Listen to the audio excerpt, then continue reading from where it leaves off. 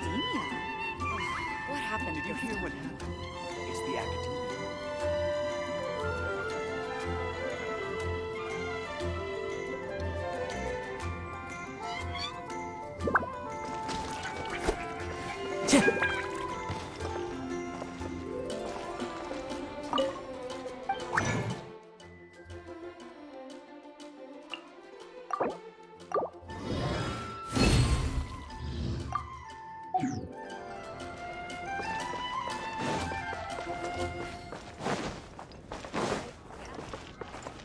Ad Astra.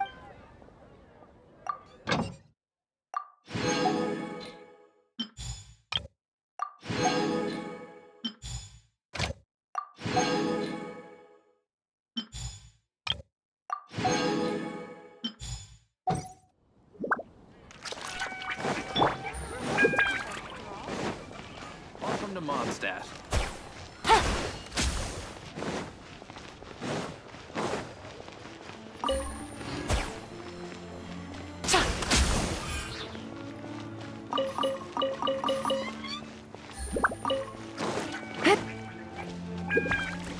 Time to go.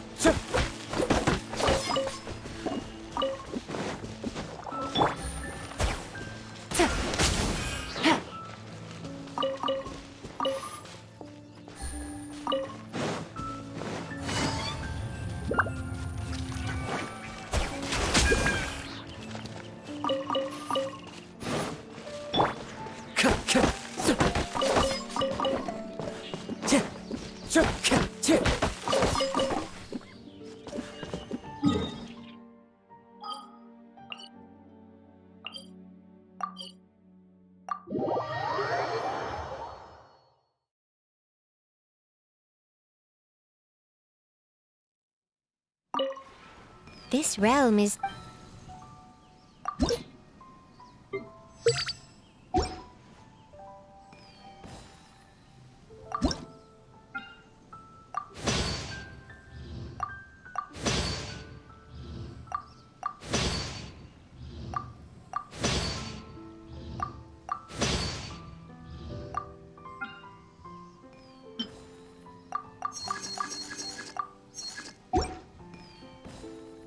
If you ever have any...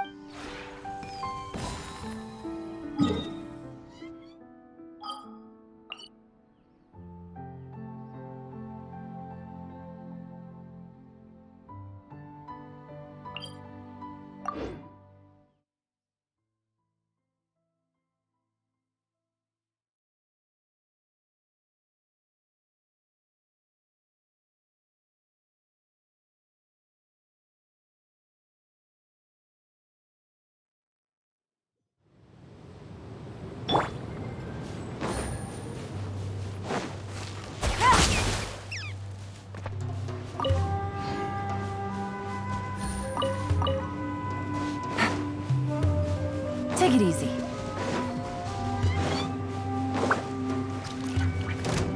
There is no escape! One with nature. Stay put! Now you shall perish! This isn't good.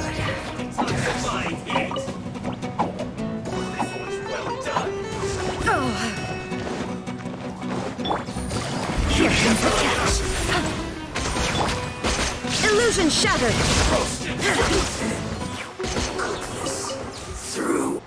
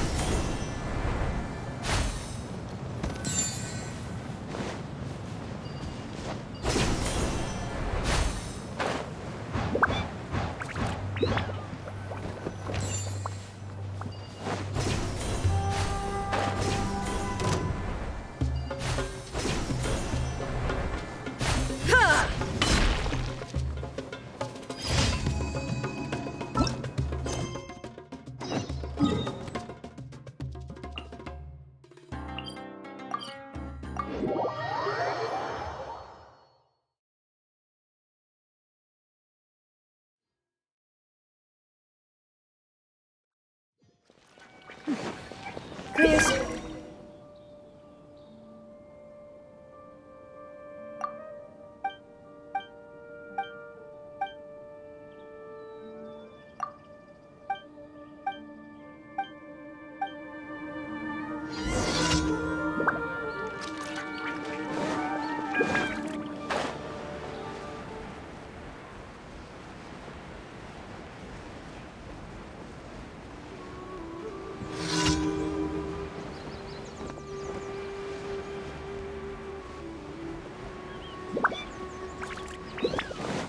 Shined up. Don't be scared.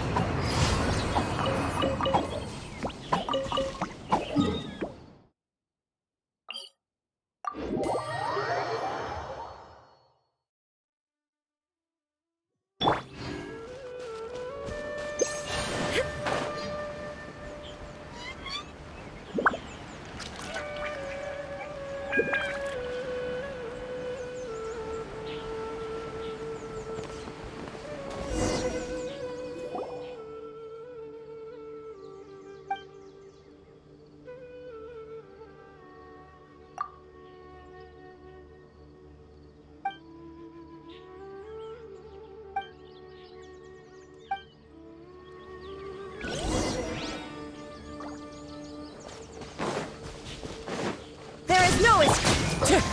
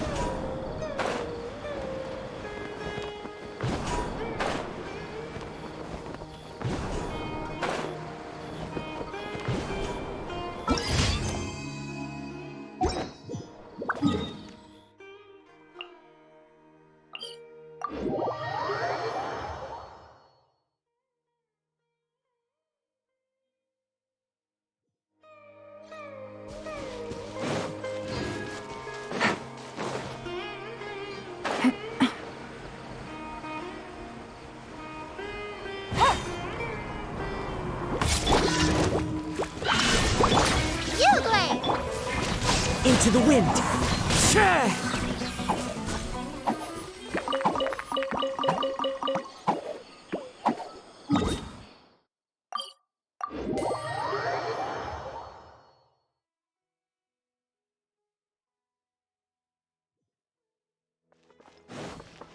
Time to go. Ad Astra. Thank you for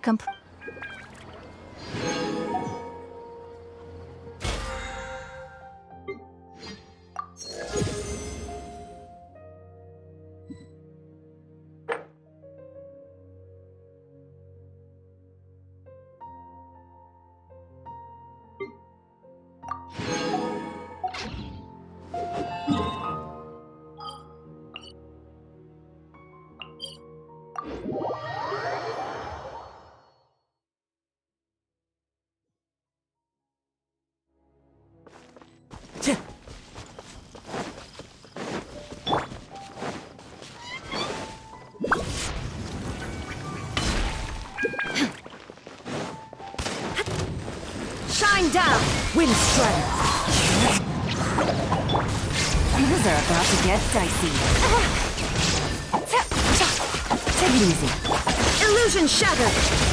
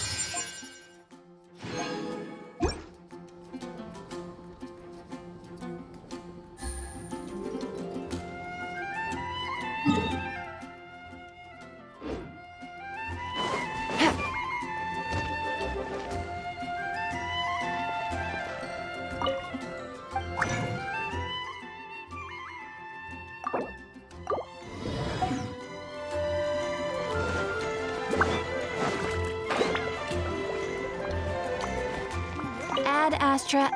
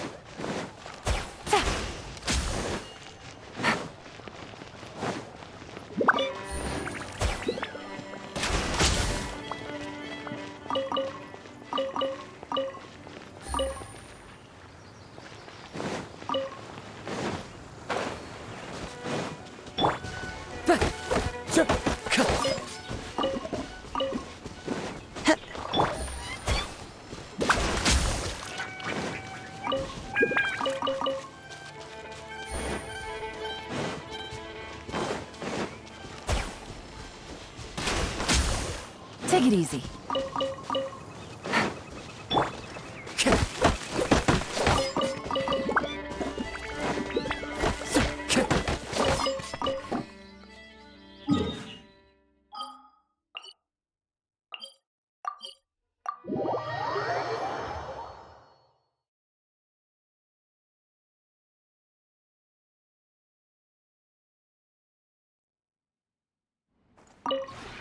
This realm is...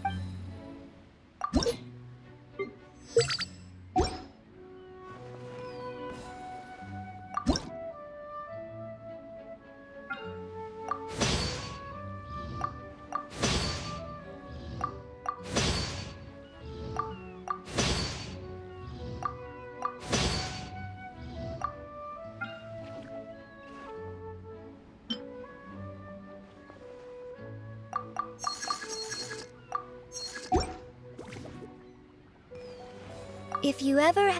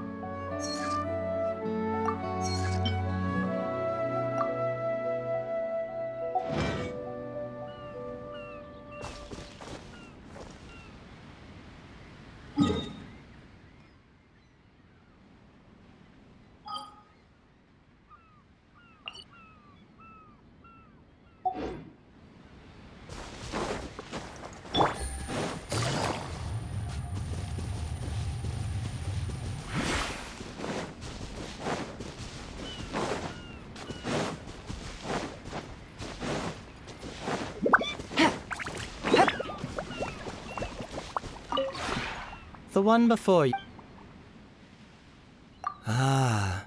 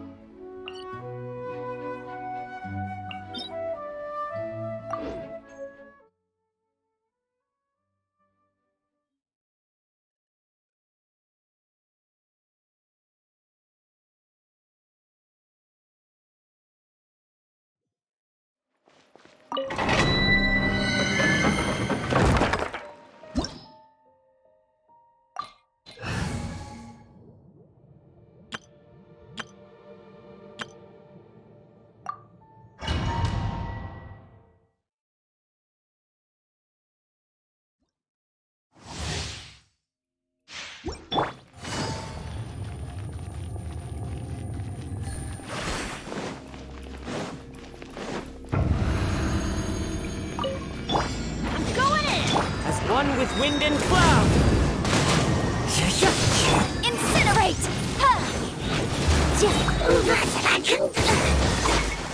Game's up. Fun's over. Gotcha. Time to go. Wind strike! Time for your arraignment!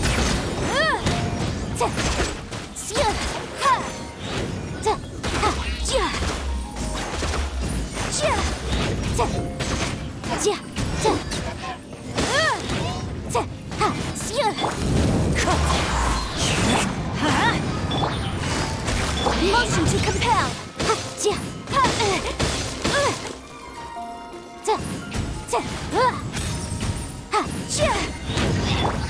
Quietly now.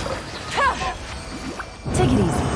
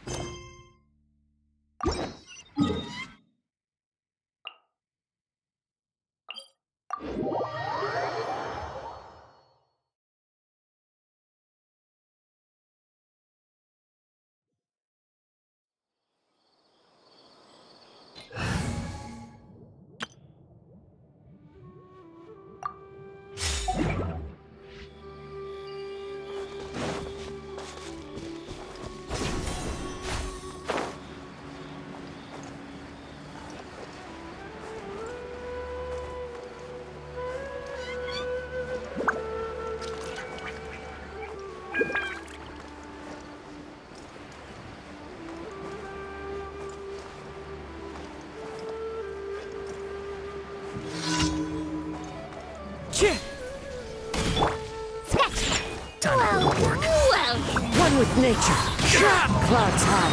Invert. Diana Special! Shadows of Fate!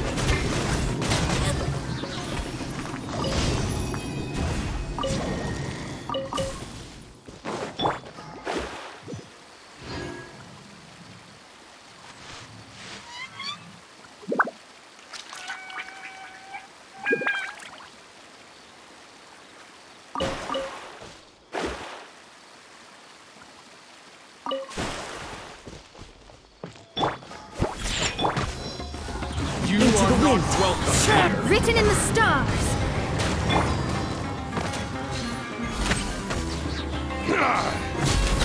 How regretful.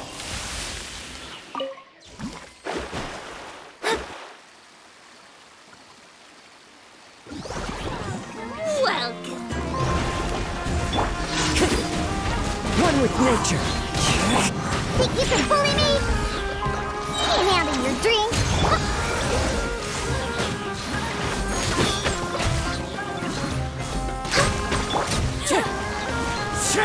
Let me scry!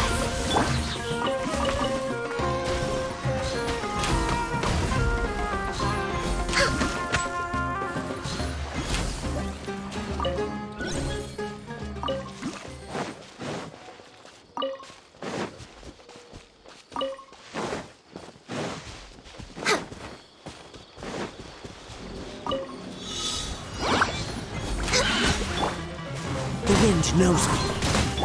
Scratched it!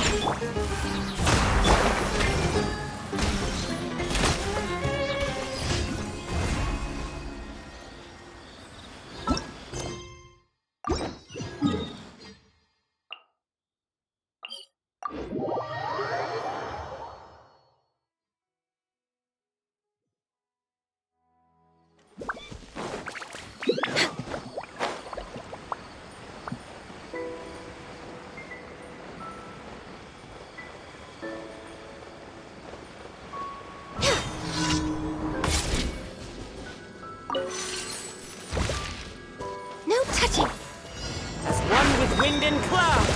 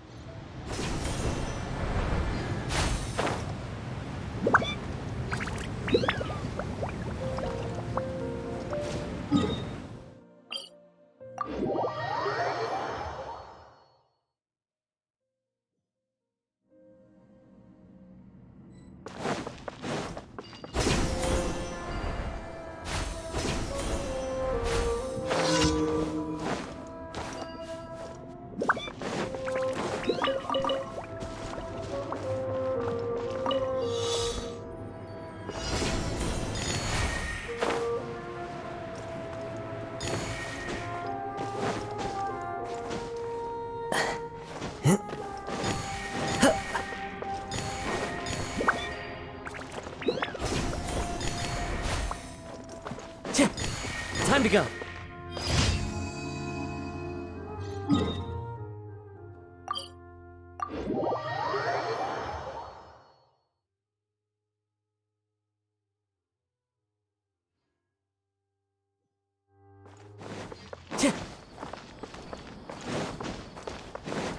Ad Astra. Thank you for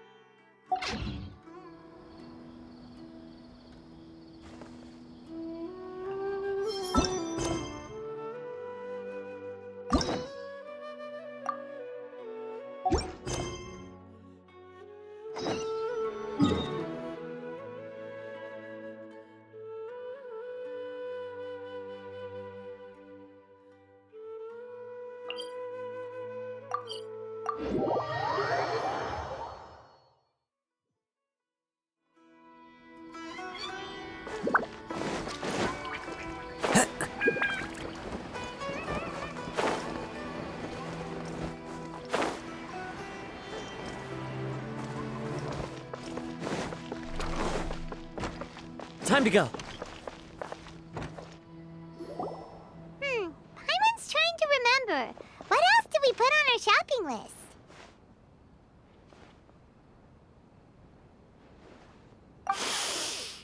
Oh, what a mouth-watering smell. Paimon would know the aroma of biryani anywhere. Let's go get some. We can still add it to the list. Well, if it isn't the Traveler and Paimon. Wasn't expecting to see you here. Hello there. Oh, it's been quite a while. So you two are still hanging out together. Dehya, didn't you say last time that you were gonna head back to the desert?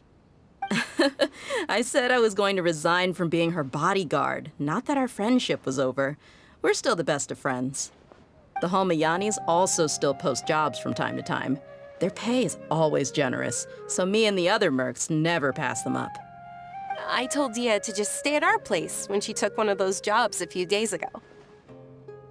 My parents were delighted. They even said that it always felt like we were missing someone whenever Dehya wasn't around.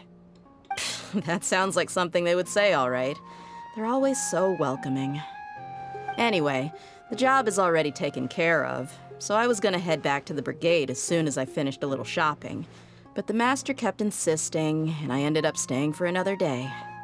You can stay for as many days as you want, Dehya. Father hasn't even gotten around to treating you to his best dishes yet. You know I'm not the kind of person to stay put in one place like that, my lady. Don't worry, though. There'll always be next time. But she said they'll treat you to the best dishes. Paimon can't believe you can still refuse that. But wait, didn't you say last time that you would take me on a trip to the desert? Why don't you just take me with you today, when you leave? There are so many places I still haven't visited yet. I'm sorry, my lady, but no can do. There's still a few things I need to take care of back at the brigade.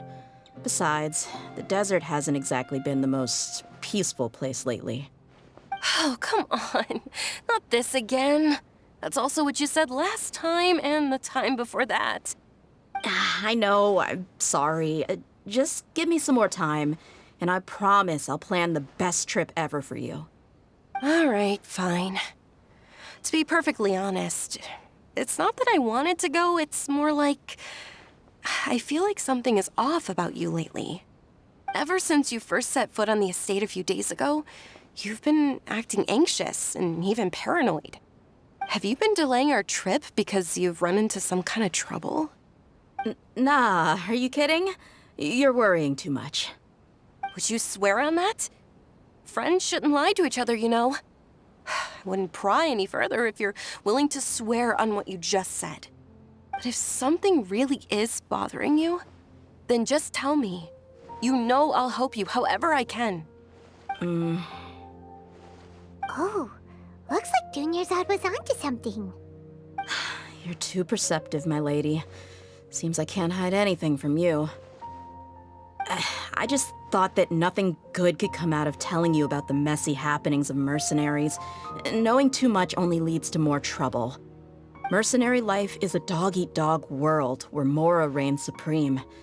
Everything operates on a completely different set of rules. That doesn't change anything about what I just said, though. We're still friends, and I can only support you if I understand what's bothering you. My lady, you're not gonna stop until you drag it out of me, are ya? All right, I'll share what I know. Let's go somewhere else first. This isn't exactly the best place for a discussion. Okay, let's talk here. Just try not to draw any extra attention. As you may already know, the Eremites have both a lot of mercenaries and a complex organizational structure. Many mercs are no different than me, just going around looking for jobs to earn some mora. My brigade is called the Blazing Beasts. We're not a large group, but every member is loyal and brave. However, not all Eremite brigades are like mine. Some are willing to cross all kinds of lines for the sake of Mora. The most notorious is a faction known as Deshret's Relics. Deshret's Relics? Judging from the name, they must really look up to... Yep, you got it. I've heard that you've already crossed paths with Ain al-Akmar. They're one of the groups under the Relic's banner. Oh, you mean the group that tried to sell us the Divine Knowledge Capsule? Yeah, they weren't friendly at all. Deshret's Relics is composed of many smaller brigades like Ain al-Akmar. The Relic's headquarters issues orders to all brigades under his control. On any other day, I would want nothing to do with them. Unfortunately, though, the brigade that's stirring up trouble now is none other than Dehya al-Akmar. Dakan? I think it means beard or something. Believe me, it's a really stupid name. I found it insufferable for years. Anyway, the real issue is that Dehya al-Akmar is led by my father, Kusela. Say what now? I think I'm starting to understand your anxiety now. But what did they do? I won't go into details, my lady, but they've been involved in a lot of violent incidents. We're talking hundreds. Hundreds? Yep. The scenes tend to be quite gruesome, too. They strip the victims of all their valuables before murdering them. Not only have they targeted merchant caravans and ordinary citizens, but other mercenary brigades as well. That's beyond terrible. They won't even spare their own kind. I don't know how Deshret's Relic sees it. All I do know is that Dehya al-Akmar has become more and more aggressive over the last few years. If I don't do something about them, then even my brigade or the people of Aru village could become their next target. I just wish I knew what's driven him to do this. Yeah. How can your father do such terrible things? I don't know. People change. He's always been pretty pathetic. But at least in the past, there were still a few lines that he wouldn't cross. That's setting the bar pretty low. I mean, if he was even remotely decent, then why would I have to leave the brigade and cut all ties with him?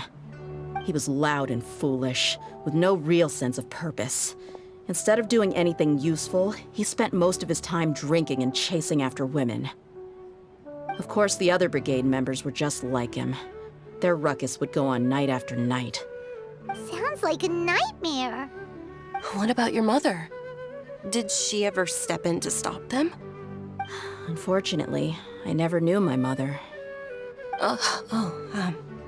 I'm sorry, Dehya. I didn't know. It's all right, my lady. That's pretty common in mercenary circles. Didn't I mention that my father was chasing after women? I was the result of one of those encounters with some random person. He told me that he wasn't sure who my mother was. And in any case, she never came to see me. He'd say, "You'll be fine as long as you remember to stick with Dad." But even then, he left most of the parenting to the brigade. The one thing I do remember is that he used to tell me stories. But the problem was that he had terrible taste. He only knew a few stories, and even those tended to be pretty stale. They were tales of desert warriors defeating dragons in the forest, or stories of mercenaries rescuing princesses from rebel armies. Sounds like your typical fairy tales. More or less, yeah. They were interesting maybe the first or second time around, but after about 20 repeats, they started to get a little dull. He seemed to think those stories were the best things ever, though. He was so into them that he'd call the whole brigade over and make them perform the whole thing as a play. Even the toys he gave me would all be story props. I'd get helmets, shields, and toy swords. It was only much later when I realized that the shows were more for him than they ever were for me. What an interesting guy.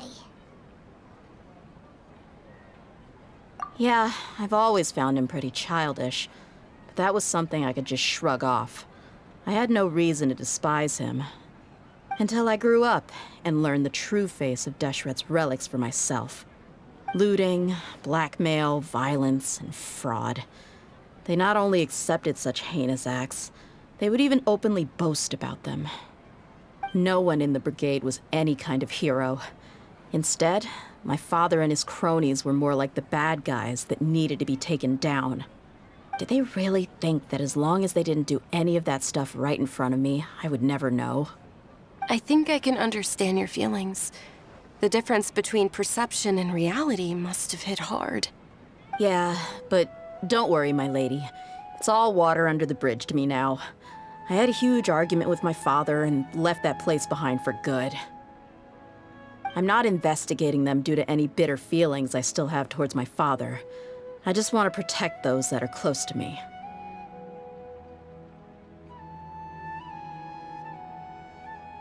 Yeah, I told the boys to gather as much information as they could. Most of the reports concern violent incidents, but there's also some talk of smuggling. I see. But isn't this investigation incredibly dangerous? It is, but every mercenary lives life on the edge. It's a lifestyle that I enjoy. That may be true, but it'll be impossible for those who care about you not to worry. Well, now you get why I didn't want to share any of this with you. What should we do? They both have valid concerns. Huh? But there's no need for you to get caught up in this mess, too. Well, she's super tough, so if she went into the desert with you, then Paimon bets the problem will be solved in no time. I'm inclined to agree. I'd feel a lot more at ease if you took her along to help.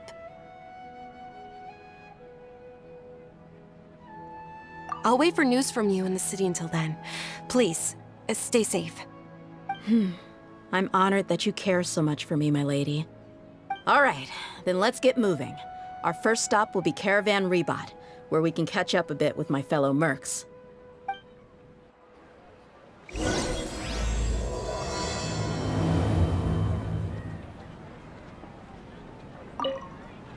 Please be careful. I'll stay in the city and wait for news from you. Just don't do anything reckless, all right? I'm super awesome!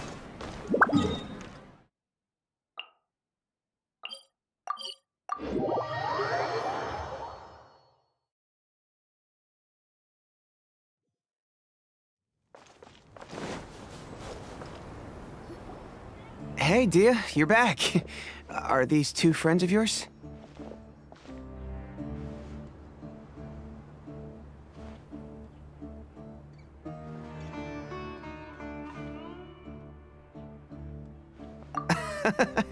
Likewise.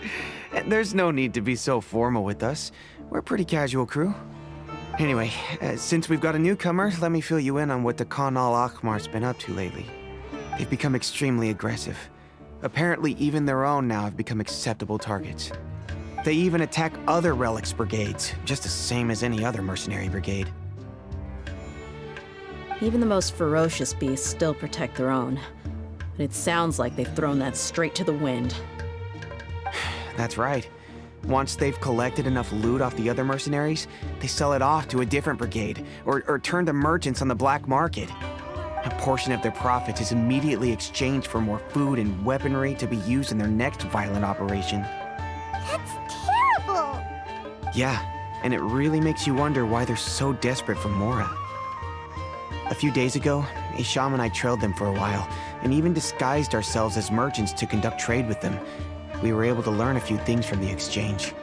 Rather than saying they're out to plunder and hoard Mora, it'd probably be more accurate to say that they're experiencing an internal power struggle.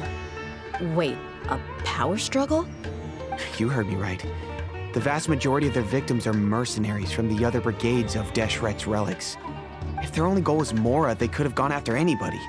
The targeted nature of their attacks points to a power struggle between the different brigades within the relics. That's the only plausible explanation we have. Unfortunately, we weren't able to find out anything more specific. It seems they're also trying to keep things under wraps. Oh, one last thing we discovered was that over the past few years, as the Khan al-Ahmar became more and more active, Deshret's relics as a whole became a lot weaker. It sounds mighty strange to me, too.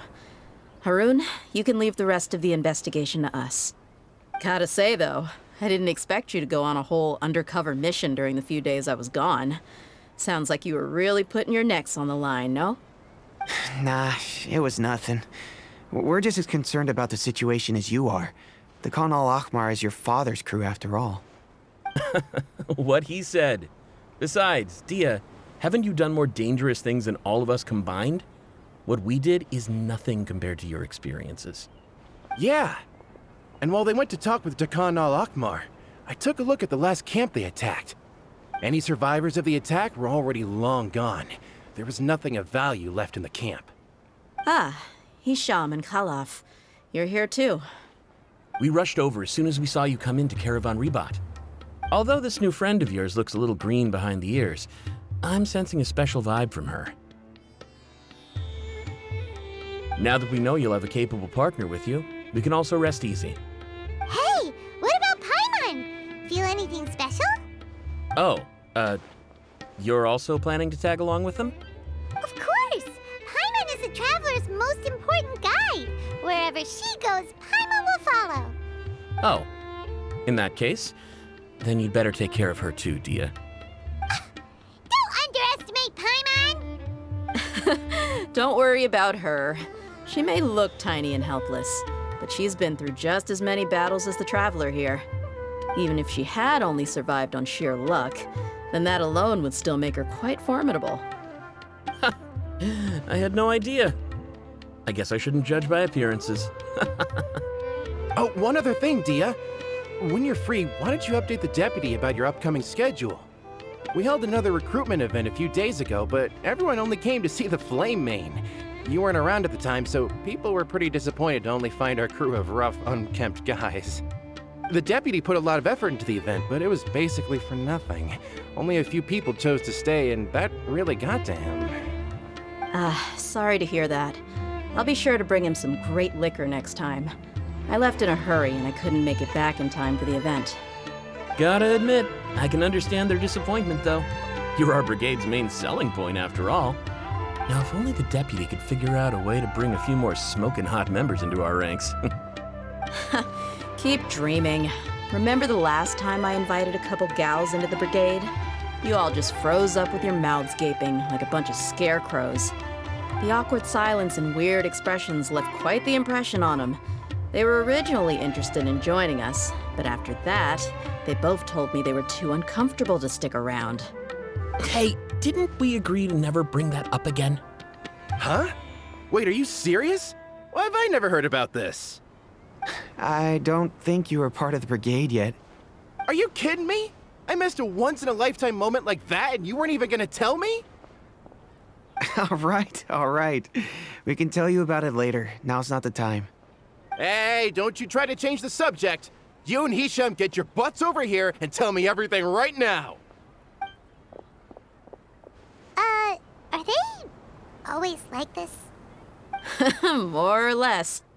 There aren't many rules or graces when it comes to mercenaries. We're used to just speaking our minds. If someone starts getting under your skin, you just yell right back at them. And if that doesn't put an end to it, then you just challenge them to a fight. But we also don't tend to take many things too seriously. Being direct and getting it all out of your system as soon as things come up is better than keeping everything bottled up, never talking about it. That's also why I never spare their feelings when I talk to them. If I want to laugh, I'll laugh. If I'm angry, then I'll unload on them. It's hard to stop once you get used to it. Though, I can never do that when I'm with the Homayanis. Hey, knuckleheads! Can you at least tell me the rest of the intel before you go back to your bickering? Yeah, you hear her, Holloff? Told you we gotta focus on the investigation first. I drew up a map. Right here is the spot. There you'll find the merchant caravan responsible for getting rid of Khan al-Ahmar's looted goods. All you gotta do is wait and ambush them in the evening. They'll have no idea what hit them. Perfect. Thanks for that. Be sure to pass my regards to everyone else in the brigade as well. Will do. You stay safe, Dehya.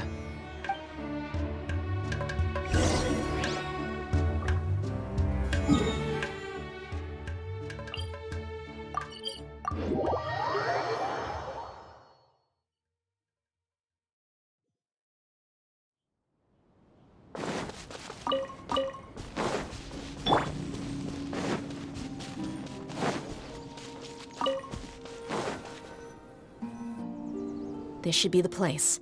Let's find a spot to hide and bide our time. It's gonna come down to a fight one way or another, so let's all be careful. No need to worry. She knows her way around a fight. I'm not worried about that. What I meant is that we probably shouldn't go too hard on the enemy. After all, we still need to get information out of them.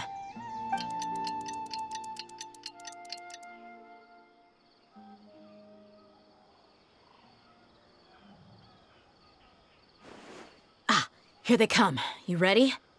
Let's not give them a chance to react and end this quickly.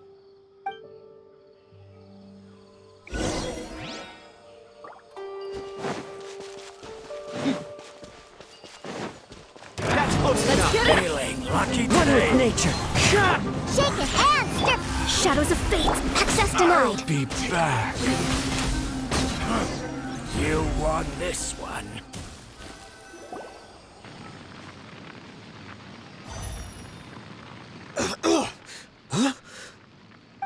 You're the Flame Mane.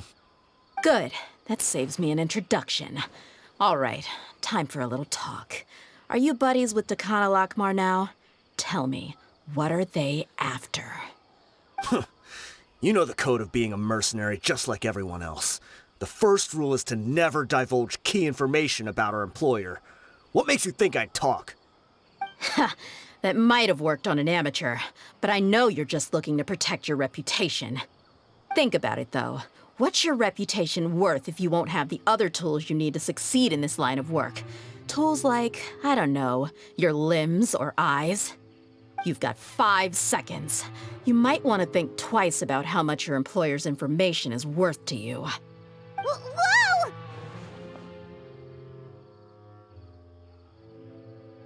I'm not joking around. We can do this the easy way or the painful way.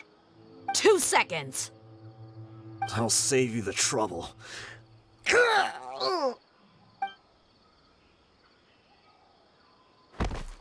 Huh? Are you crazy? He tried to bite off his own tongue. Quick, search the area for any first aid supplies.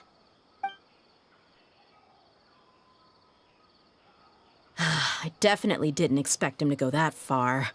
Thankfully, the wound wasn't too deep, and he just passed out from the pain. But why would he be so extreme? I just wanted to test his mettle. You can get a lot of mercenaries to talk just by threatening them. I didn't expect him to be willing to go through so much pain just to deny us some intel. Well, he's out cold for now. We could wait for him to wake up, but maybe it's not a good idea to interrogate him any further. What should we do? Yeah, don't worry about it. It'll be a waste of time to interrogate him again after that. He might just hurt himself again if we start asking. There are lots of goods around here. Let's search the area. Maybe we'll be able to find something. I'm really sorry.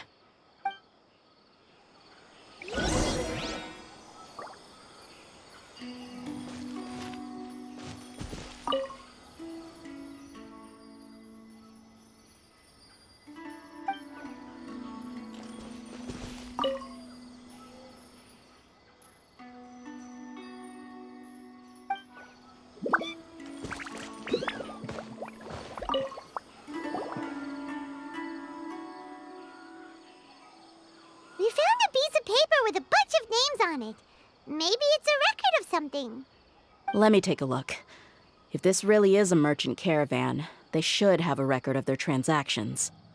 Yep. I see an entry for Dakana Lakmar right here. Kusela, Idrisi, Bashar, and Takriti.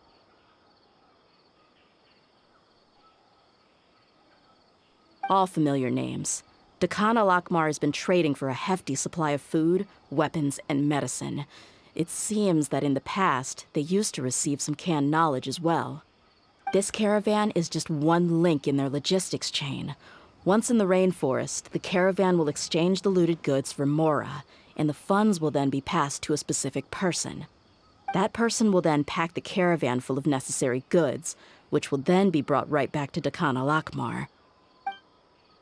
Wait, why is there no Mora value recorded for the final transaction? No value? Yeah, every transaction before the last one was marked with an exact amount of Mora, but the final one, where they paid for everything to be brought back to the desert, was simply marked as delivered. Perhaps. But they couldn't have known how much they would make off selling the loot. Do they not care about profit margins at all? Anyway, the next part's the records of the goods themselves. There are a lot of entries. Everything was probably sourced from the rainforest. Huh? What's wrong? Shazamon Homayani? Homayani? You mean Dunyarzad's family? Could it just be another family with the same last name? I'd be surprised to find someone with the exact same first and last name. Shazamon Homayani is Dunyarzad's father, and the head of the Homayani family. Just what the heck is going on here?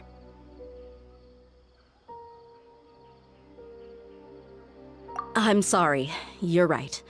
I'll consider what we found and not jump to conclusions just yet. But what this piece of paper confirms is that the Homayani family has been providing goods to Dakana Lakmar. What if the Homayanis have been kept in the dark and don't know they've been trading with Dakana Lakmar? That's a possibility, but if that was the case, why is this caravan specifically named Shazamon as their person of contact? They could have just as easily bought goods such as food and medicine directly from Caravan Ribat or Port Ormos.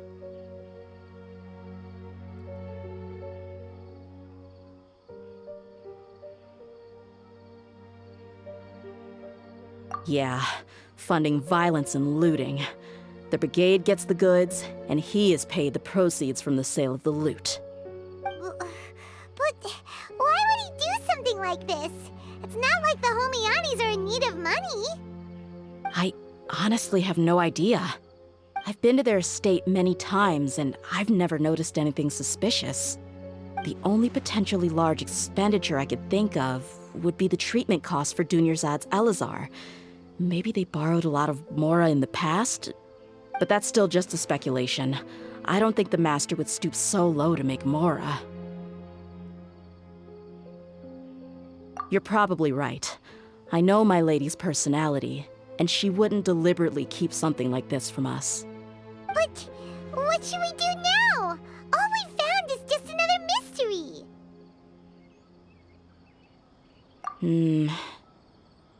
If you ask me, we already have no choice but to confront her about this.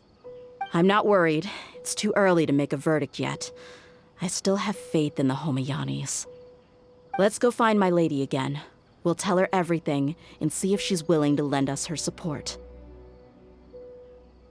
If we're lucky, we can not only figure out the mystery of this paper, but also follow the trail of breadcrumbs to the people responsible at Dakana Lakmar. Dehya, are you sure this is the best decision? What if instead of getting the help we need, we just end up revealing everything we've discovered to the enemy? I've considered that possibility. But even still, I want to tell her what we found. I think I owe her that much. True friendship is built on trust. She showed genuine concern for me when we first brought up the topic. I can't repay her kindness with doubt and suspicion. That's not how I deal with people. You're right. Paimon wants to trust Dunyarzad too. Yeah. Let's pay another visit to Sumeru City.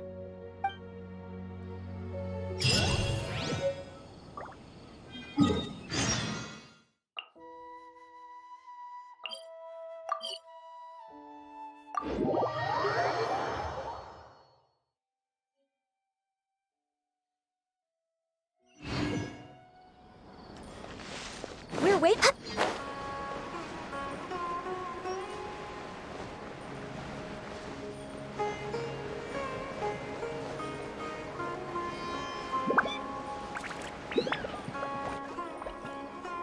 We're back, my lady. Oh, you're back a lot sooner than I expected. You mustn't have run into any trouble then. Well, how did it go? What did you come up with? Actually, we're still investigating. It's just that we've discovered something strange. I see. The clues you found have led you back here, in the city? Something like that. Yeah. You all look a little dispirited. Whatever you found must not have been very encouraging after all. Why don't you discuss it with me? Maybe I'll be able to say something to cheer you up? It's okay, my lady. It's not so much about me being upset with my father or anything like that. How should I put this? So something is wrong. Even the Traveler and Paimon have been uncharacteristically quiet. On any other day, Paimon would have already waved to me with a smile and shouted, "Dunyarzad, we're back!" So tell me, what happened? Well? My lady, please prepare yourself for what we're going to tell you next. It concerns the Master. The Master? You mean my father? Okay, I understand. Don't worry about me. I'll listen as attentively as I can. My father has been supplying goods to Dakan al-Akmar? Yeah, it makes as little sense to us as it does to you. I've never doubted the Master's integrity, so I'm having a real hard time rationalizing how he could ever support an infamous brigade like them. Maybe he's not actually aware of the full story and just stumbled into the deal by accident. I can't help but agree with the Traveler. Huh? You mean you feel the same way, Dunyarzad? Thank you for sharing all this information with me. Since you've told me everything you know, I should also tell you about some doubts that I've been harboring for quite a while. In the past, I thought that my father hired a bodyguard for me so that I wouldn't run away and get lost. However, there are plenty of capable mercenaries in the Corps of 30. Why did my father go out of his way to hire Dehya? About that. Well, the Homayanis really needed bodyguards, so they reached out to the Blazing Beasts. Later, the Master told me that I was one of the best mercenaries he'd ever seen, and that I should stick around to become one of his bodyguards. He offered me a pile of mora, so I just signed on. Well, but that didn't really answer my question. Just think about it. Why did my father specifically reach out to the Blazing Beasts? Maybe the Corps of 30 just didn't have anyone available, or maybe someone recommended us. I've never given it too much thought. I think I get what you're saying. You think none of this was a coincidence. Precisely. At first glance, nothing seems strange or out of place. But there are many parts of the story that don't actually make any sense. If my father had always been in contact with Dakan al-Akmar, then it would make sense for him to bring Dehya into our house.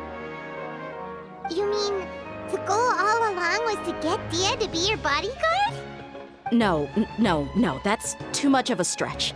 I cut all ties with my father a long time ago. He has no control over my life anymore. But that still doesn't rule out the possibility that your father has still been trying to influence your life without you knowing. So, the Master was not likely an innocent victim in all of this? Sorry we put all of this on you so suddenly, Dunyarzad. It's okay, Paimon. I should actually be thanking you. Regardless of his reasons, if my father has truly been funding a violent group of mercenaries, then it's my duty to bring him back to reason. But is that really the right thing to do? My father has committed many atrocities and deserves all the punishment that he has coming to him. I have zero sympathy for him. You may call me an ungrateful child, but my feelings will remain the same. However, the Homayani family has treated me with nothing but generosity and kindness. If we decide to investigate this further, we could end up implicating the entire Homayani family. I would be biting the hand that's fed me over all these years. Dehya. It's all right, Dehya. If anyone were to ask, you could always just say that I'm the one who instructed you to get to the bottom of this. You don't have to do that, my lady. I'm not conflicted because I'm afraid of taking responsibility. Besides, you're the one we should all be worried about right now. Hey, it's still too early to give up hope. What was the thing about friendship again? Right, yeah, trust! You said that yourself, Dehya. Besides, there's no point on getting all riled up before we've confirmed all the facts.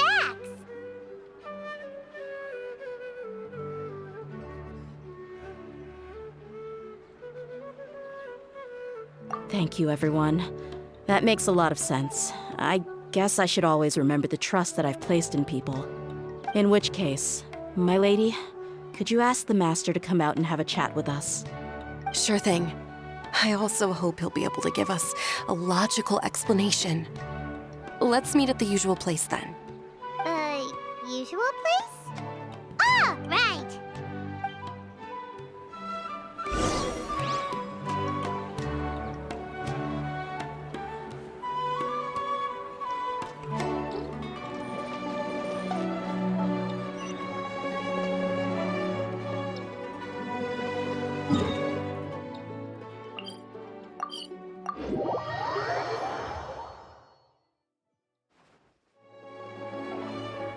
Thank you for coming, sir.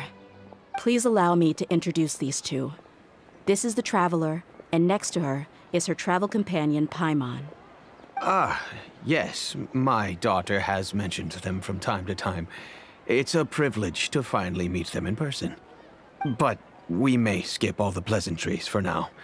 What is the important matter you wish to discuss with me today? Well, we wanted to bring this transaction record to your attention. There's something on this record that we're all pretty curious about. So, that's what you found? Huh. Seems like I can't keep everything from you much longer. If you wouldn't mind, we'd like an explanation. Well, it's a long and difficult story. And to be perfectly honest, I'm not sure if I'm doing the right thing. What I do know, though, Dehya, is that the truth will bring you no solace. If anything, it will likely cause you a great amount of anguish. Wait, me? Yes. I understand perfectly why you came to see me. And I am touched by your collective commitment to do the right thing. But knowledge always comes at a price. And sometimes, as they say, ignorance is bliss. Your father, Kusela, and I both believed that. Of course, you have the right to seek and learn the truth, but I must warn you. The facts of this matter may reduce everything you've built for yourself into sand, blowing in the wind. If you must proceed, then Kusela's heartfelt efforts will also fade into the wind like a fleeting mirage. His heartfelt efforts? I'm sorry, sir, but I'm not sure I follow. I've made it this far in life without a single drop of my father's support. I have my own ideals and ways of looking at the world, as well as people and causes that I've chosen to cherish and fight for. None of these things have anything to do with him. I came here today to support you as the head of the Homiyani family. No warning will change my stance on that. I understand. Then let me tell you a little story. Our family once needed to take a trip to the desert when Dunyarzad was just a baby. Along the way, we were attacked by bandits. They had superior numbers and quickly overpowered our bodyguards. When all seemed lost, a group of passerby Eremites lent us their support. Those Eremites were Kusela's brigade, Dekan al-Ahmar. Kusela's men told me that the attackers were Eremite mercenaries, just like themselves. I was shocked. Why would Dekan al-Ahmar go so far to save us and not spare the fellow Eremites? Kusela was grinning and walked over to play with baby Dunyarzad. She was startled by his unfamiliar face and nearly started crying. Really? I never knew. He said that he had no particular reason to help us. He just took pity on us because he had a daughter about the same age. We started talking about our children, and I sensed that he was a devoted father. to repay his kindness, I hired his brigade to help out at our estate for a time and offered everyone generous remuneration. So, that's what happened. It was many years before I saw him again. I almost didn't recognize him the next time he came knocking on my door. The man I knew to be strong and healthy had been reduced to a shell of himself. He couldn't even walk anymore without his cane. So, what happened to him? He was perfectly fine when I left the brigade. I'm not too sure myself. The only thing that didn't change was his cheery disposition. He said there was absolutely nothing to worry about and that he had gotten into a fight. That was all. He then suddenly asked me if Dunyarzad, now that she had grown, would need a bodyguard of her own.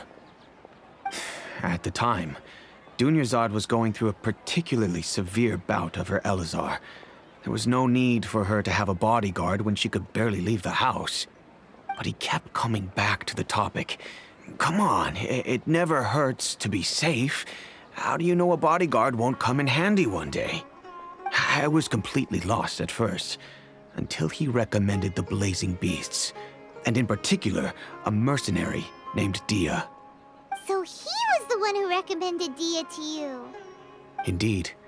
He didn't say it out loud, but it was clear that he saw Deshret's relics as an evil group who would eventually corrupt every member in their ranks. He was already beyond redemption, but he hoped that he would be able to detach his daughter from the vicious world of mercenary life. If Dehya could stay in my house and keep working as a bodyguard, then gradually her affinity for the desert would decrease, and she'd be able to leave her previous life behind. And that's why you offered her such generous compensation? Yes, but not just because of that. From the moment that he asked me for that favor, I also began to see Dehya as my own daughter. And that's also why I tried to persuade you to stay when you asked for permission to leave. I was willing to spend however much it took. Kusela saved my daughter and I all those years ago in the desert. I could never refuse him entrusting his daughter to me. He was always like that, acting like he's oh so smart and self-righteous. Kusela said that he'd reimburse me for a portion of Dehya's fees. I refused to take any mora from him, but he'd always send me funds anyway. Eventually, I just accepted them as a token of his gratitude. And that went on for a while until I received another letter from him a few years ago. The letter contained a request to help him buy food, weapons, medicine, and even explosive materials. Wait! Isn't that around the time that Dekhan al-Ahmar started becoming more aggressive? That's right. When I started to hear some nasty rumors, I became wary. I wanted to meet him face to face to discuss things. But by then, he was no longer receptive to my requests to talk. If I had to guess, it's probably because he doesn't want to put Dehya at risk. That thought occurred to me as well. I figured that he probably came to me for help because he had nobody else to turn to. After some deliberation, I decided to send him some food and medicine. I turned down all his requests for explosives and weaponry. I am aware that even such a reduced gesture of support could lead to others coming to harm, but I could not simply reject his plea for help. In the end, it probably was the wrong decision. I plugged my ears to the rumors and just chose a solution that made me feel least guilty about myself. If you can, please tell me where he is now. None of the things he's doing right now make any sense if he's just trying to keep me from getting tangled up in his world. If all he wants to do is steer clear of me, then maybe he shouldn't have brought me into this world in the first place. Oh no.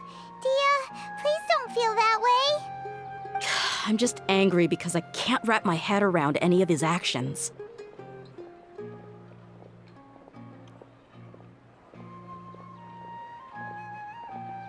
Another way? I don't know. I knew him, and he was nothing more than a childish brute. I can't understand what's going through his head. But I guess you do have a point. We haven't uncovered the whole truth yet. We still need to figure out his exact actions and reasoning for these last few years. I'll do my best to help. Of course, anything between the two of you would need to be resolved between you and him alone. I don't know Kusela's exact whereabouts. Outside of supplying his brigade with some goods, I tried my best to avoid getting involved any further with him. However, there's a man on the list named Jawed.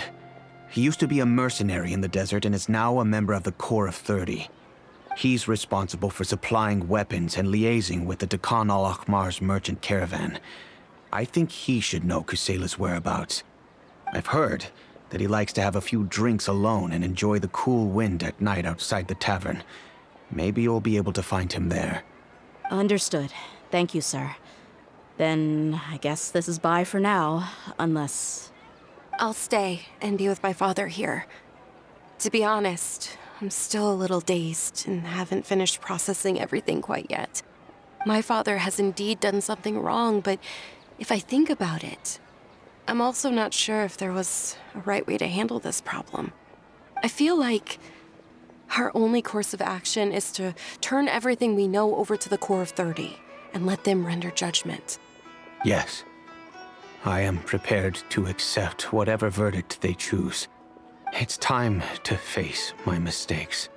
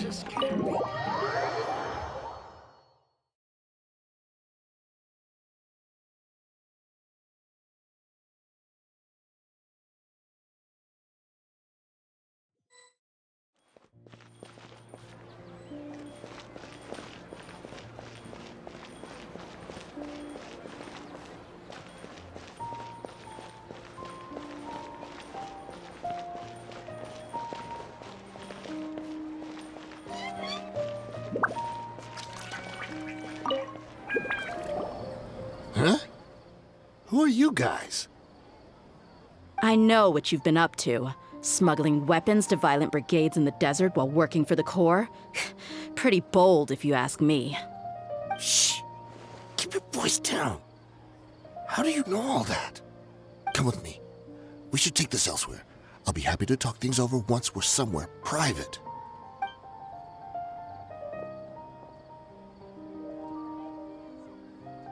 This place should do. All right, back to my question. How did you all know about me? Don't worry about that for now. You know what kind of punishment you'll face once we report you to the Corps, I assume. Wait, there's no need to jump the gun. Let's talk this out. What are your terms?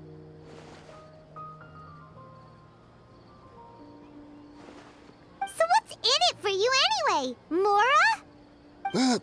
Well, I was a little tight on money at the time, and Kusela took good care of me in the past. I weighed it in my mind, and I couldn't find a reason to turn the opportunity down. I wouldn't only be helping my benefactor, but I could also make some quick Mora. Let me tell you how it is. We're investigating Dekhan al-Akhmar, and we're gonna put an end to their operations. If you provide some help for us, then we might just put in a good word later to reduce the terms of your punishment. Hey, why don't we discuss this a little first? Listen, I made quite a bit of Mora from my last run. You just give me a number, and I'm sure we can... Shut it. My patience is running out.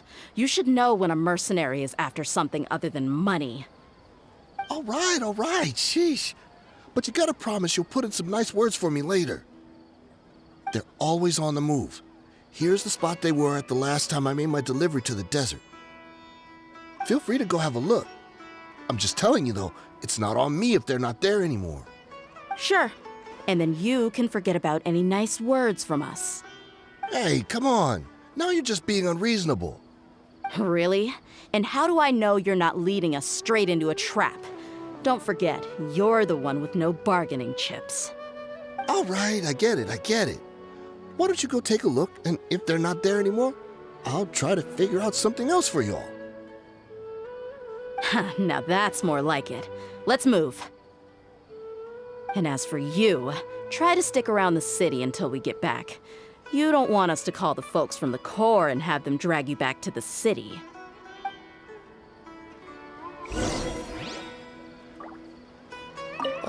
Don't worry. I'm not going anywhere.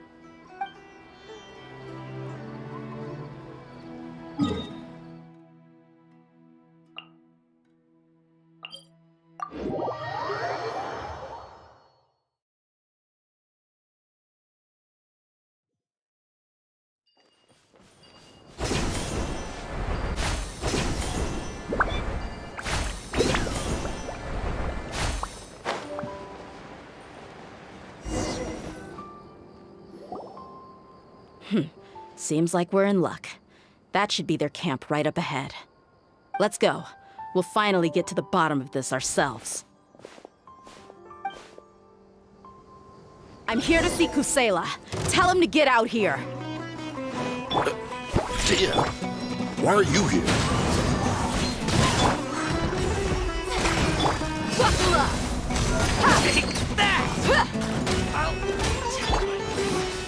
The wind knows me. No touching! Haven't you all done enough?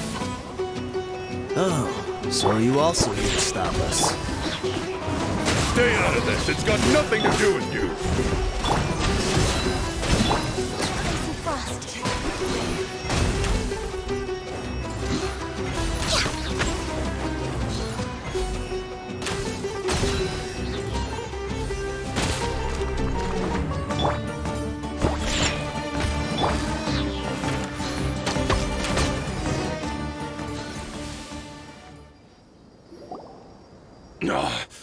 She's so strong. Enough fighting. We all know each other, and I don't want to take things too far. Just bring Kusela to me. There's no use hiding him anymore. Did you understand a single word I just said? Or do I need to bash your skull in some more? All right, everyone, let's all just calm down for a second. Dehya, the boss can't come out and see you anymore. He died a long time ago. What? Seems like you've been out of the loop for a while. Guess that's for the best, though. At least, that's what the old man wanted. When did he die? What happened to him?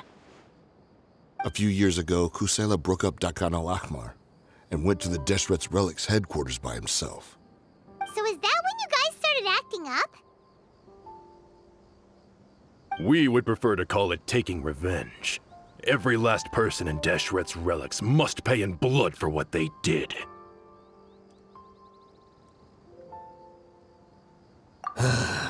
Let me start from the beginning.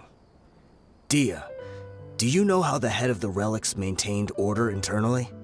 Overwhelming strength and unquestionable authority? Those were a part of it, yes. But just those on their own weren't enough. They had another tool at their disposal. They called it a person's record. Regardless of whether they joined by their own will or were coerced, every person in Deshret's Relics were forced to leave a record of themselves at headquarters. Whether it be their deepest sin, some unforgivable act, or their most immoral exploit, the record served both as a symbol of loyalty and the perfect material for blackmail.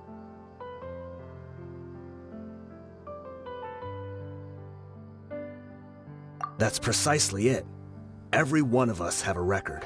Me, Bashar, Tikriti, and all the boys who grew up with Dehya and ended up joining our ranks. But you, Dehya, you were never asked to provide a record, were you? I never even knew this was a requirement. You were probably the only person in all of Deshret's relics who didn't know about it. Ever since you were born, Boss had been trying to shield you from this organization's sinister rules.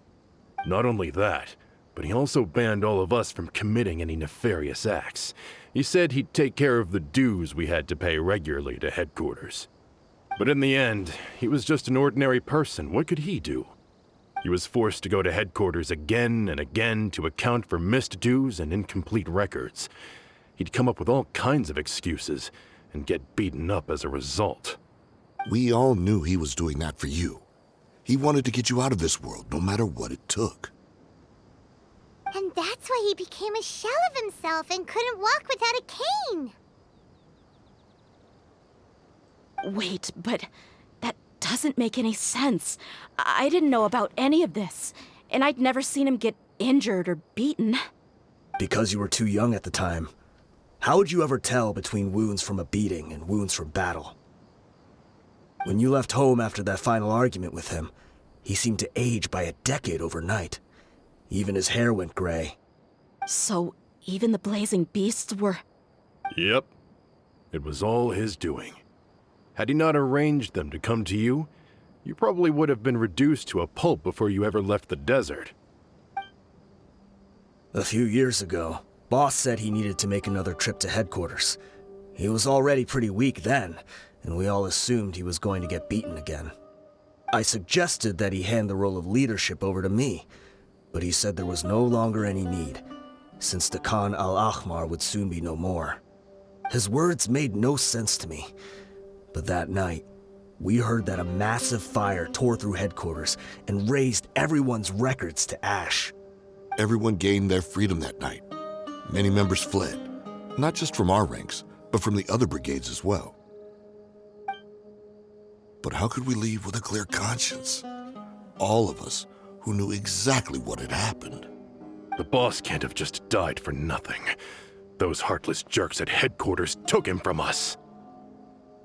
From that point on, the sole purpose of the Khan al-Ahmar became revenge.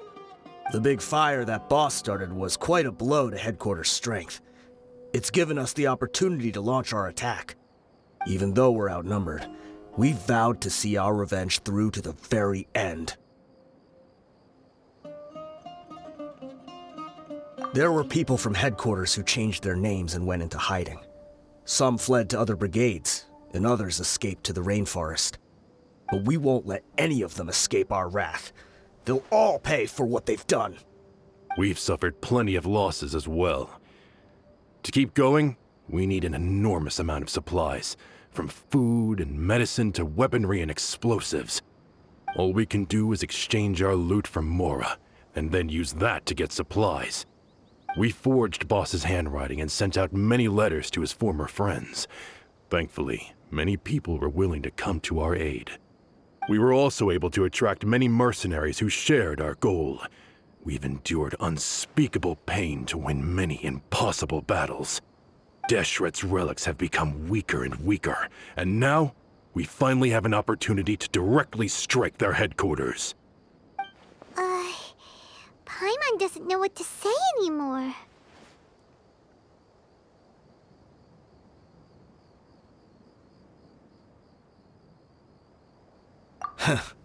We do know right from wrong, but we were sinners from the very beginning. We do not deserve the freedom that the boss won for us with his life. Boss always loved his old-fashioned hero stories. Those tales about sacrificing yourself to save the world. We used to always laugh at him for it. But in the end, he really went and lived those stories out himself. As for me, I never considered myself a hero. We're all the lowest of the low. We have no right to even imagine such an existence. But maybe those hero stories he liked foreshadowed everything that was to come. The spirit of the hero touched all those he had saved, and more people joined his cause. Maybe we were all just acting along with the play in the beginning. But as we acted the parts and recited the lines, we were drawn in. And now, we want to see the story through to the end. I'm sorry, Dehya. I know you always found us insufferable ever since you were young. Just think of this as a madman ranting. I'll go with you. Huh? Dehya? You wanna go with them? I grew up with these guys, and I know they're not bad people. It's just that some situations get so bad that it's difficult to tell good from evil. All I know is that Deshret's relics must be destroyed. Furthermore, I want to go see the place for myself. I want to know if my father is still there. I know you don't want to get involved in this, so there's no need for you to tag along. I can do this on my own.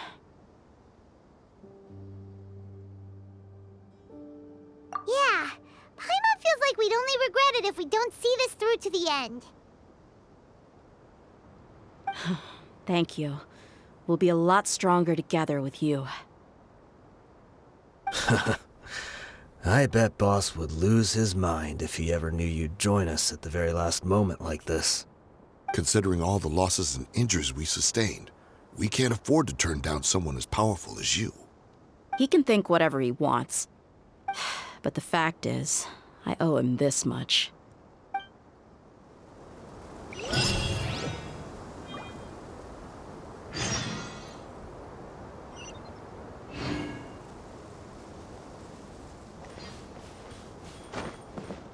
I guess it all comes down to this.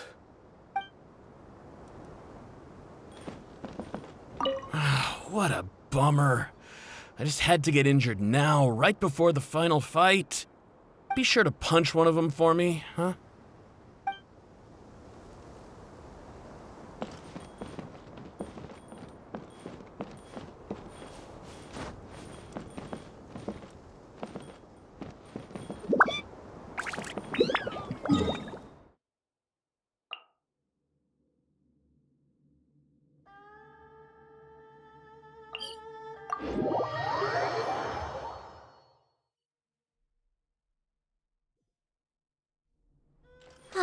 The air is just right.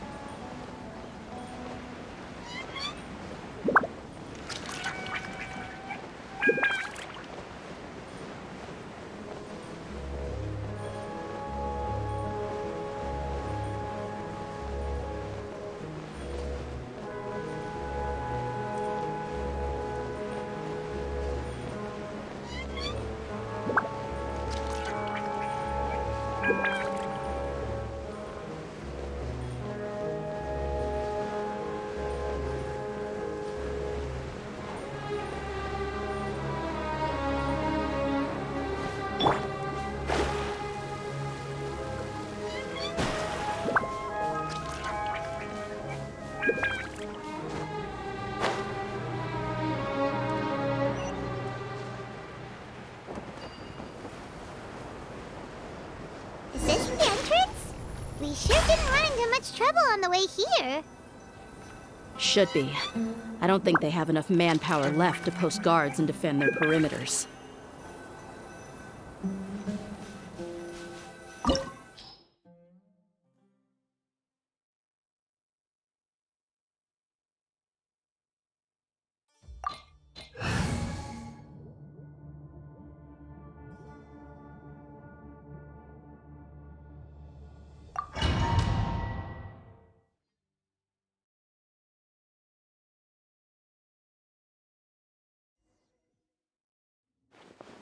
Wow.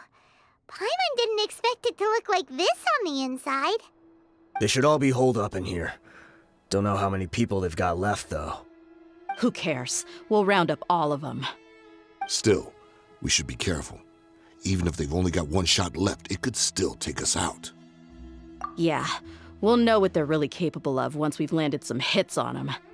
Deshret's relics may have been a force to be reckoned with before, but their name means nothing now. Yeah, they don't stand a chance with you here. I'll take the lead. I've been here once before.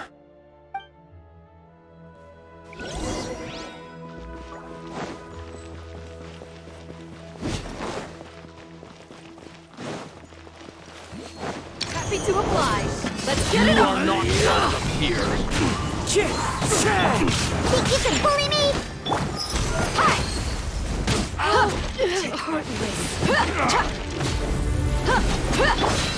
One with nature. Pulverize! Look at you, Boot! How regretful. New punching bag. For Rex Lepus! Falling leaves. Adorn my night. The wind knows me. I'm a rock! Decided by destiny.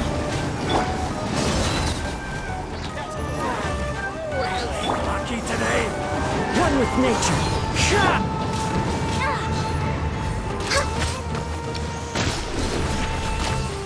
I'll be back. Into the wind.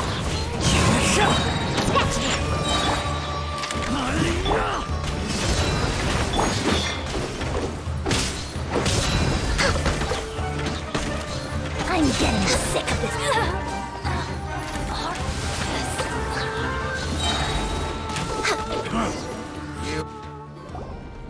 This way, follow me. We're almost there.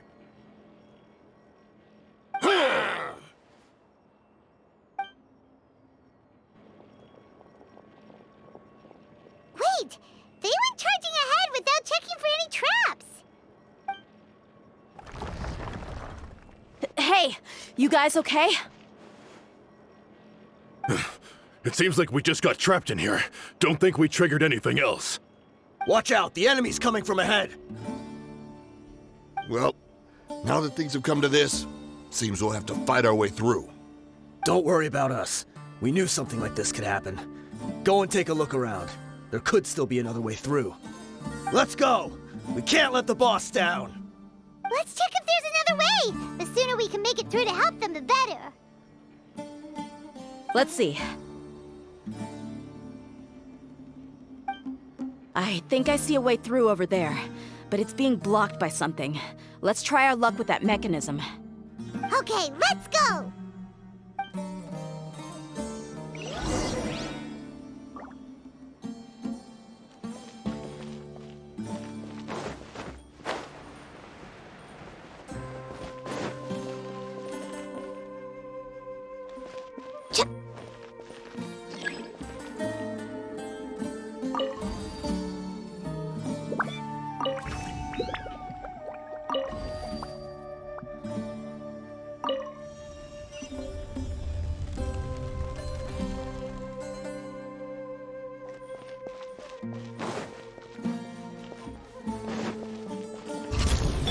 Think you can bully me? One with nature. Delve into destiny. Access denied.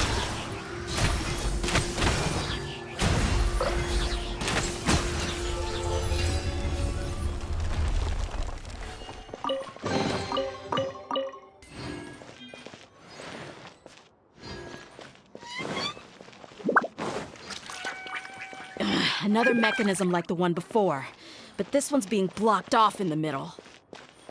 We just need to adjust it a little.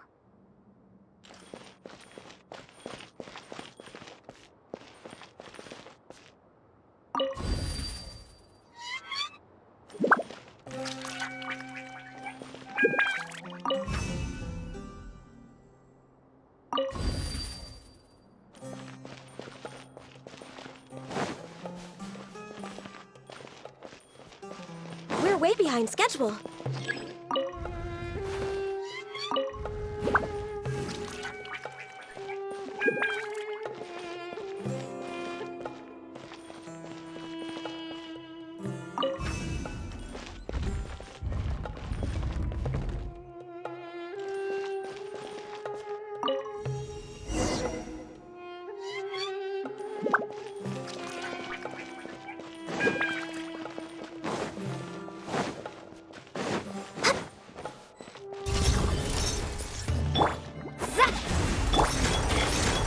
The wind knows me.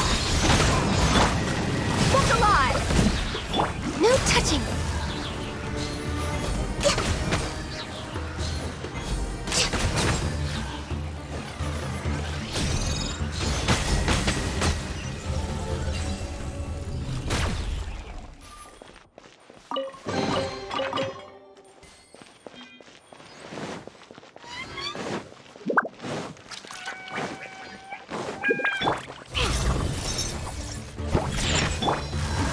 the wind.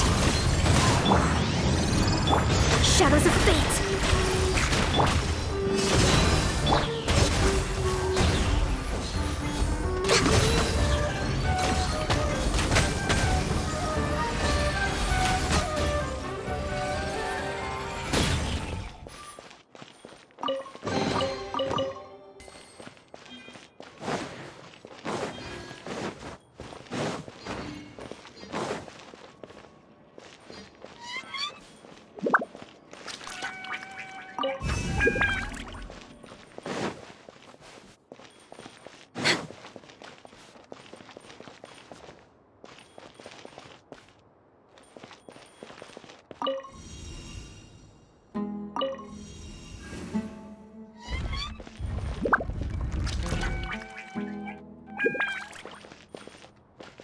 We're way behind schedule.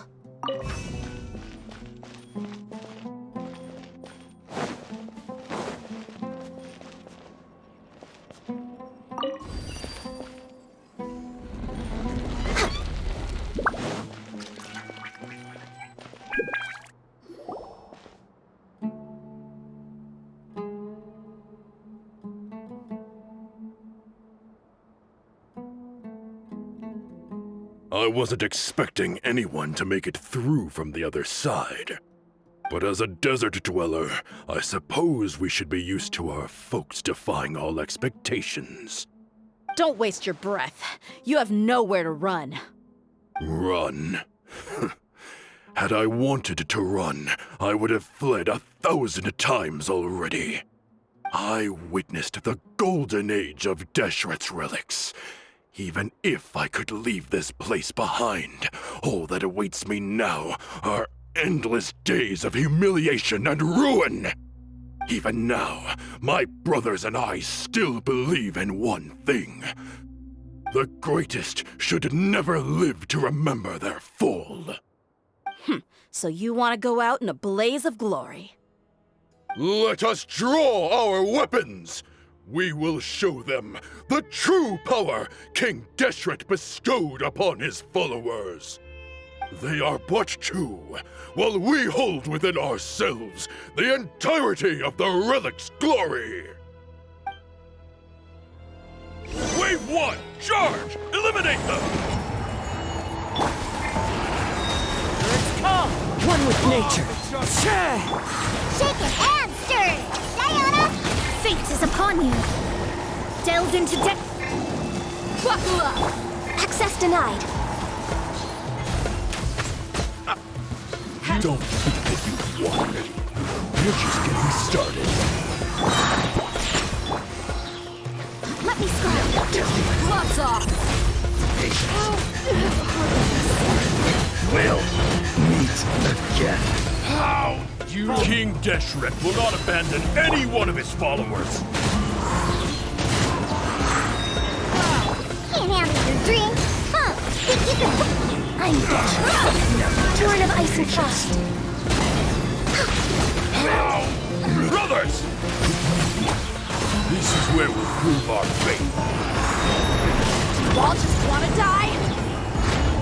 None of us plans to leave this place alive! Decided by destiny. Shadows of fate. Look alive! Ha! The golden slumber. The commander has finally fallen. But they're still coming at us! This place is like a gladiator's ring. They just keep coming no matter how many we beat! Yes! Keep fighting! There's no need to fear, and no need to back down! This is our last stand! When the next wave comes, try to draw away their attacks. I'm going to see if I can take out that high platform.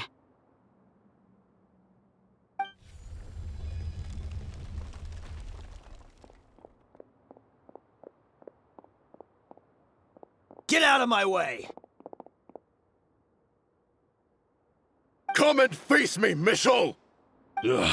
So they've broken through the front as well. Apologies, Lord Michal.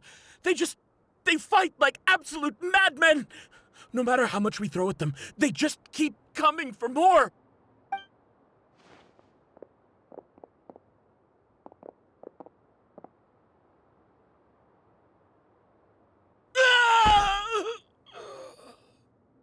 So, it would seem like this is the end. Time to pay for everything you've done, Mitchell. You think I would give you that opportunity? I will be buried in the sand alongside all the rest of our fading glory.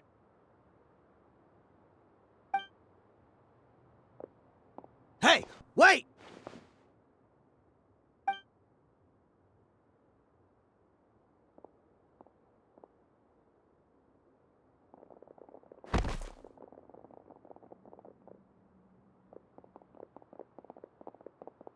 We were too late. It's over. There's no more need to fight. But if you're still going to cling on to your so-called mercenary's pride, then I'll give you all a good beating as well.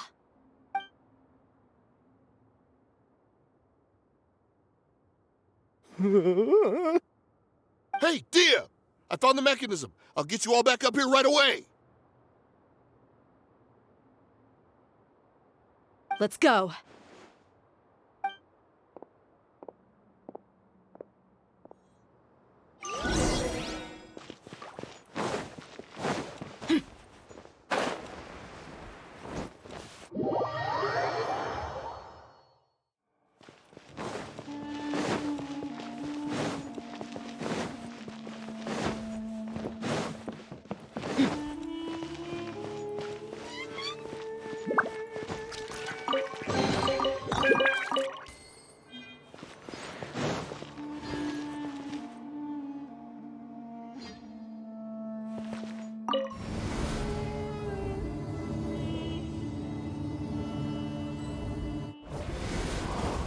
Who are you filthy rats? And why are you always pestering us?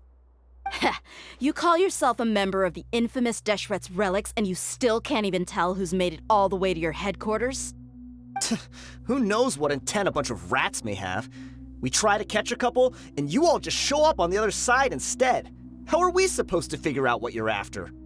Hey, have you ever heard of a man by the name of Kusela? Why would I know? It's not like I'm in charge or anything. This is your last chance to talk.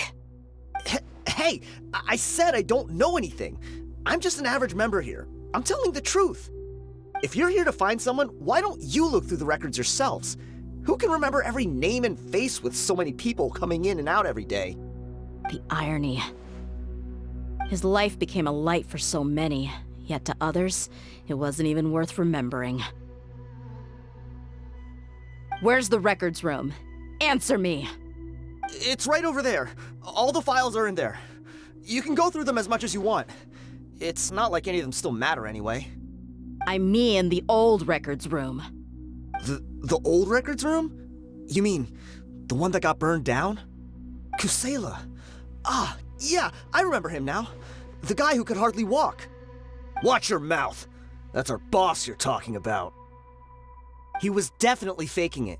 We all let our guard down as soon as we saw him come hobbling in.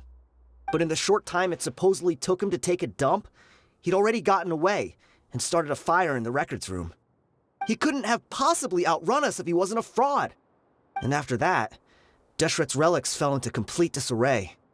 Stop wasting our time. Every one of us here is perfectly aware of what he had done.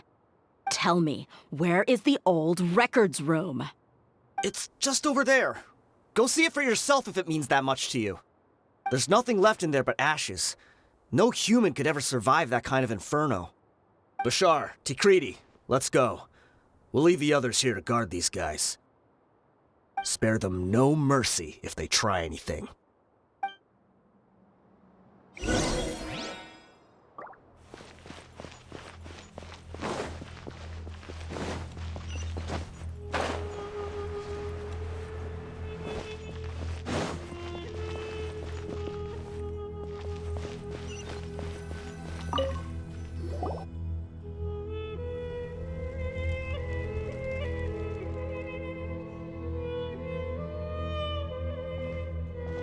So, this was his final destination.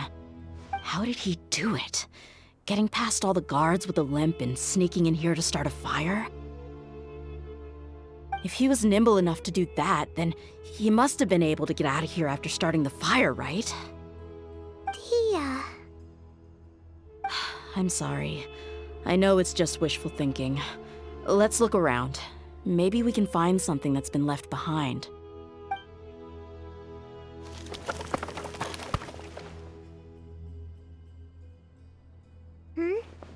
Is this a cane? It must be the one that Dehya's father used.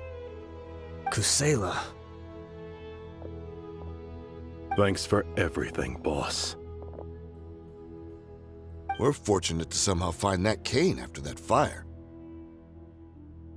Let's split up and look around some more. What if something else has been left behind? But what else could survive a fire like that? Huh?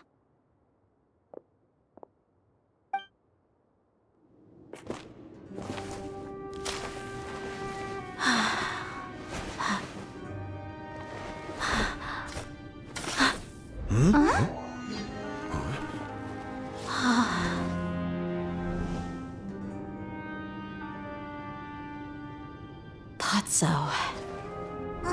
Wait! Isn't that the toy sword you played with as a child?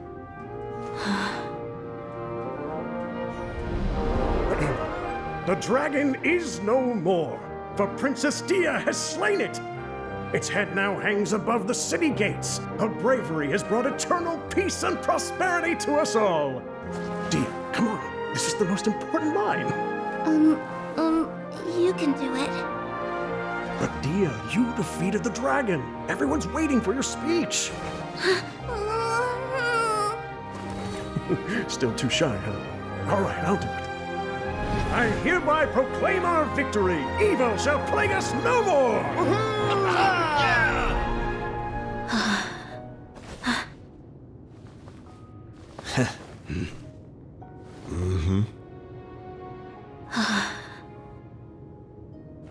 I hereby proclaim our victory. Evil shall plague us no more, Dad.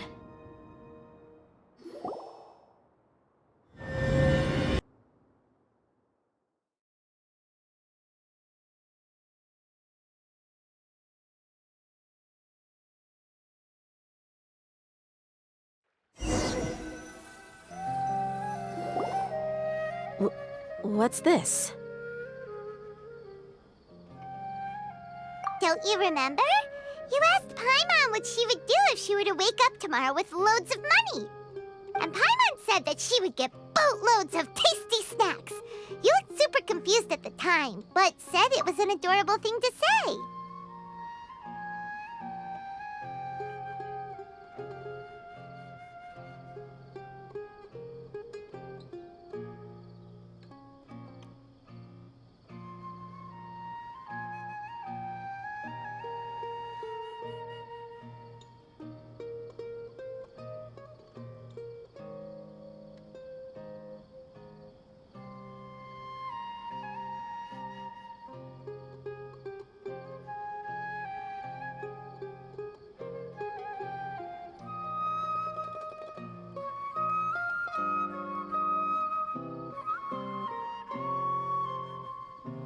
These opportunities don't come by often.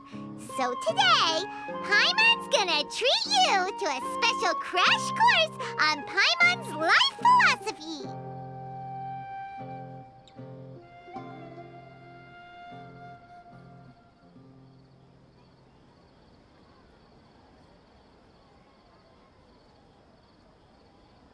Hey, come on! Paimon's not that stingy. Anyway, the point is that you should eat to your heart's content.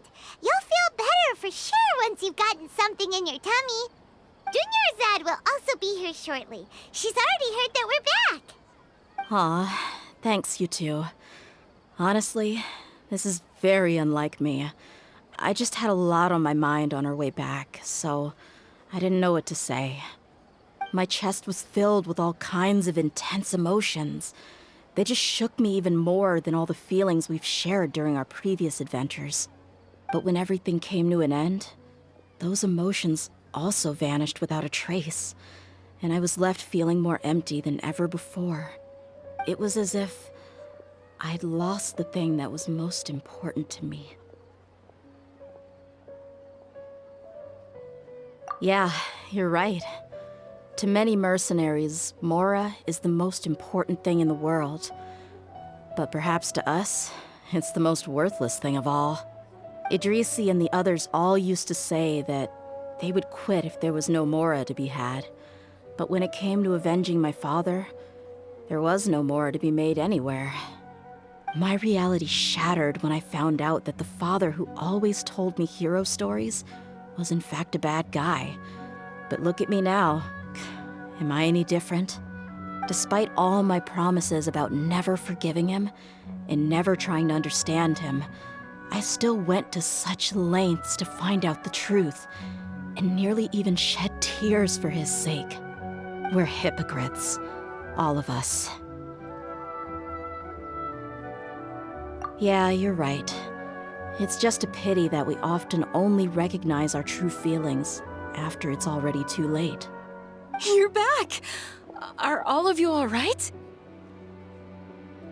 Ah, there she is. Yeah. Many people from the Corps of 30 came over, and I just wrapped up everything with my dad. All I can do now is wait for their verdict. Huh? Dehya, you're looking quite down again. Paimon will explain. A lot happened while we were gone.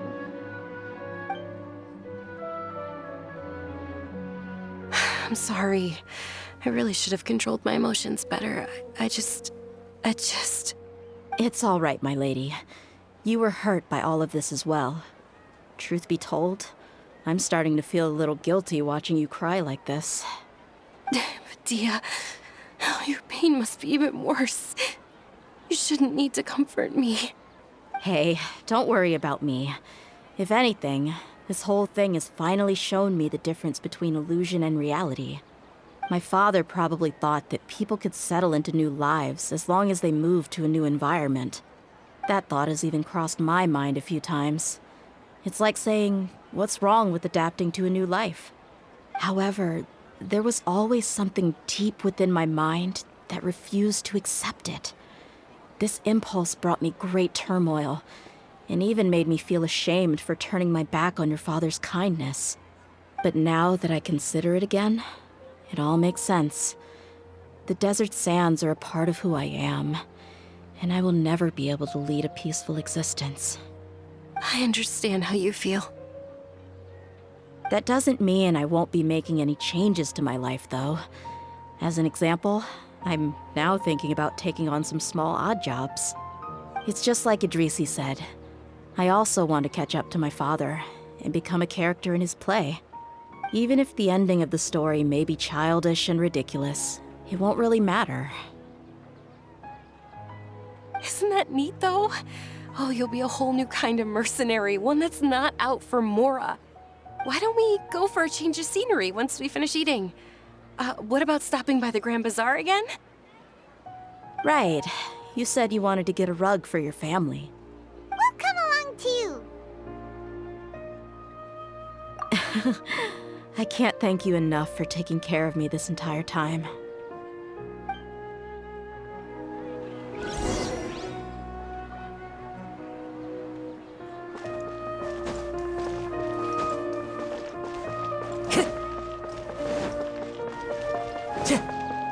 Time to go.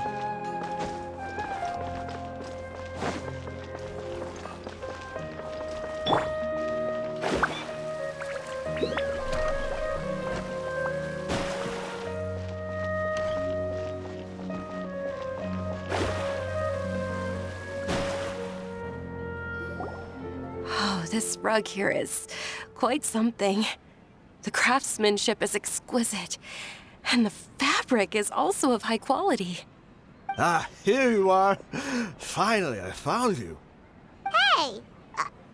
Aren't you that mercenary who bit his tongue? You can still talk? Wait, are you here to take revenge on us? What are you talking about? Do I look like I could take you all in a fight? I just came here to give you something. I'll be on my way to give myself up to the Corps after this. Once I woke up, I hurried to the Khan al-Ahmar's camp, hoping to alert them to your presence.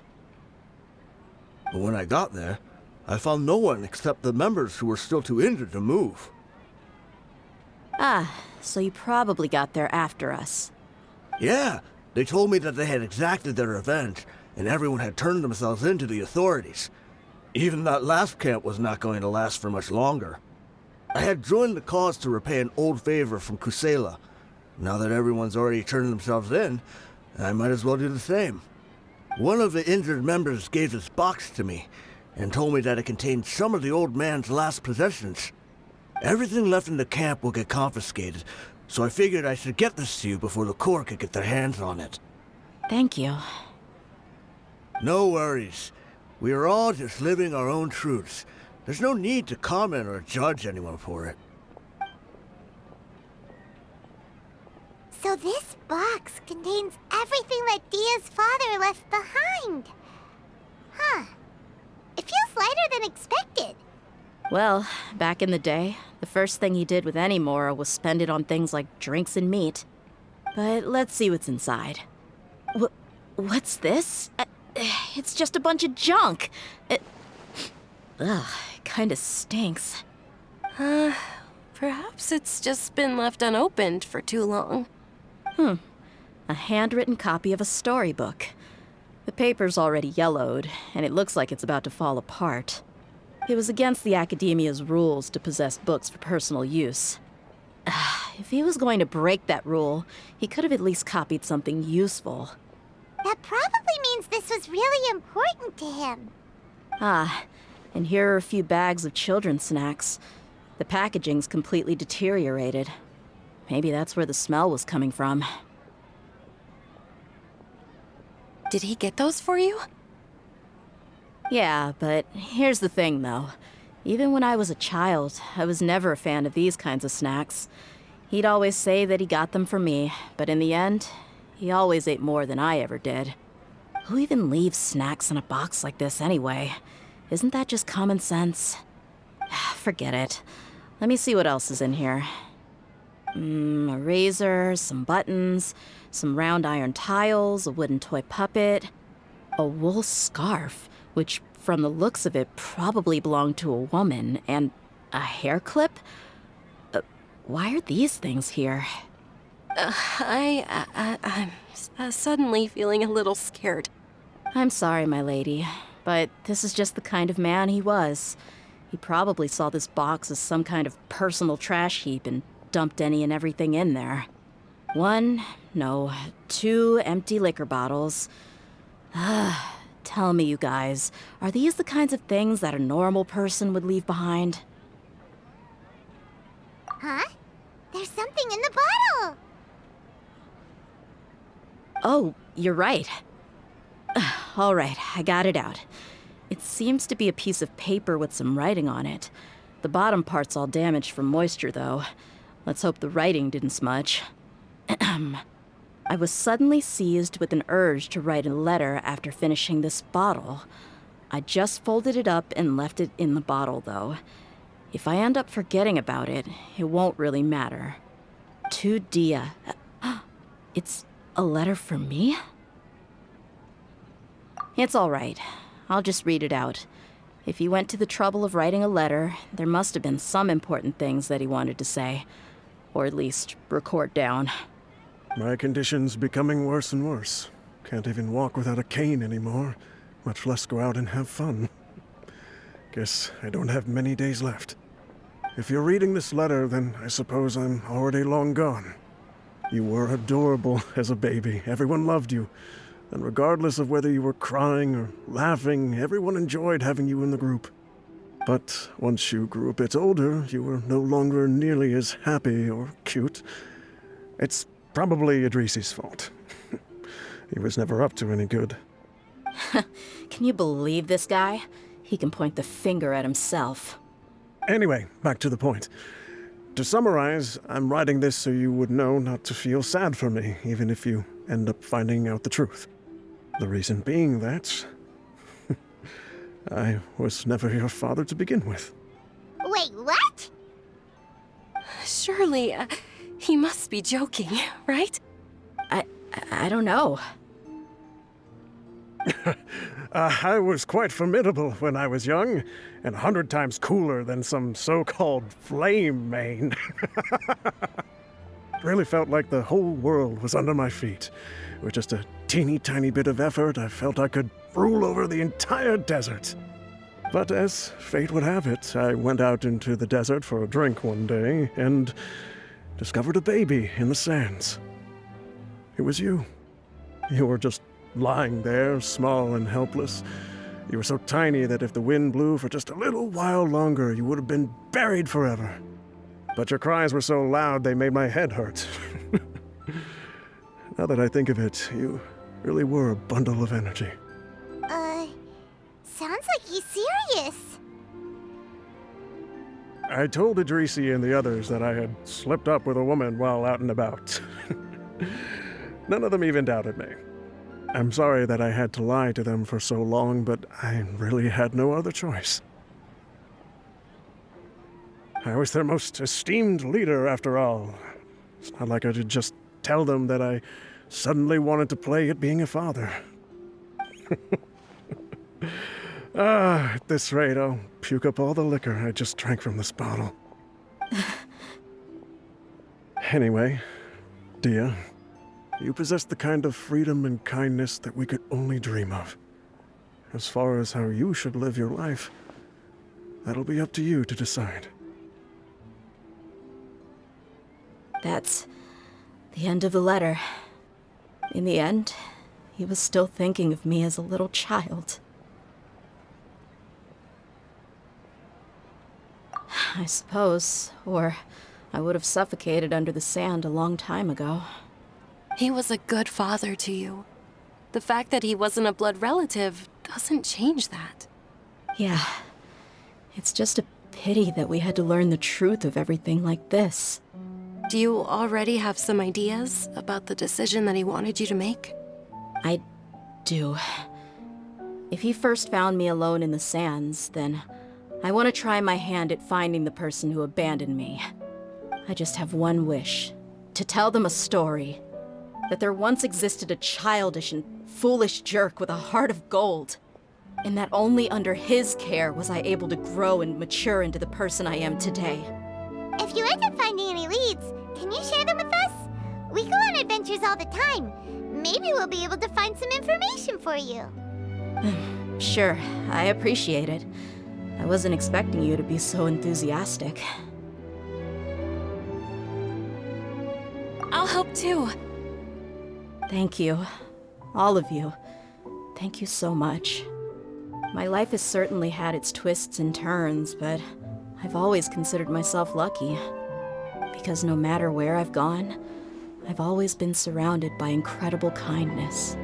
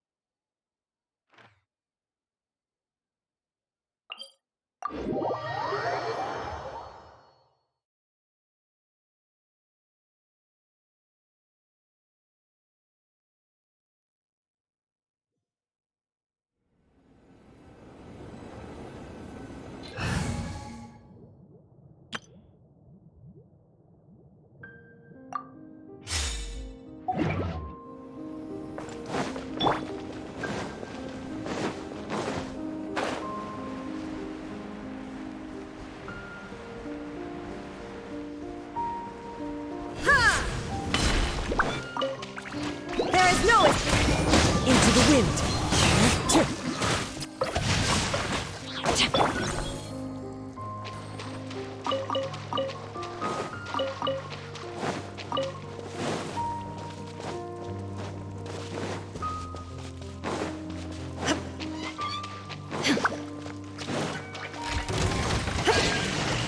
Shine down.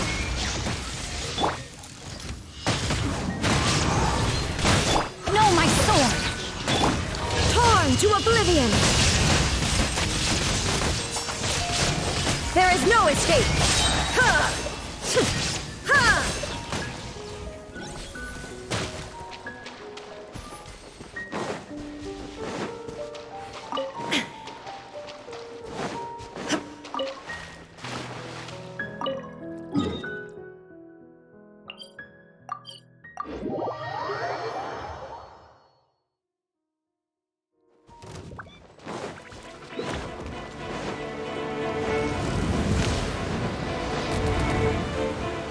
Shine down!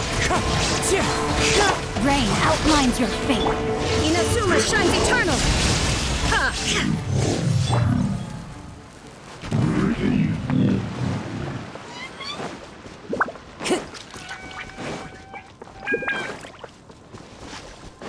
Time to go. Illusion shattered. Fallen leaves, adorn my night. Eat this! Let me weave you a verse. Shine down.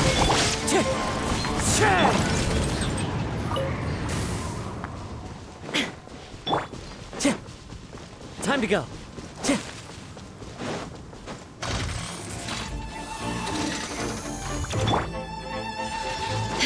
There is no...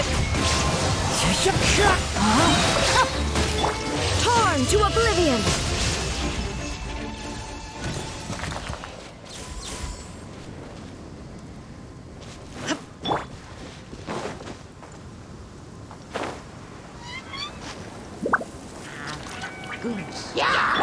Illusion shattered! One with nature.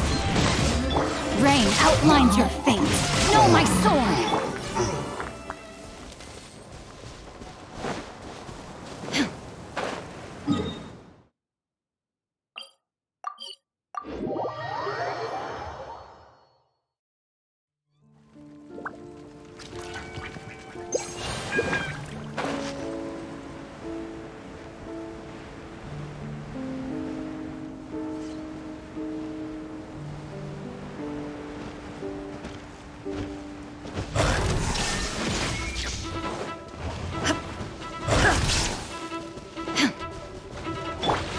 Into the wind.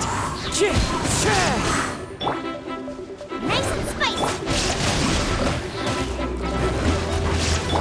Now you shall perish. Ha! Ha! There is no escape. Ha! The wind knows me.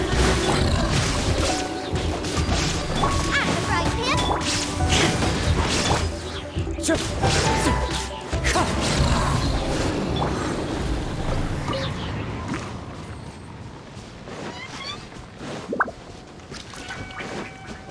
Illusion You're toast! Rain cutter! Inazuma shines eternal. Shine down.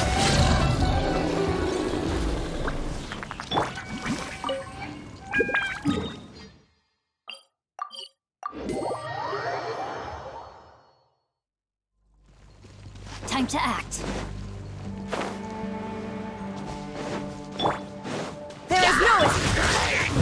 with nature. Rain outlines your fate. Witness the power of Google. Nice and spicy. Let wind strike. Eat this!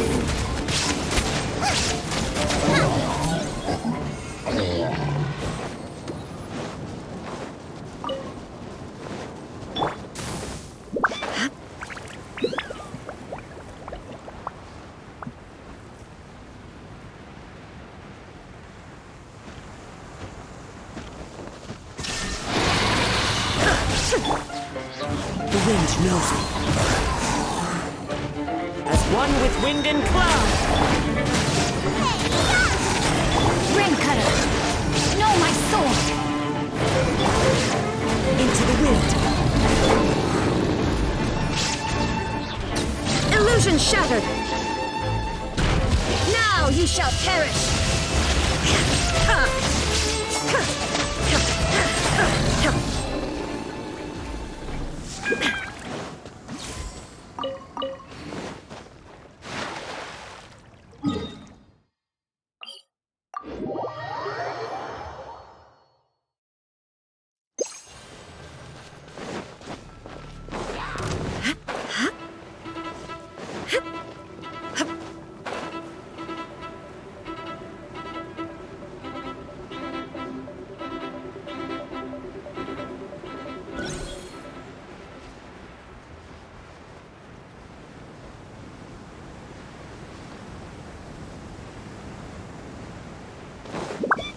Shine dark. The wind knows me. Rain outlines your fate. Torn to oblivion.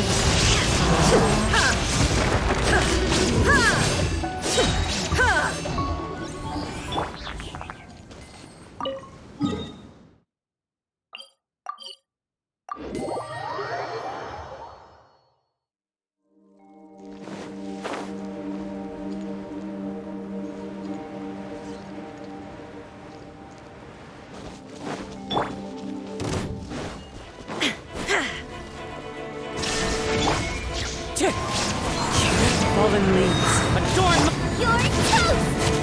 Let me read you a verse. Now you shall perish!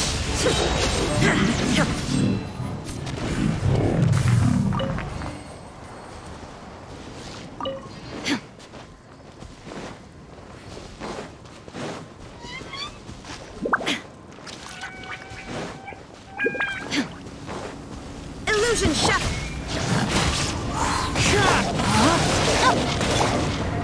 Inazuma shines eternal!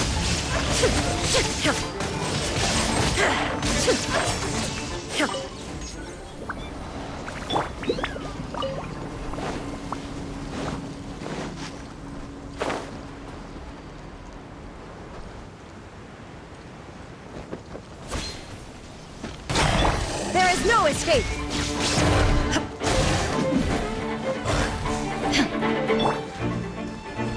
One with nature.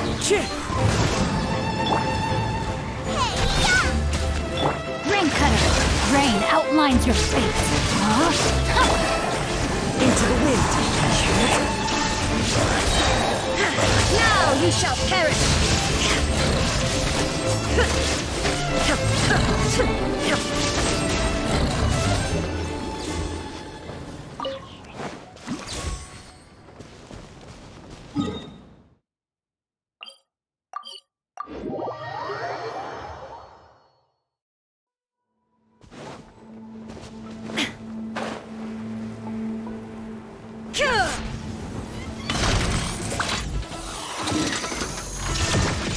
As one with wind and cloud. The wind knows me. Let me read you a verse. Rain outlines your fate. Eat this!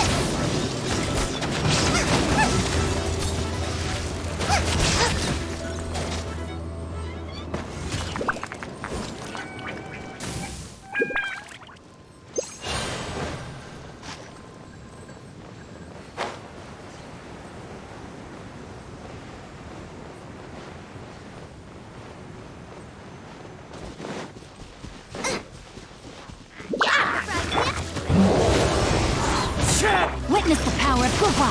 Know my sword!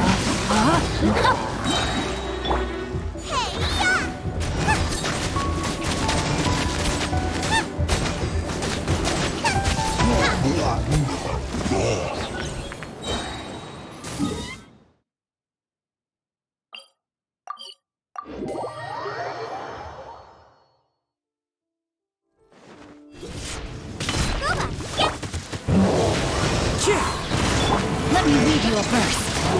Know my sword!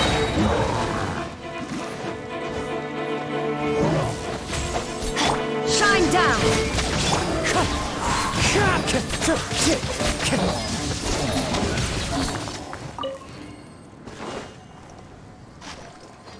Follow the wind. Ring cutter! You're toast! Fallen leaves, adorn my night!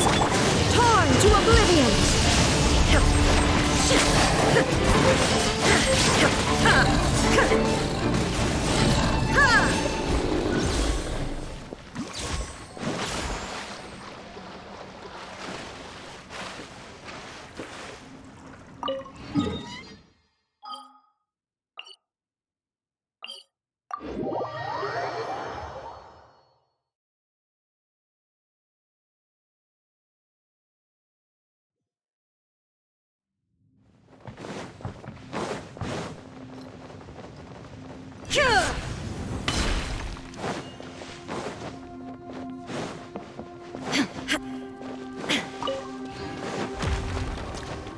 There is no Rain outlines your fate.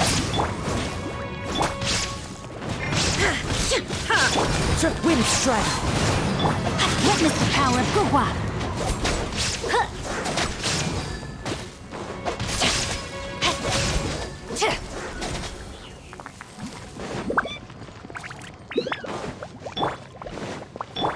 Time to go.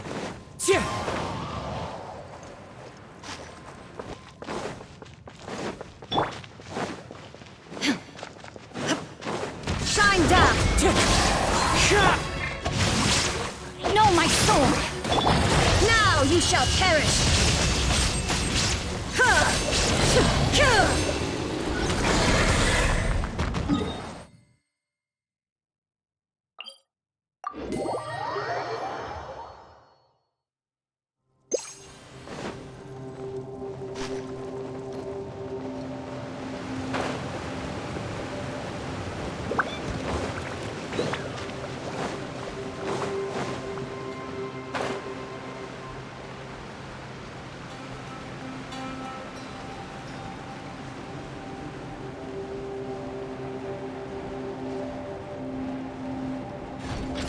Illusion into the wind. Ring cutter! Rain outlines your fate. Know my sword! Inazuma shines eternal!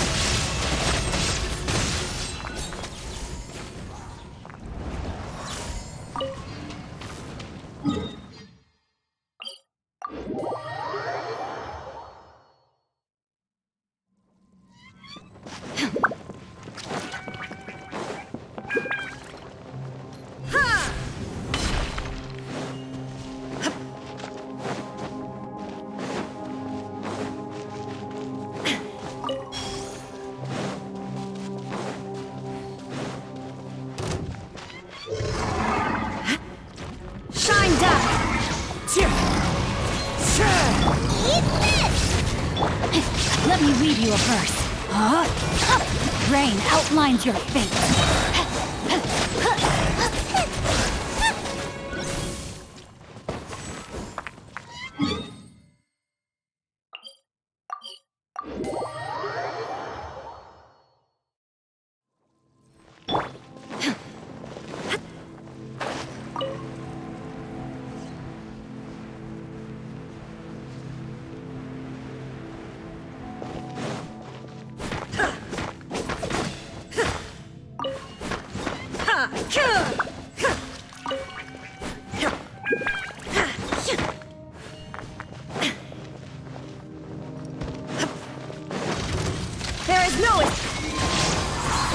clouds high. The birds come. Witness the power of Guhua. Know my sword. Now you shall perish.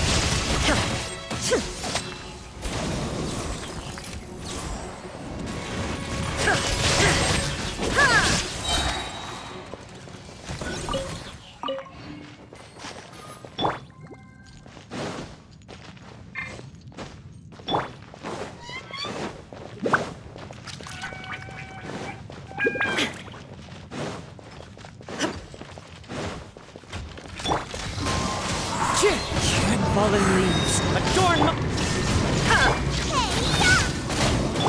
Rain cutter. Rain outlines your fate. Know my sword.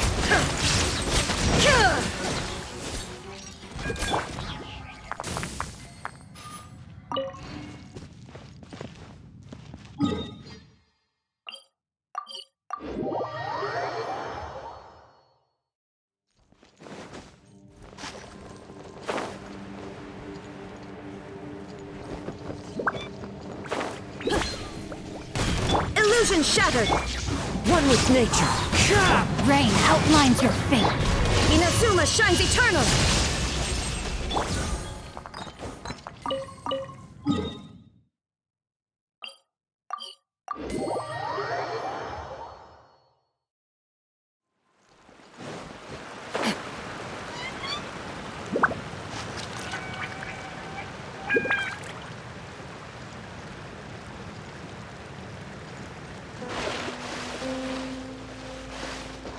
Time to act.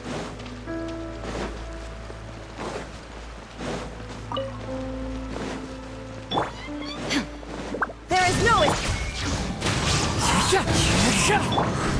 Eat this! Let me weave you a verse. Know my sword.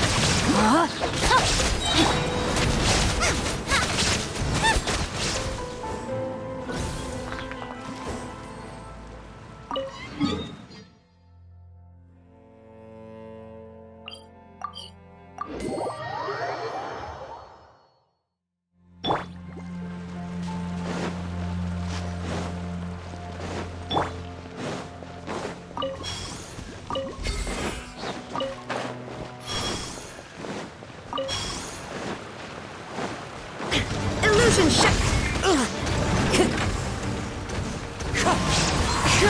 Know my sword. torn to oblivion. There is no escape.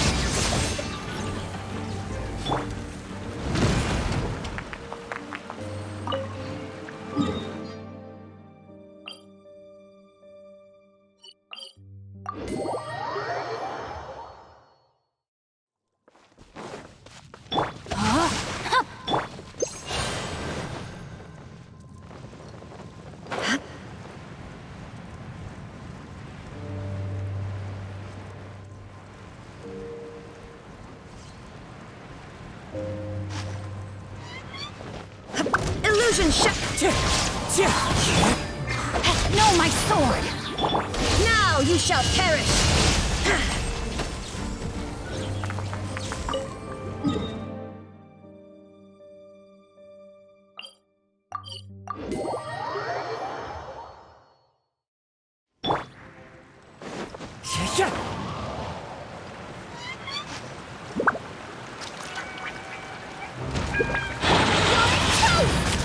Witness the power of Guhua. There is no escape.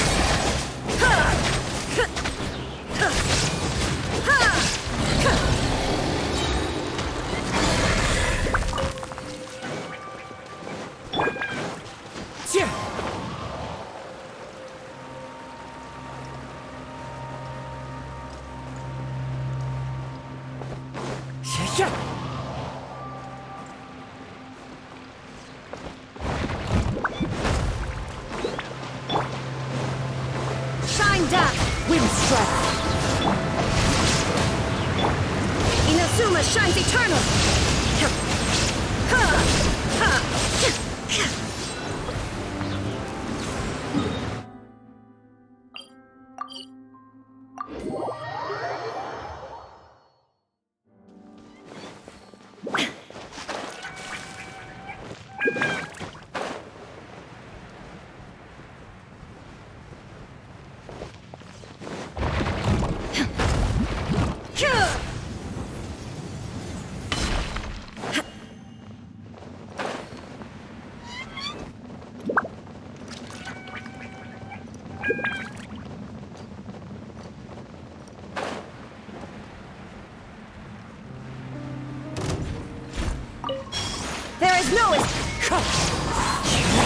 Rain outlines your fate.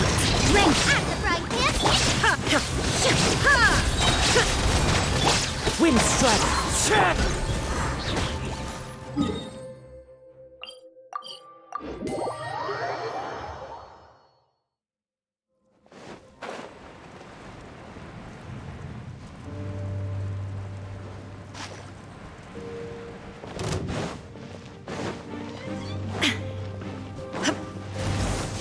Illusion shattered! No, my sword! Rain outlines your fate. Now you shall perish!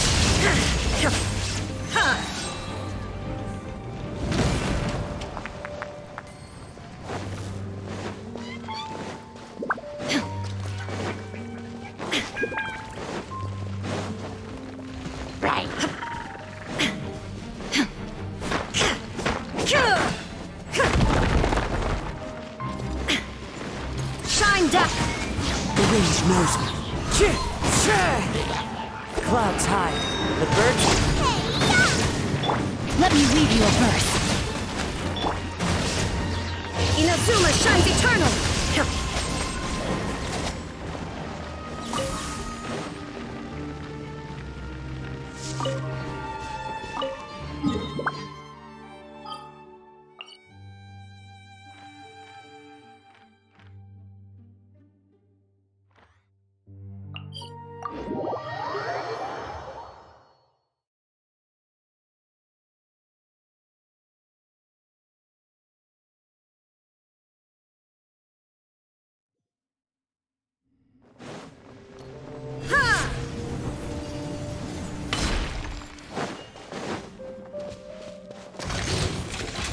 There is no escape! Booba, get them! Wind strike.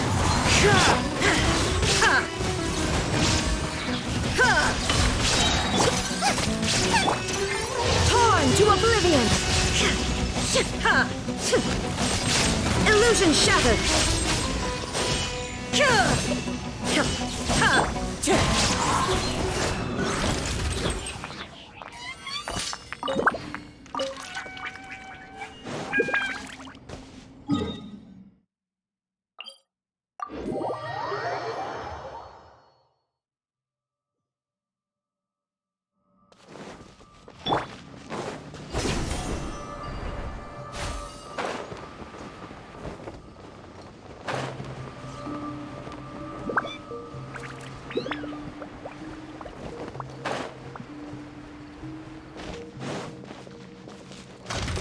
Shine down!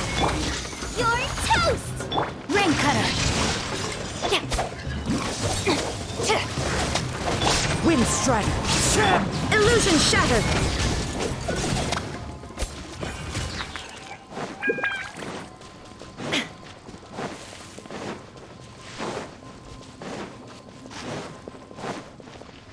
There is no escape! Now you shall perish!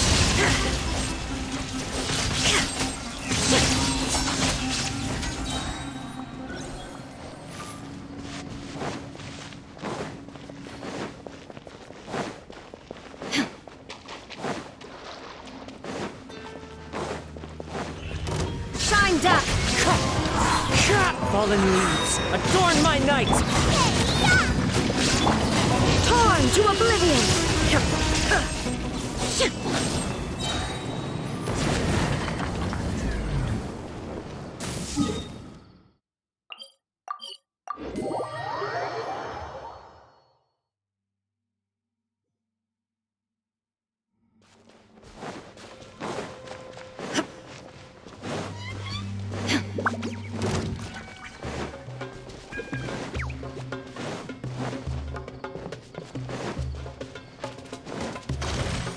Illusion shattered!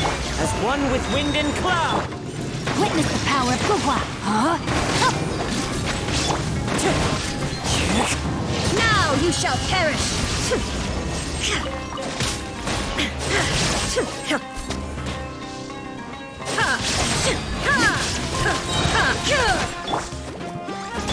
Wind strike.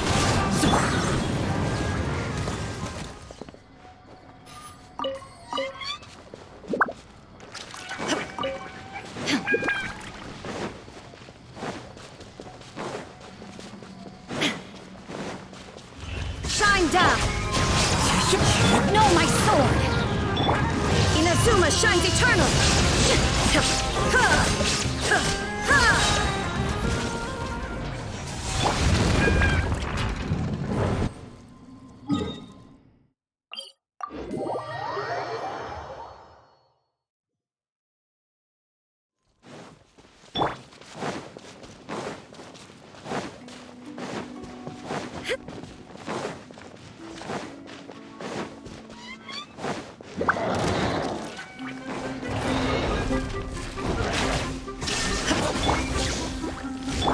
Clouds high, the birds call into the wind. Eat this! Rain cutter! Rain outlines your... Torn to oblivion!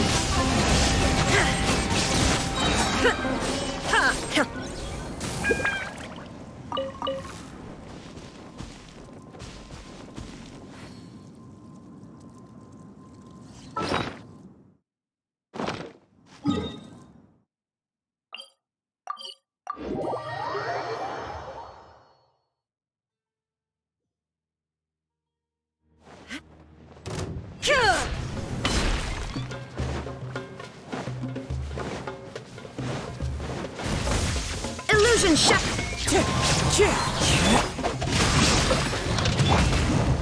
Inazuma shines eternal!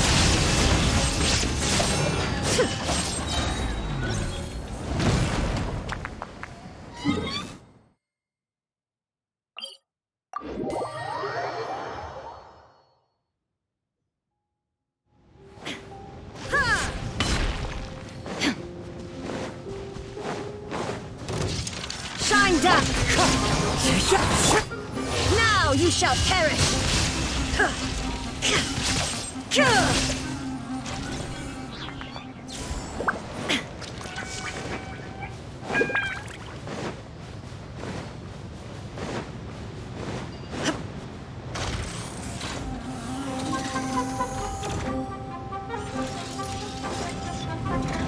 There is no wind strider!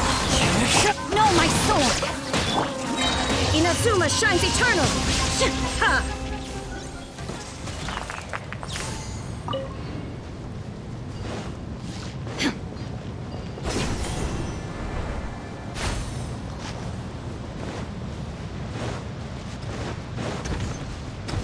Shine down!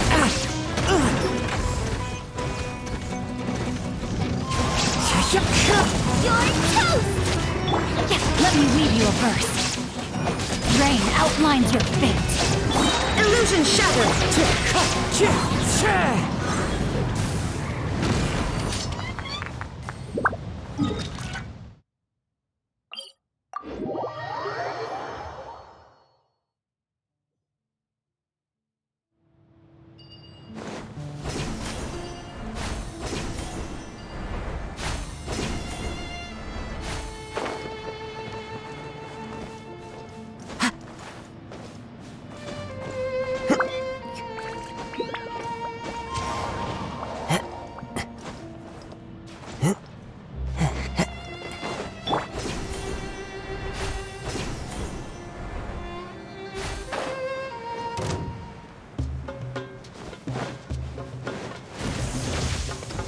Shine down!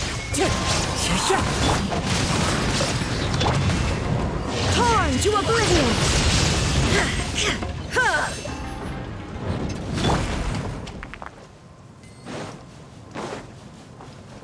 Time to go.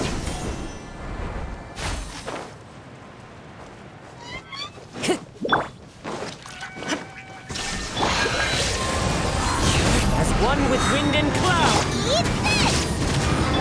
Rain cutter!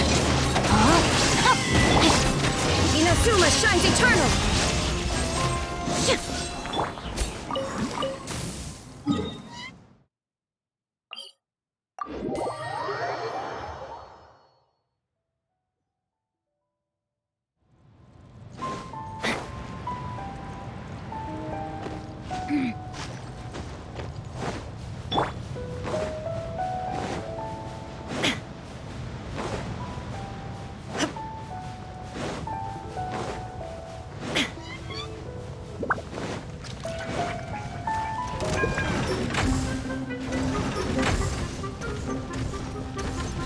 There is no wind strike. Rain outlines your fate. Know my sword.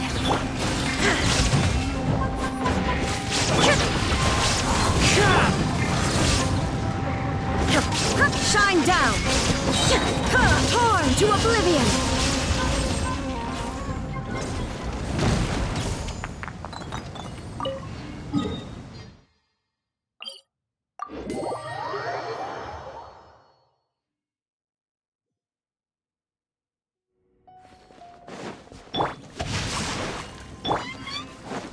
Time to go.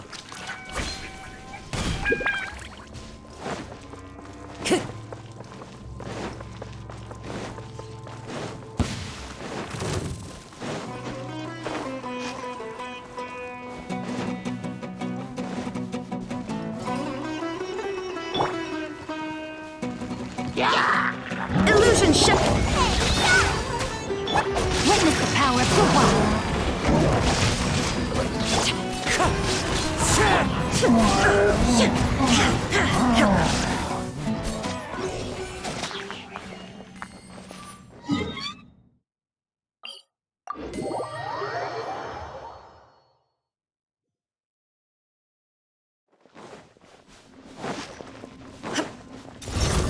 There is no One with nature. Inazuma shines eternal.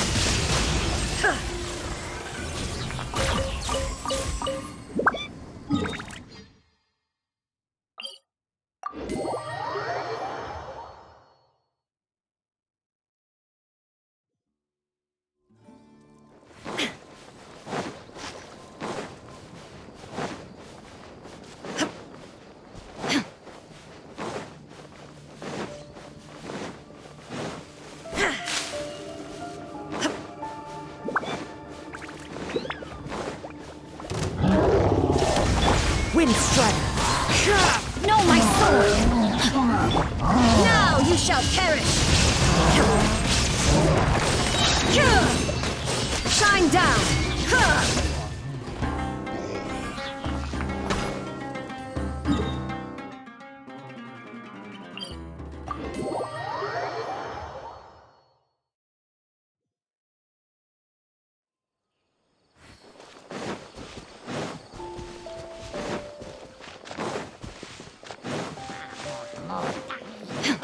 There is no Clouds high. The birds. Let me weave you a verse. Huh? Know my sword. Wind strike. Inazuma shines eternal.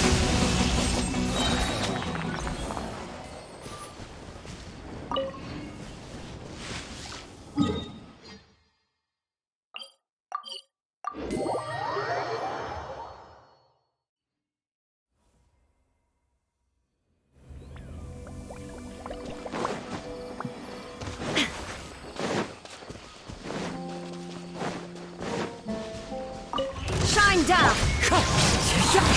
Rain outlines your fate. Now you shall perish.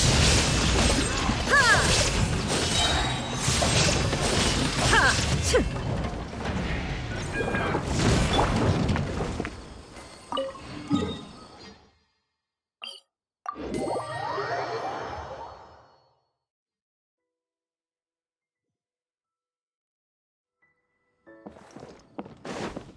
Time to go.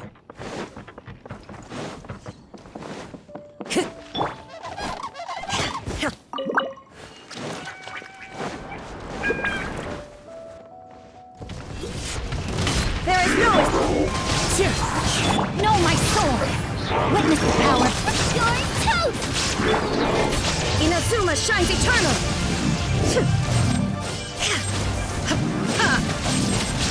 Shine down.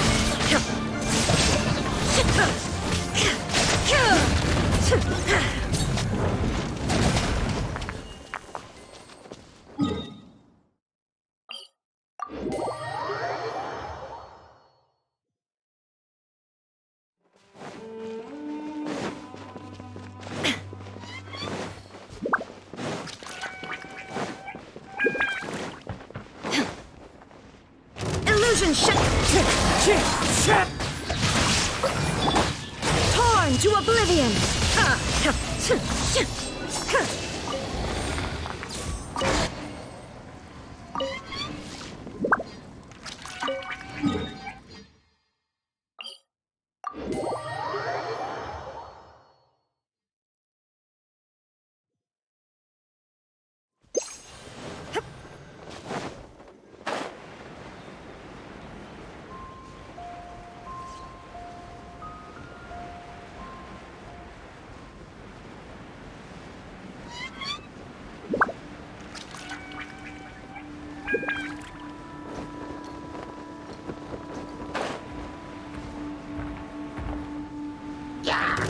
There is no escape! Rain outlines your fate. Inazuma shines eternal!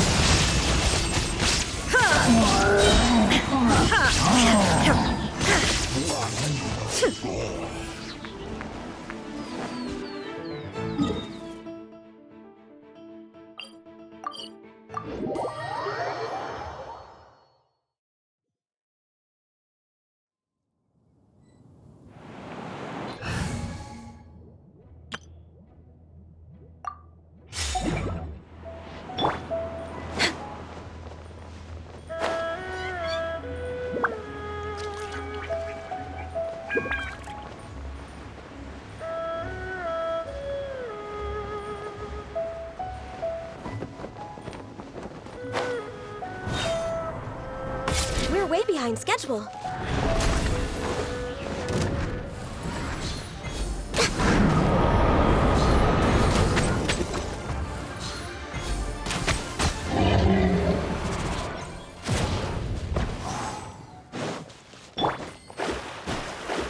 Delve into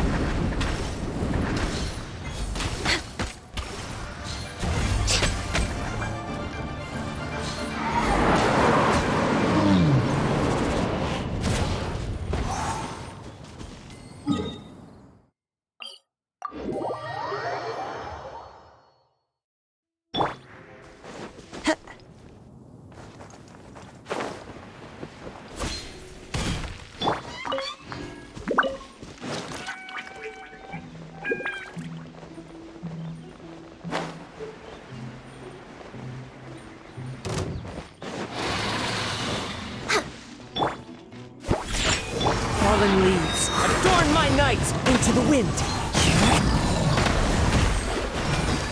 No touching!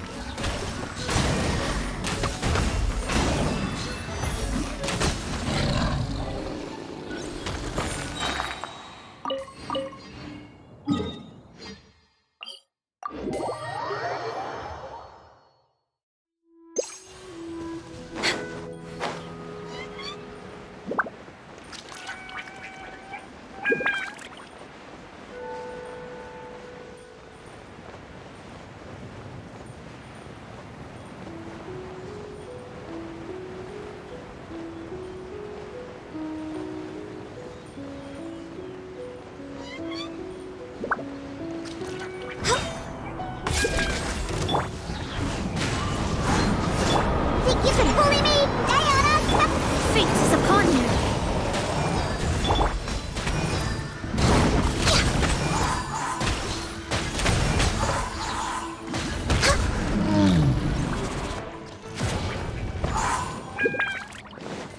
We're way behind schedule.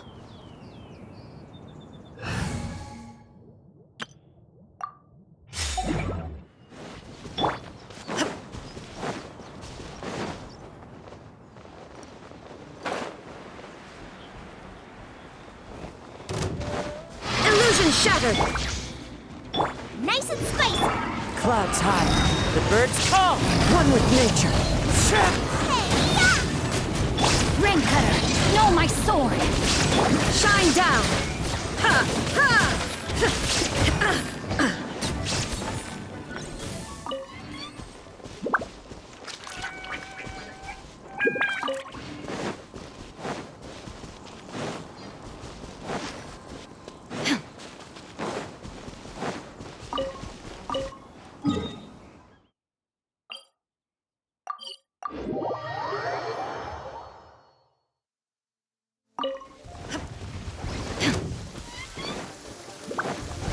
Illusion torn to oblivion!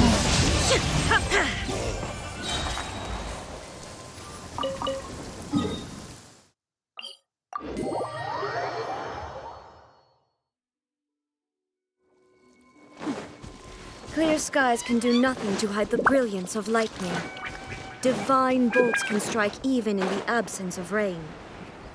Do you see that tree? Wait, you understand? So, demonstrate. There is no into the wind. No, my sword! Inazuma shines eternal!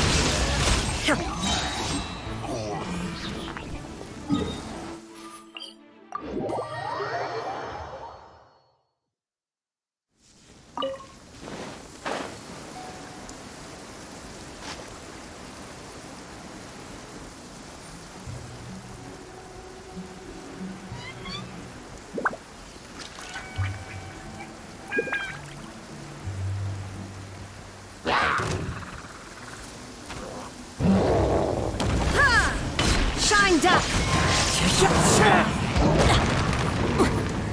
Rain outlines your fate. Torn to oblivion!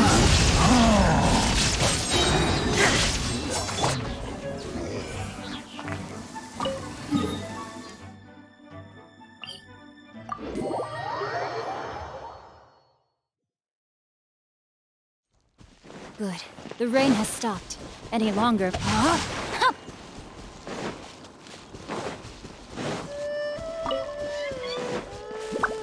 Time to act.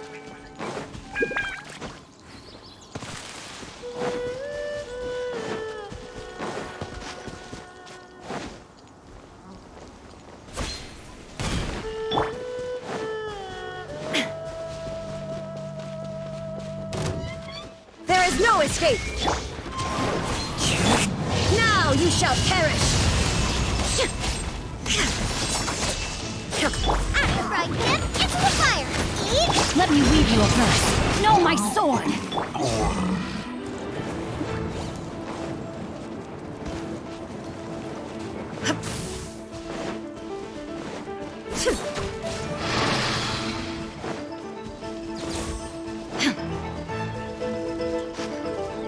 Nice and spicy! Shine down!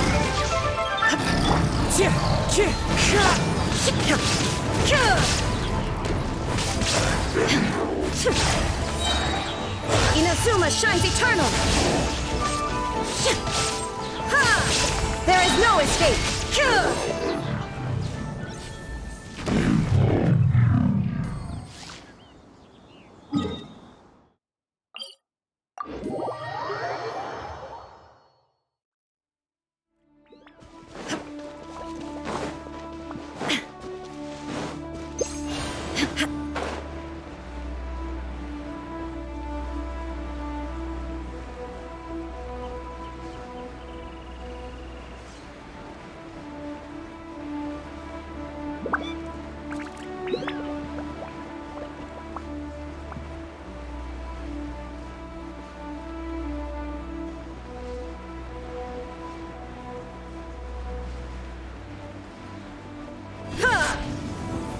Illusion shot! The wind knows it. Now you shall perish!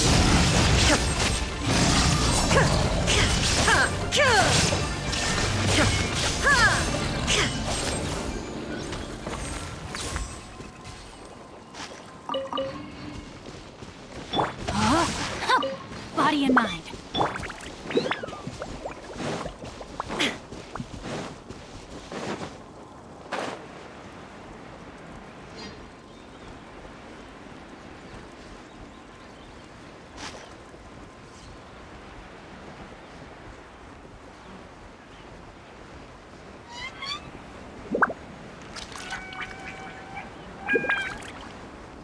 Shine down! No, my sword!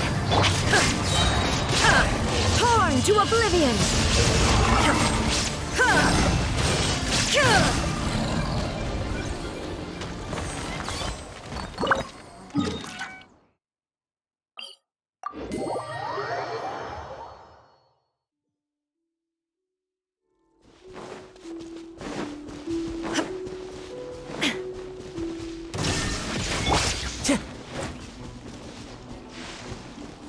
fallen leaves, adorn my...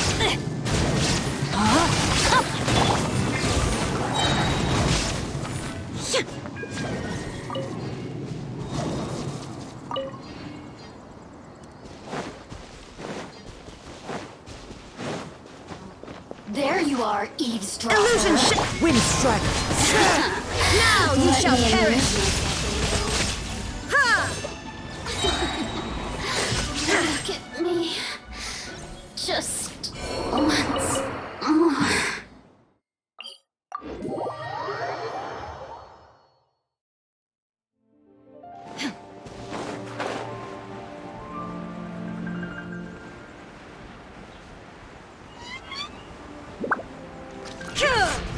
There is no No, my sword!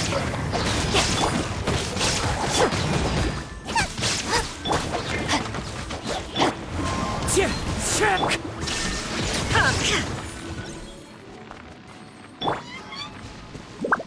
Race you!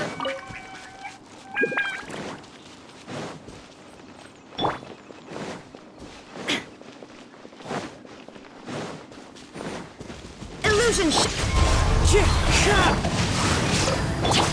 Inazuma shines eternal. Ha! Hey!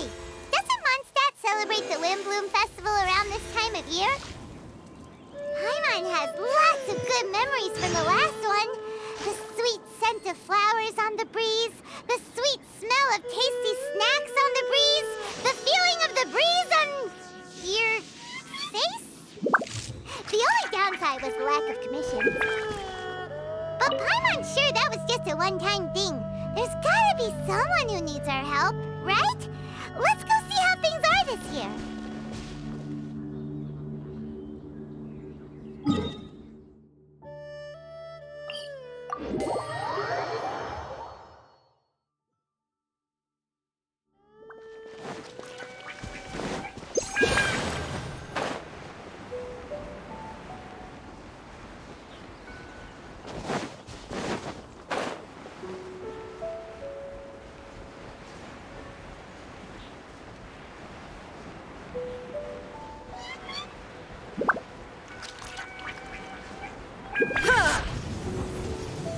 There is no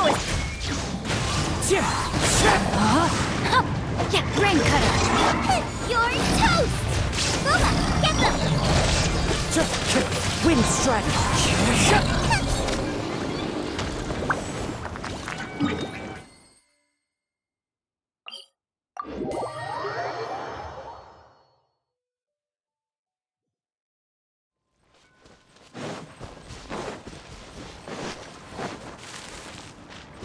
Nice and spicy!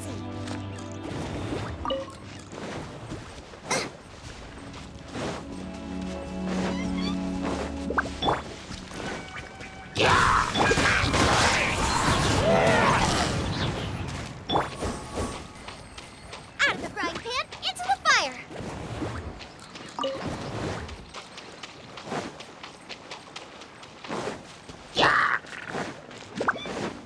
illusion into the wind. Rain outlines your fate. Torn to oblivion.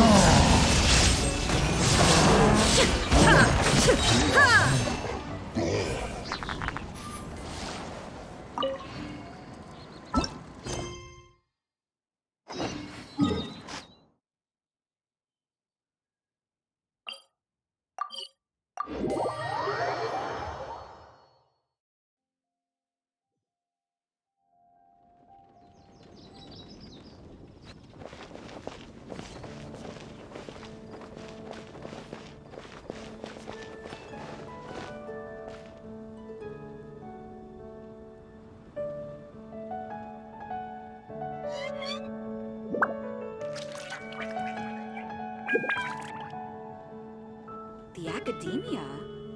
The world remains constant over the centuries. But human life is like the dew at dawn, or a bubble rising through water. Transitory.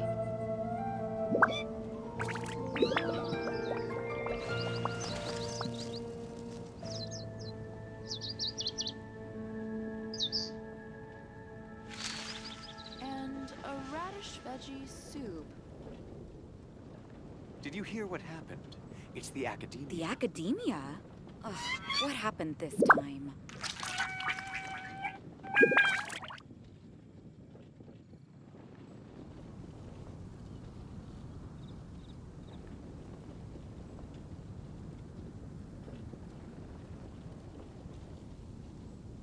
Inactivity serves no purpose whatsoever. Did you hear what happened? It's the Academia. The Academia? Ugh, what happened this time?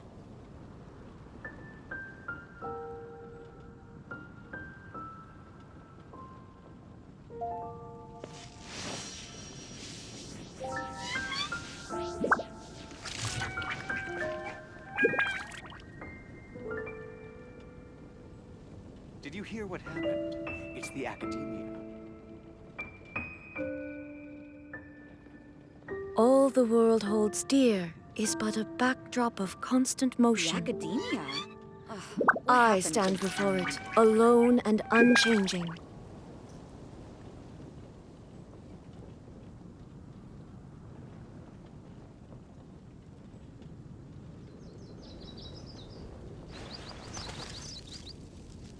Did you hear what happened? It's the Academia.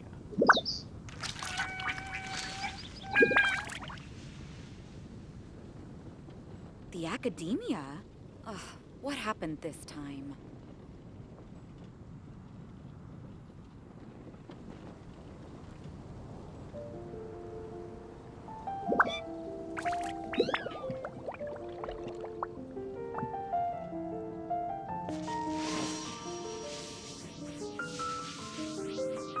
Did you hear what happened? It's the Academia. The Academia? Ugh, what happened this time?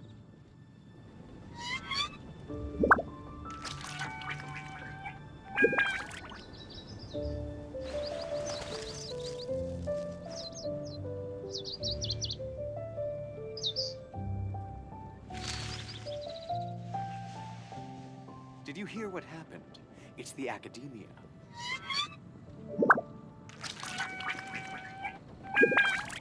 The Academia? Ugh, what happened this time?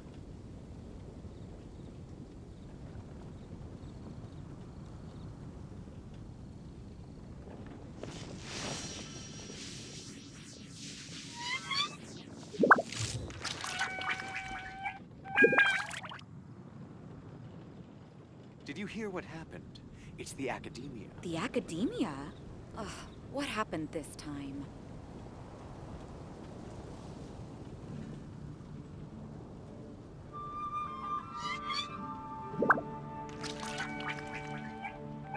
Inactivity serves no purpose whatsoever. Did you hear what happened? It's the Academia.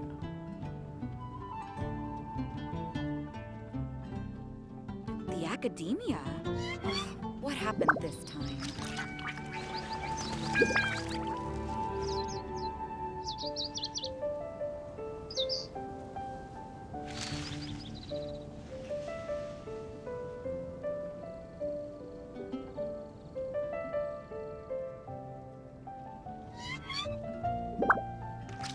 Did you hear what happened? It's the Academia. The Academia?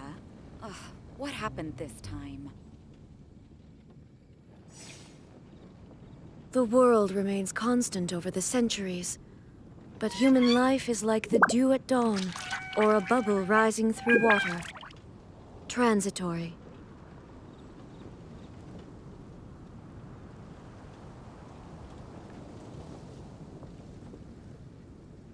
Did you hear what happened? It's the Academia. The Academia?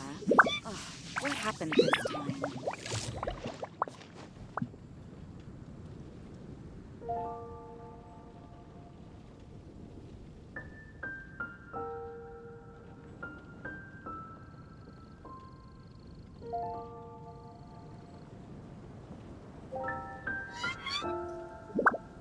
Did you hear what happened? Inactivity serves no purpose whatsoever.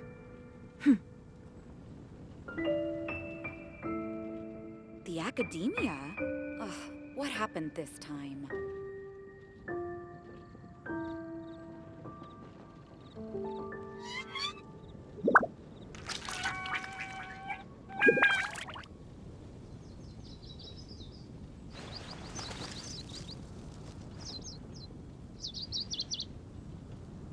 Did you hear what happened?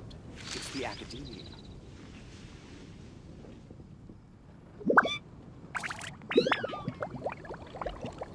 The Academia?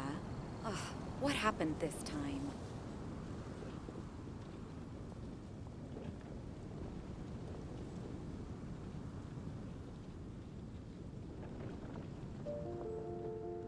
Did you hear what happened? It's the Academia. The world remains constant over the centuries, but human life is like the dew at dawn, or a bubble rising through water. Transitory.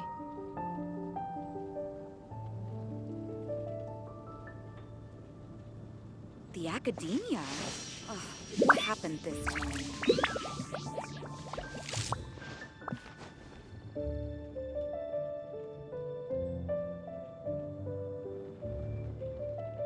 Did you hear what happened? It's the Academia.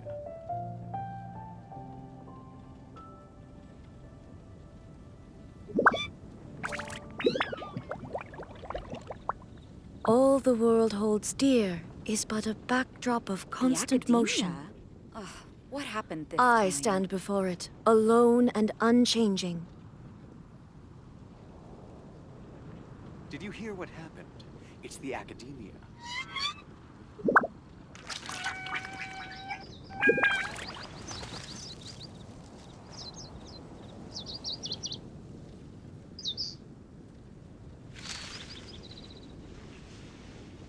The Academia?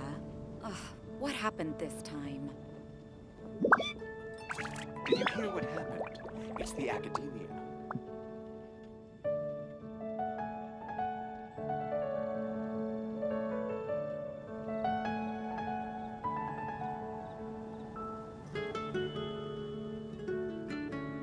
The world remains constant over the centuries, but human life is like the dew at dawn, What happened? or a bubble rising through water. Did you hear what Transitory. happened? It's the Academia.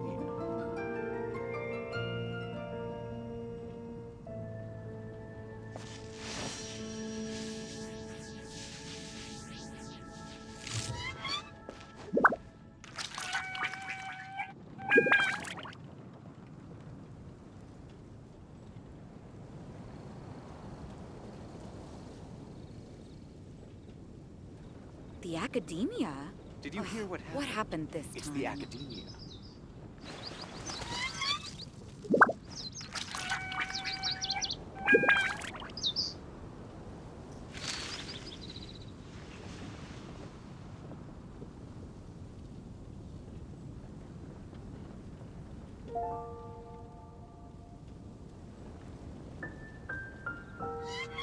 Did you hear what happened? It's the Academia. The Inactivity Academia? serves no Ugh, purpose what whatsoever. happened this time?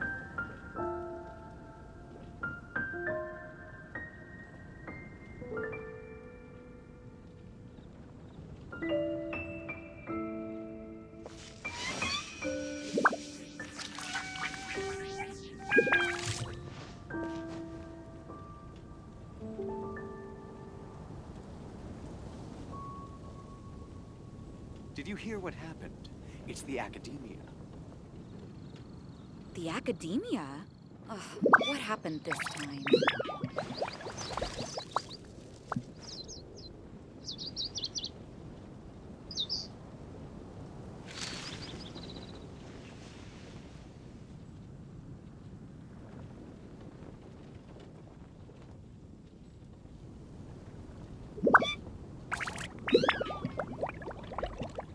The Did you hear what Academia? happened? Ugh, It's the what Academia. happened this time?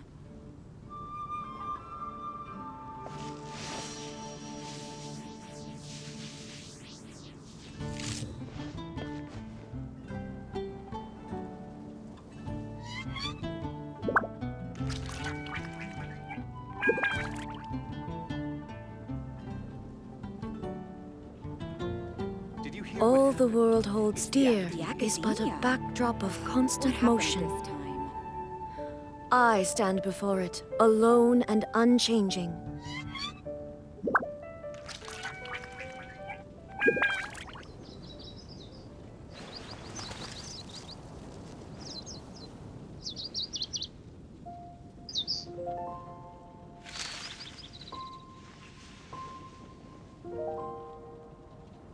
The academia? Did you hear what happened? What happened this time?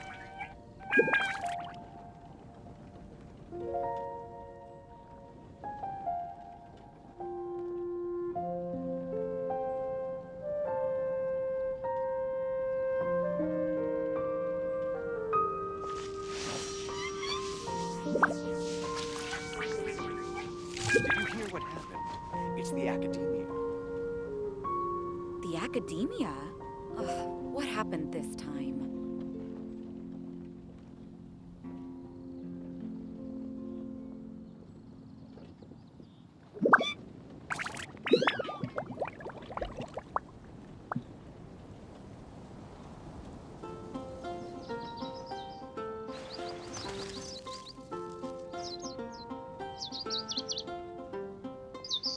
Did you hear what happened?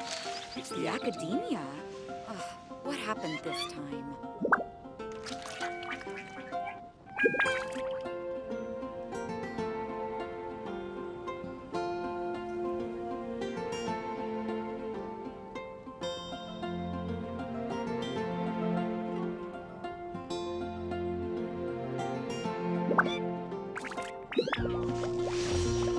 The academia? What happened this time?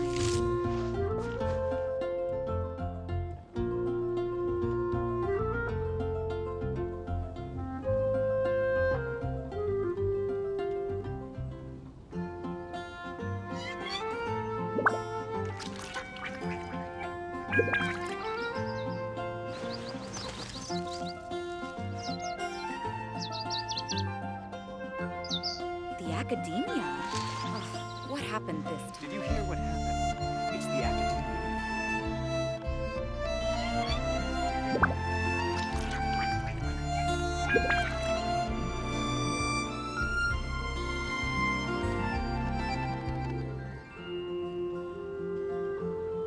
And a radish veggie soup. Inactivity serves no purpose whatsoever. The academia? What happened Did you this hear time? what happened? It's the academia.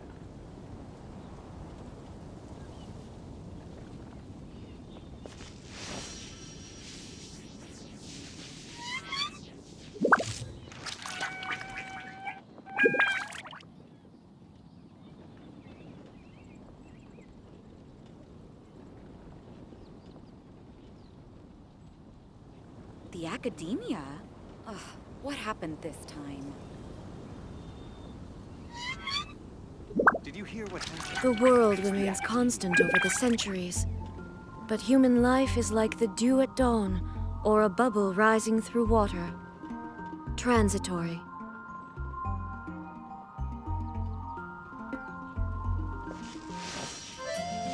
The academia? What happened this time?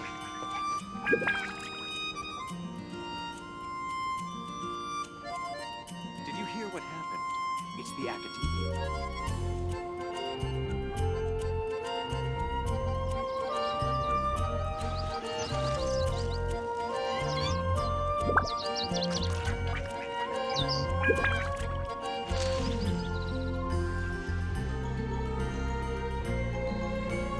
The academia? What happened this time? Did you hear what happened? It's the academia.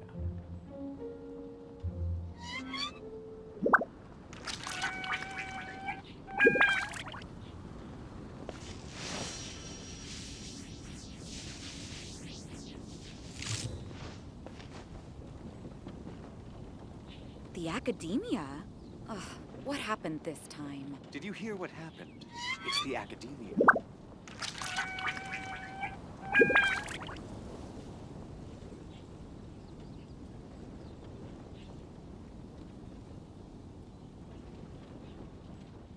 All the world holds dear is but a backdrop of constant motion. I stand before it, alone and unchanging. Did you hear what happened? The academia? Ugh, what happened this time?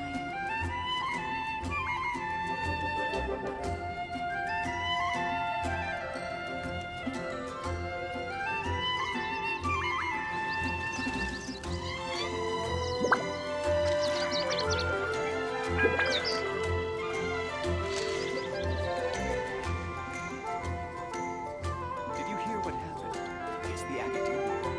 The academia? Ugh, what happened this time?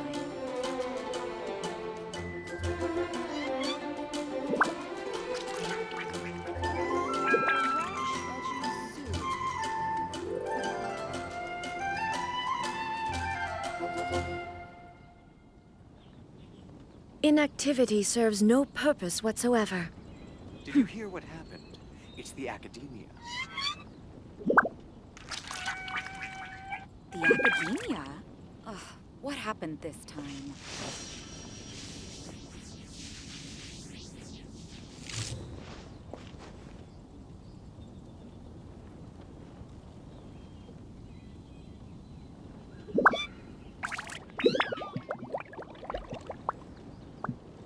Did you hear what happened? It's the academia. The world remains constant over the centuries, but human life is like the dew at dawn, or a bubble rising through water. Transitory.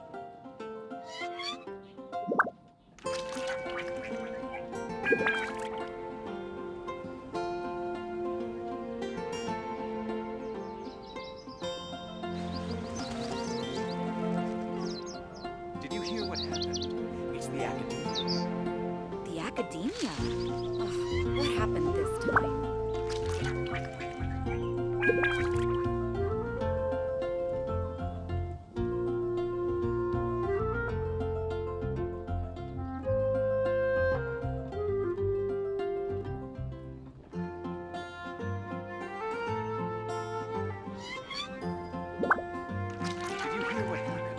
It's the academia. The academia? Ugh, what happened this time?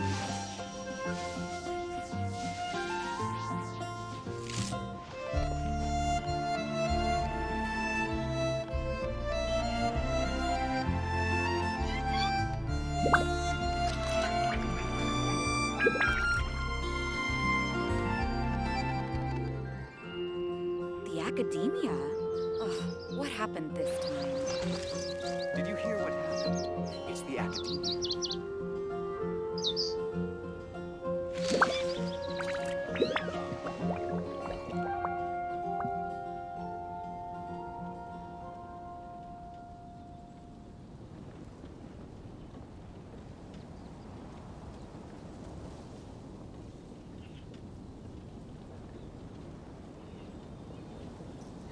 The Did you academia? hear what happened? Ugh, It's the what academia. happened this time?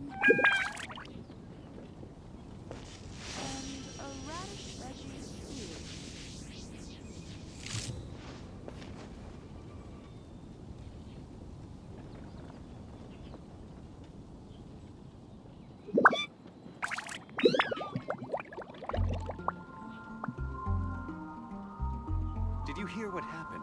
It's the academia. The academia? Ugh, what happened this time?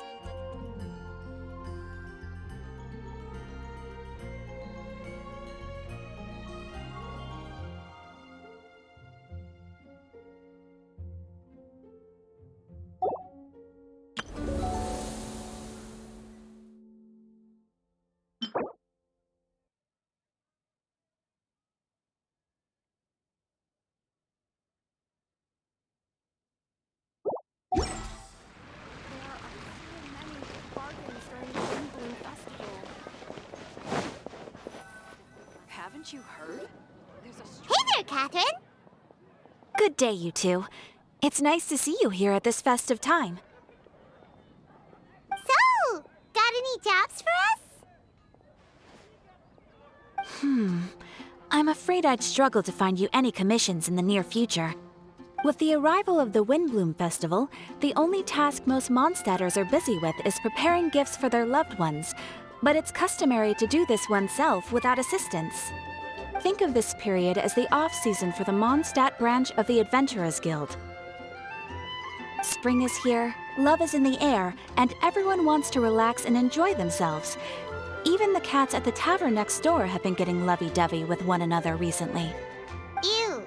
Gross. You know that feeling you get when you burst out the doors after a nice nap, hoping to make it to the store before the limited edition drinks sell out, only to get there just in time to see the last 2 glasses snatched away right from under your nose by a couple of pesky lovebirds? That's what this feels like. Perhaps you two could simply take this chance to... Traveler! Paimon! Thank goodness I found you. There's something I need your help with. Whoa! Sucrose? Go ahead, Sucrose. We don't have anything else to do right now anyway. Phew. Okay. Here's the situation. I've been appointed as the Windbloom Festival's special ambassador by the Knights of Favonius this year. My task is to do good deeds for people during this festival of gratitude and love. Nice one! So how did they decide who to appoint anyway? They spun an empty bottle donated by Angel's Share inside a circle with all our names on it. Whoever's name the bottle stopped at got chosen. I think so too. But everyone said that it was to make it fair, so everyone had an equal chance to become the special ambassador. The thing is, I'm not great at dealing with people, so I was really daunted by it at first. But I'm still glad that I got this role. Luckily, I came up with a way to spur myself on, which has helped. Have a look. Is that a test tube? Yep, every time I do a good deed for someone, I get them to breathe into a test tube. That way, I can collect everyone's breaths of joy. Sounds fascinating. Are you gonna use them in your research? Yes. I believe these breaths of joy will serve as valuable raw materials for alchemical transmutation. With any luck, I'll be able to produce something truly miraculous.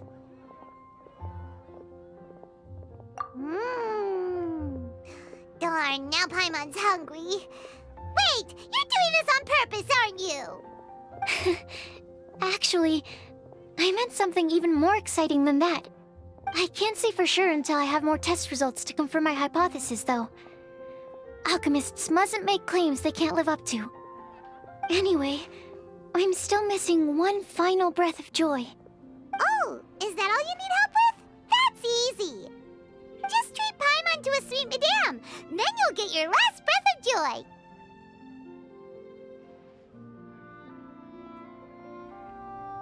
Hey, come on! Paimon's doing her best to help, okay?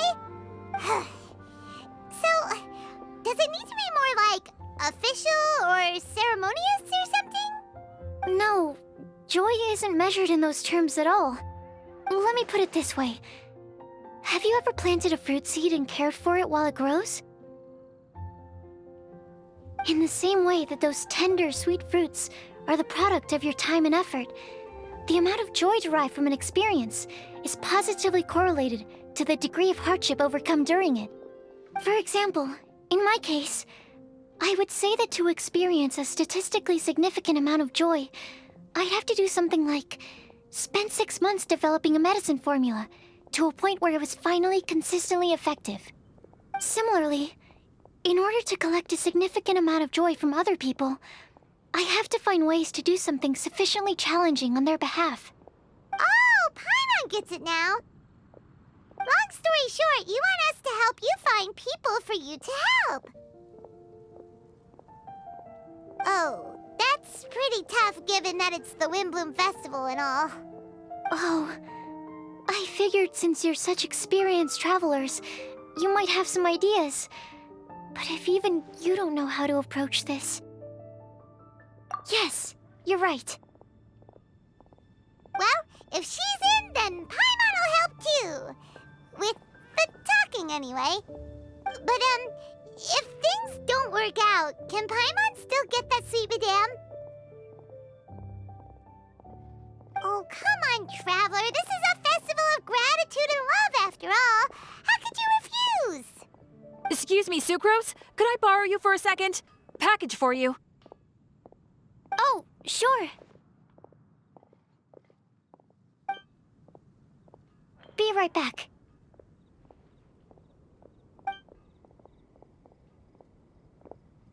Wait! Is that who Paimon thinks it is? That's Kale, right? When did she arrive at Mondstadt?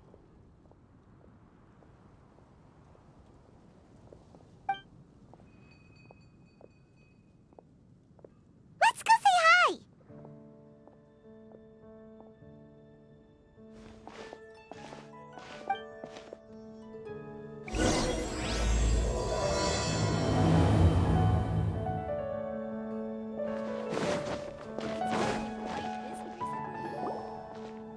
Kale! Hey! Oh, hey you guys. What are the chances? You were staring into space just now. Something the matter? No, don't worry. I'm fine. I was just looking at a Mondstadt children's book in the souvenir shop over there. While I was flipping through it, a piece of paper fell out. The writing on it was really mysterious. Almost like a prophecy. If you can do these things, you may light the lantern of utmost joy and receive a supreme blessing. And what does these things refer to? Find a flower that is not of this world. Find a guide who will never get lost. Find one who would never lie. Find a legend that never ends. So, 4 things in total. Here, have a look. I asked a lady who owns the store about it, but she said that she didn't know anything about any paper slips.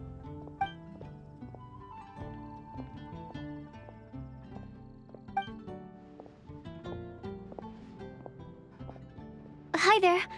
Sorry to butt in, but what's the name of that storybook you just mentioned? Oh, it was called The Boar Princess. That is strange. I've read that book, and it sounds like that note you found has no relation to the story at all. Do you know her? Let Paimon do the honors. Kale, this is Sucrose, an alchemist with the Knights of Favonius. And Sucrose, meet Kale. She's a trainee forest ranger from Sumeru's Avidia Forest. Hello. Hi.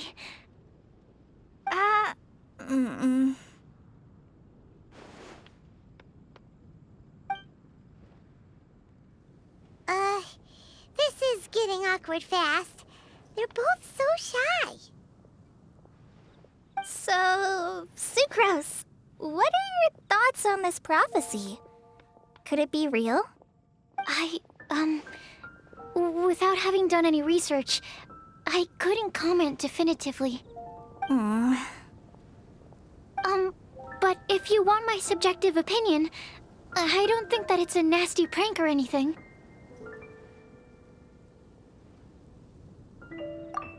The only people who read children's books are those with a childlike wonder and imagination. Or children, of course. I'm sure that whoever put this prophecy there would understand that. Would they really do this just to spread lies and ruin someone's innocence? I can't imagine anyone being so cruel. That's a great take. I love it. Exactly. Who would want to hurt a child's feelings? Okay, so what do you think the blessing is, Sucrose? If I had to guess, maybe a fairy that can make people's wishes come true or something? I haven't read many fairy tales, so this is pure speculation. With no other information on hand or prior research to compare against, I'm afraid it might not even be worth considering. Wow! Her guesswork is really good, though. I want to pick her brain some more. But will she find it annoying if I keep asking her questions? We've only just met after all. What's the best thing to say to someone you're meeting for the first time?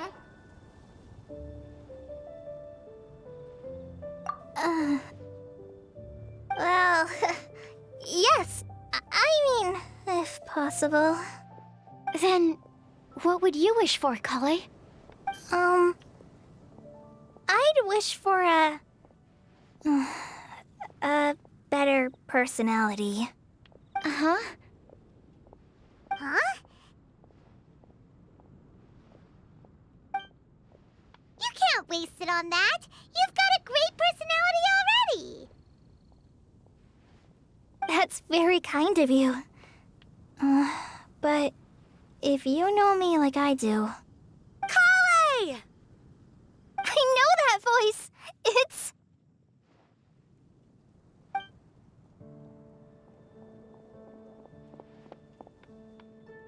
Kale! Whew. You made good time, huh? You're way earlier than I expected. I spotted your green hair way off in the distance.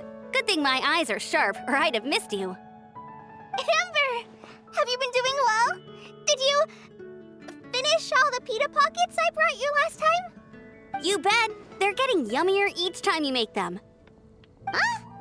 Wait, remind Paimon, have you been to Mondstadt before? Mm-hmm. A long time ago, I had a lot of help from a lot of people here in Mondstadt. So ever since my Elazar got better, I've been looking out for an opportunity to come back to Mondstadt and tell them all the news that I've been cured. Thanks. If it's okay with everyone, why don't I take Kale for a walk around town? I'd like to show her some of the places she didn't get to see last time. Of course. Fine by me. Sure, go right ahead.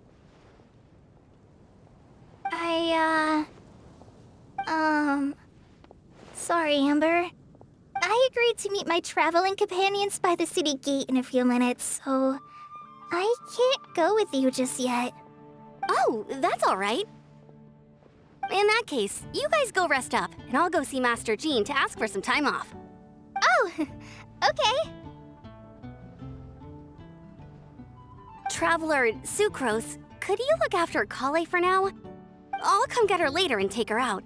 There's still a whole bunch of people I need to introduce her to. Sure, no problem. Awesome. See you later then.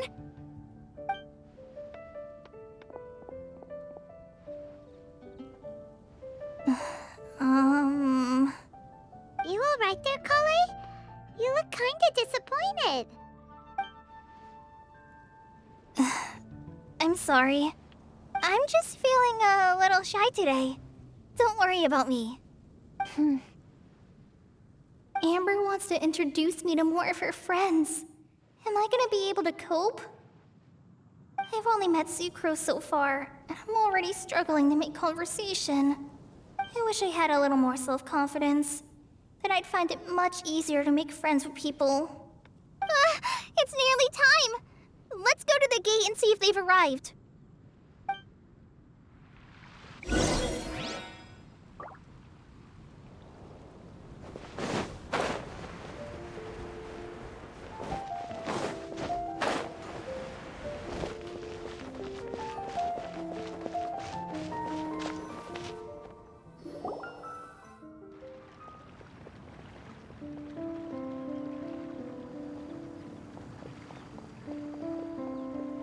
Why is this humble windmill such a great view? I mean, it's understandable. It must have been a long time since you last came to Mondstadt. Because it is the true Great Vayu Viastra?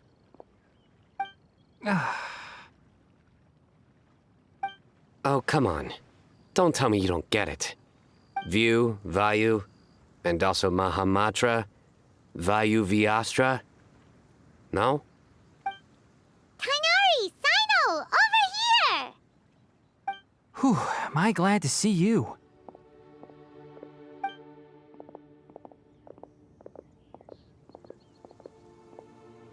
And who's this young lady? Master, this is Sucrose, an alchemist with the Knights of Favonius. We just met. Sucrose, this is my teacher Tainari. He's a highly respected forest watcher in Sumeru, and he's also a very famous botanist. Kale's exaggerating. I'm Tainari. Pleased to meet you. So you have a teacher as well.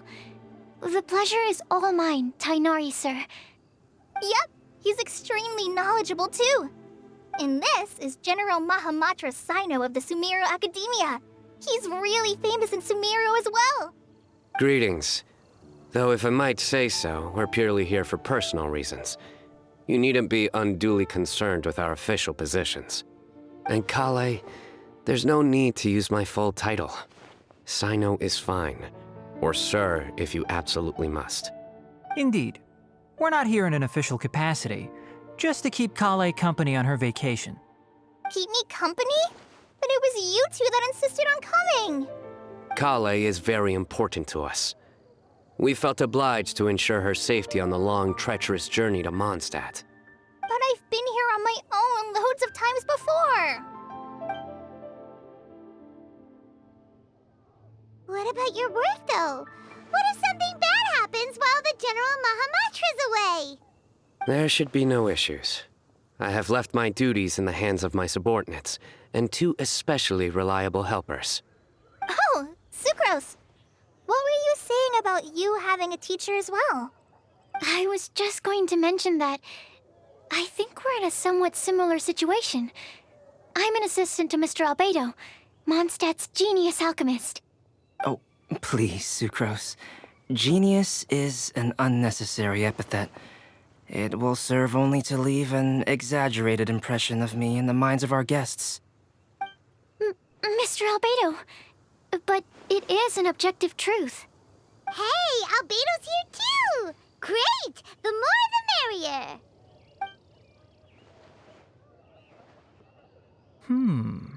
So tell me, Sucrose, since your specialty is bioalchemy, what do you know about the antitoxic properties of the calla lily? Wait! Can we hold off on the nerdy topic for now? Paimon doesn't want to be left out. Oh, as it happens, I've studied the calla lily in quite some detail before, with it being a species native to Mondstadt. I wrote a whole report on my findings. If you're interested, Mr. Tainari, sir, I can go get it for you.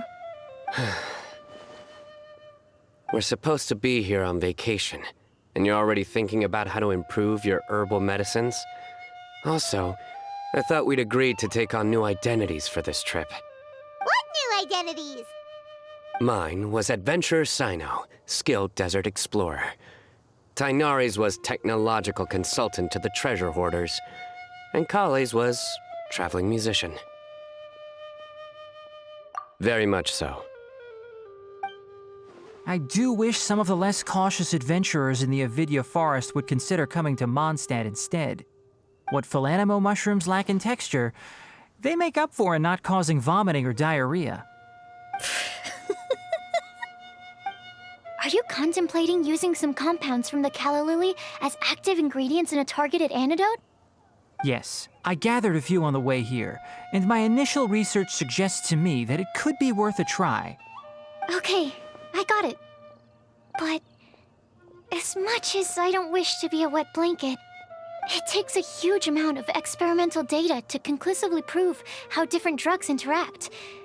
Estimating the total development time would be very difficult. Add in the time for procurement and delivery of essential materials, and I'm not sure if we could complete development before you need to return.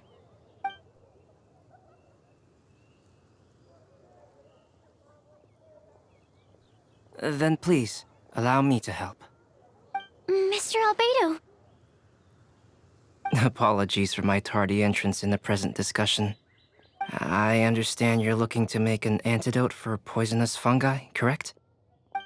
If you happen to have some samples with you, or relevant documentation on hand, perhaps you might give me the chance to review them later. But before that, I invite the three of you to look at this.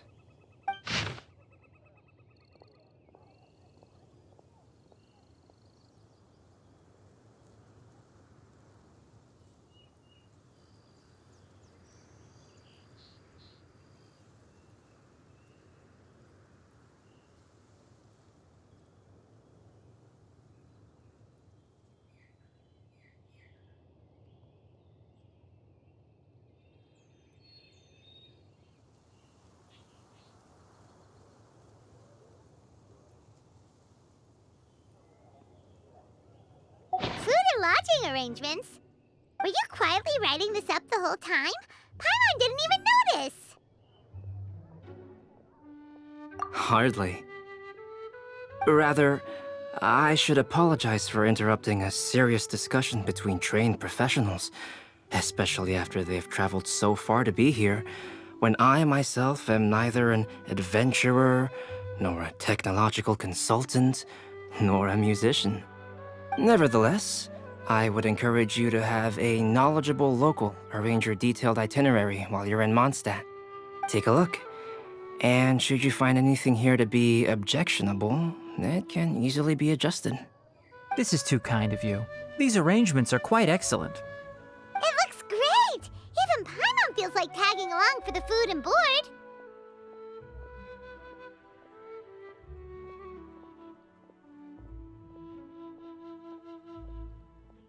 Wait! Doesn't Paimon's opinion matter anymore? Paimon's technically a guest in Mondstadt too, you know! Very comprehensive. The adventurer, technological consultant, and musician all approve. Thank you. Just one thing. We'd like the chance to cook as well. Why don't we change the group dinner to a camping and cooking trip? I'll help pitch the tents. I can help too. And Paimon will take her to Good Hunter to order some starters. Mondstadt's cold-cut platter is not to be missed. Great, then it's decided. Sucrose and I will bring the three of you to your inn for a quick rest. You two, let's meet by the lake this evening.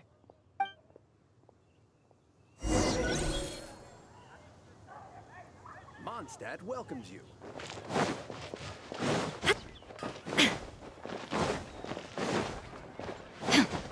Come take a look. There will definitely be something that Hey, Sarah! Can we have a cold-cut platter to go? Sure, coming right up. Would you like anything else? Do we, want anything else? Yay! So you do remember after all! You're just the best! Paimon will give you the sweet flower from that sweet madame as a windbloom. No need to worry about that! Paimon can make room for good food. All right, just a moment.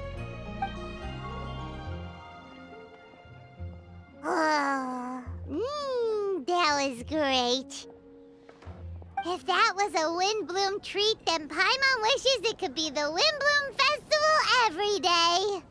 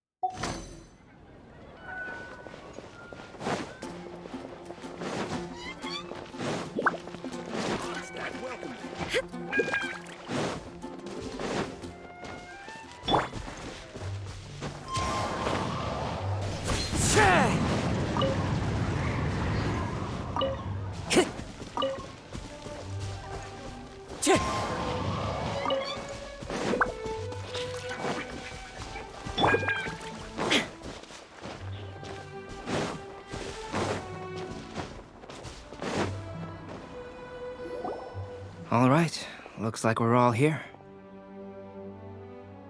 Not at all. We just came early to set everything up, since we happen to be free today. Kale put up the tent so quickly, but still managed to tie very sturdy knots. You can really tell that she's a professional. I didn't do much apart from passing materials around. Thanks. It's all thanks to Master and Sino. They taught me everything I know. What can I say? For a skilled adventurer, this is just another day on the job. Are you quite finished? Or were you going to sing each other's praises till the moon rises? Come on, let's all sit down.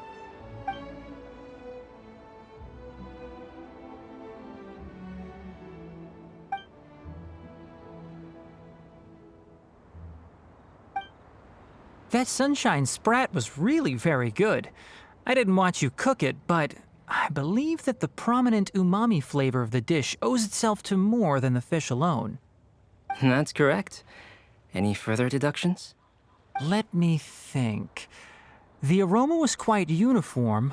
Unlike that of a spice blend, it was also unfamiliar to me. So I would venture that it was a Mondstadt specialty. As far as edible Mondstadt plant species are concerned, calla lilies are usually used in soups. So if I had to guess, small lampgrass? That's right. I've long heard that Sumeru's fish with cream sauce is noted for its gentle texture, which brings out the tenderness of the fish. Here in Mondstadt, we're not quite as varied in the use of spices as in Sumeru, but the principle of bringing certain distinct flavors to the forefront through combinations of natural ingredients is very much the same. I liked it a lot. I'm curious as to the exact ratio of ingredients. I'll write a copy of the recipe for you. Would anyone like to try the nutrient-dense meal I made? I'll have some. What about you, Kale? It doesn't look like you've eaten very much. Is your appetite low at the moment? No. I just don't eat a lot normally.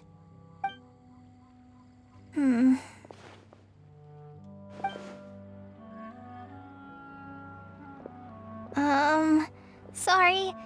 I didn't mean to make things awkward. Tighnari, while we were on the road, we spotted something white, walking on two legs. Was that Paimon? Which day was this? Just after passing through Stonegate. Sino, are you sure your eyes were working that day? Or maybe your hood was blocking your vision? Paimon always flies. There's no way she'd ever walk. Is that right? I thought that you'd made me snacked on too many local ground nuts.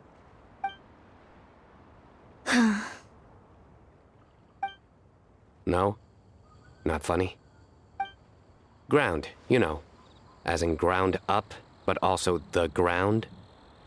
Ground nuts make you fall to the ground.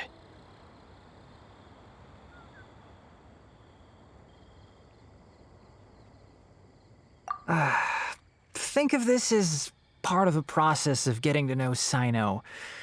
The bright side, these jokes show that he thinks of you as his friends. Still, we could test the hypothesis. What hypothesis? That plant species indigenous to Mondstadt may have an effect on the motor functions of flying lifeforms. Hey! Paimon's not your test subject! Anyway, by your logic, wouldn't that mean that eating, say, Zaitun peaches, that would make a sick Paimon peachy in no time or something? Hey! Not you two! I think the Traveler and Paimon's conversations are more entertaining than Sino's jokes. I see. You must have been keeping quiet about this grievance for quite some time now. You seem much cheerier now that you're here in Mondstadt, Sino. Actually, it feels like you're a completely different person. That's because I'm Sino the Adventurer. It's not? In fairness, you only saw him in his work mode while you were in Sumeru. He's actually like this most of the time when he's in a good mood. Yep, it's true. Sometimes when he's eating, he'll grumble about how the bowl is too shallow for the amount of food it contains and other random stuff like that. I understand. Then allow me to reintroduce myself. Before, you knew me as General Mahamatra Sino. Now, please see me as Sino the Adventurer.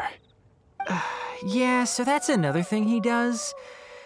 He'll keep repeating something he thinks is funny until you stop trying to resist. So you have two different mental states? Almost like different phases of matter. Interesting. I want to learn to do that too. I think in your case, the two states we would end up with would be highly conscientious sucrose and stupefied sucrose. Oh, by the way, was there any reason in particular that you chose Mondstadt as your destination on this occasion? Oh, well, Lisa once told me that the Windbloom Festival is one of Mondstadt's biggest events of the year. I wanted to take this opportunity to give everyone a Windbloom as a token of my heartfelt gratitude for everything they've done to look after me. Plus, it was a good chance for Kale to get out and meet some new people. Kale Lily. What? Kale's Windbloom. Maybe she should call it a Kale Lily. It sounds very Mondstadt. There's also cauliflower, which would technically make more sense, but somehow it doesn't sound as nice.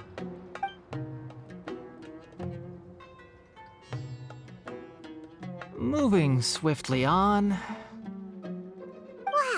he just completely ignored the joke and carried on the conversation. Guess sometimes that's the only way forward. Sumeru's been through some major changes recently, and things at work have only just started to calm down. I don't get many opportunities to take a vacation, and this was a chance to join Kale on her trip while also learning a few things about Mondstadt's flora and fauna that I'll be able to pass on to my peers and students on my return. Two birds with one stone.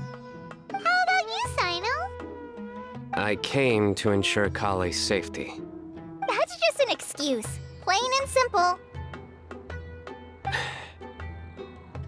Also, there's the matter of a Genius Invocation TCG custom-made card back. Aha! So you did have an ulterior motive. Have you all played Genius Invocation TCG before? And that is why I am proud to call you my friend. When I first began contemplating getting a new card back, I asked around before eventually deciding to ask the legendary Mr. Kaltz for guidance. A friend of mine, Sawada, whom I played cards with on occasion, had been to Inazuma for the Irodori Festival. He told me that Kaltz was a Mondstadter, so I should try my luck there. Kaltz? Isn't that... You mean, he's a friend of yours? I see. So, you came to Mondstadt in search of Kaltz. No, that is inaccurate. I came here principally to protect Kale. You most certainly did not. Kale's been here on the quiet numerous times, and this is the first time you felt the need to join. Not only me, same applies to you too, doesn't it? If my writer friend were here now, I'm sure he would describe this curious coincidence as having the makings of a good story. It's always a pleasure to meet a fan. Oh, here he comes. Wait, you mean you're Mr. Kaltz? Having my new friends address me by my pen name feels somewhat unusual. Please, just call me Albedo. Huh. So you're Kaltz. Sino's been talking about you non-stop recently. He's intent on getting you to design a bespoke card back for him. You didn't have to say all that. I don't usually take private commissions, but I believe that we are friends now, all of us. Our conversations have been deep and interesting, and Sino, your passion for this game is indeed one of a kind. I can see it in your eyes. Obviously. And given that you've come all this way from Sumeru to see me, I'd be quite honored to take this commission. Wow, your teacher's so nice. I feel the same about yours. Well, they definitely have different personalities, but they're similar when it comes to their character. So, how much should I budget for the timeless masterpiece you will produce for me? Surely, timeless masterpiece is something of an overstatement. Any artwork fit to appear on the reverse of my card decks is by definition a timeless masterpiece, even if I do say so myself. Don't mind him. These TCG nut jobs are all like this. I see. So, this has an almost religious significance. Well, for starters, I'd like to hear a few more of your jokes. My jokes? You like them? I do. Really? I didn't see you laughing. Yeah, well, the joke's ability to induce laughter is a separate matter, but I certainly find them fun. If I might interrupt, does anyone else smell something strange? My nutritional meal! Will it be okay? Should we go over and take a look too?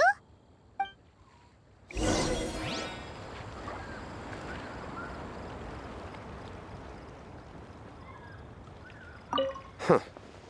So, a good joke is not necessarily required to make people laugh at them.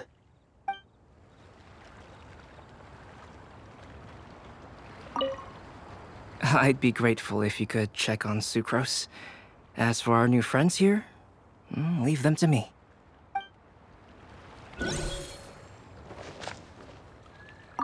Well, Albedo and Sucrose were delightful, but this was still an exhausting meal.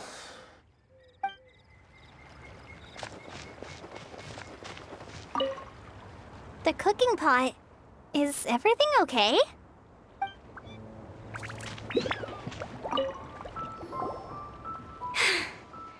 Only the base is burned. We can still use the cooking pot. It just needs a bit of a wash. Good thing Tainari's nose is so sharp. Has he been in this kind of situation a lot before? I know, it's just... I'm sorry to disappoint Sino. I guess we'll have to do this again another day. Oh, yes. I'm not sure if you've noticed. Kali seems a little... depressed. I noticed she was in a low mood when everyone was talking. Remember that note she received? I was just thinking. I want to try solving this riddle and giving Kali the chance to accept the blessing. Oh, yeah! She's someone who needs your help. Exactly. Maybe she'll be willing to breathe into my test tube. But anyway, that can wait. As much as I'd like to make progress in my research, I'd prefer to see her smile. All right, we'll help out too. You will? Then tell me, honestly, do you think that this prophecy is for real too? Right. All right. Let's meet at the alchemy crafting bench in the city. I've got some thinking to do in the meantime. We're back. Oh, what a shame. You just missed a joke about windmills. Stop, please. I don't need to hear it a fifth time. That bad, huh? Well, now Paimon really wants to hear it for some reason. Didn't you say you want to see the Dragon of the East at some point? When are you going? Tomorrow morning. And you? What are your plans? I'll go into the mountains to have a stroll and collect a few plants as samples. Oh, perhaps I could join you? I'll be looking for inspiration for these card back illustrations. Found you! I knew I was onto something as soon as I saw the fire. Wow, you have really sharp eyes. That's an outrider for you. Uh-oh. Did we break the fire safety rules or something? Actually, you didn't. Strictly speaking, you should have reported your plans first. But since 2 of our very own alchemists are here, I'm happy to look the other way. Ah, yes, introductions. I'm Amber, and this is the Reconnaissance Company Captain Eula, a good friend of mine. Good evening. You are friends of Kale, yes? A pleasure to meet you.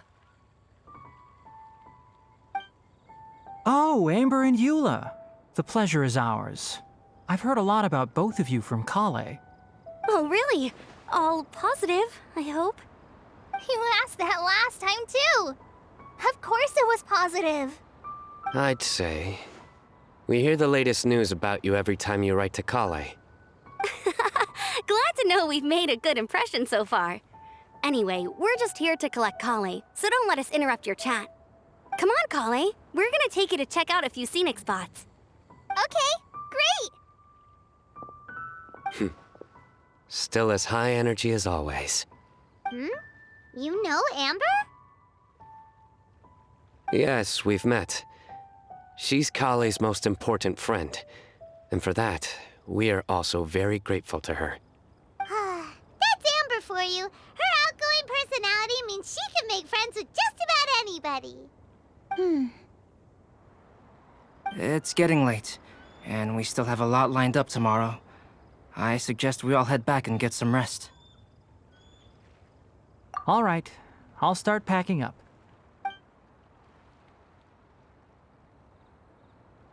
You're gonna get the tone-deaf bard to check out that note, aren't you? Guess Paimon knows you pretty well, huh? Knowing him, he should be hitting the taverns around this time. We can go corner him and make him answer our questions. Let's move!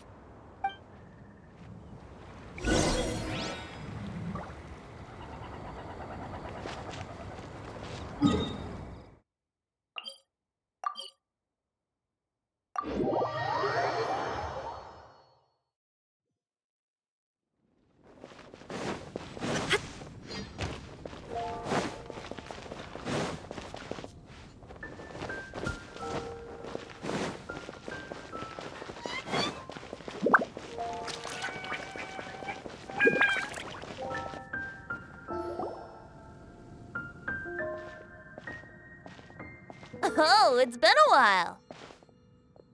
Paimon called it, tone-deaf bard drinking as usual. Put your drink down and get your game face on. We've got some important questions for you, mister. Okay. So, what do you make of it? Aren't you forgetting something? It's the Windbloom Festival right now. You can't just go around asking people for help so blatantly. Ugh. Well, if you won't tell us the answer, could you at least tell us if this thing's worth a shot? Sounds to me like you want a hint or two. A fine answer. The person who wrote this prophecy is very powerful. If you manage to solve the riddle, good things are sure to happen. Also, I happen to know where this lantern is. Once you've found the 4 things, I'll even write the location down for you. Isn't that generous of me? Whatever. We weren't expecting much from you anyway.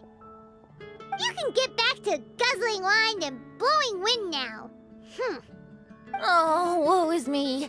Paimon sees me as nothing more than a drunken wastrel. There are actually a great many things that we bards are required to do. It just happens that enjoying life is the most important one. Once this is over, would you like to join me for a drink? You know, a favor for a favor.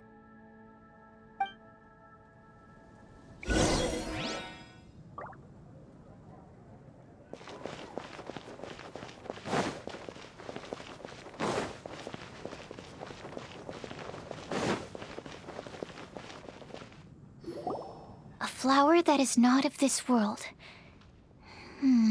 Not of this world.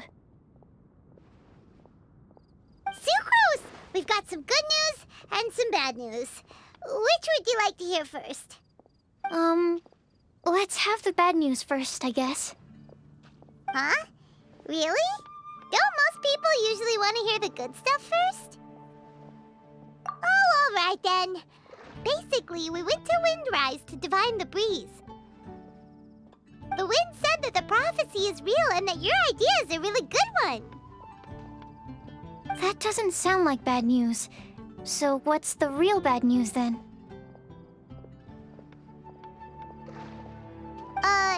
Paimon ate the bad news!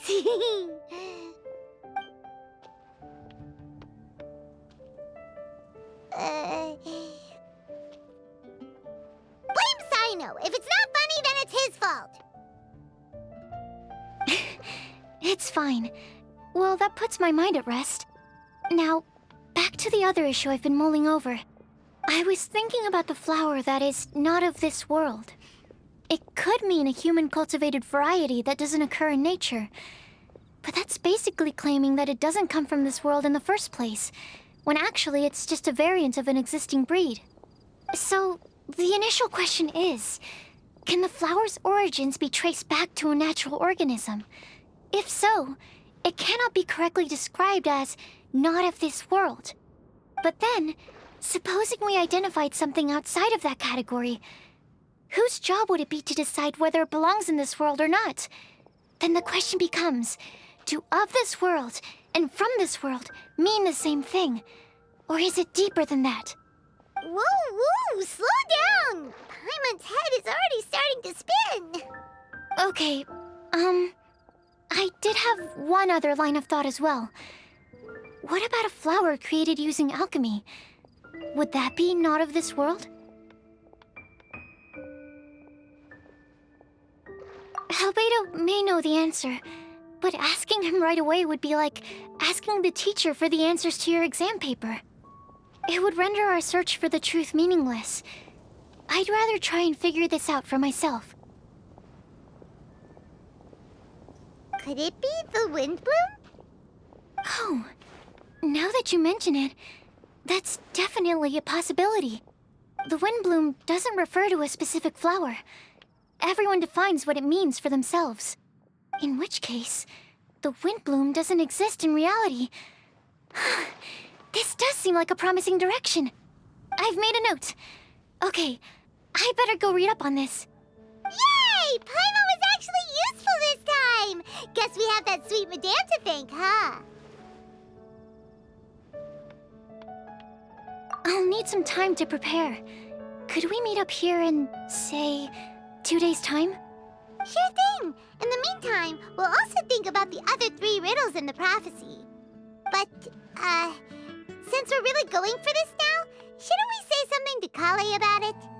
I originally wanted to leave it as a surprise for her, and I also didn't want to get her hopes up over nothing. But you're right, Paimon. I'll need to be careful how I word it. But I'll try to find some time over the next couple days to mention it to her. All right. Thanks so much.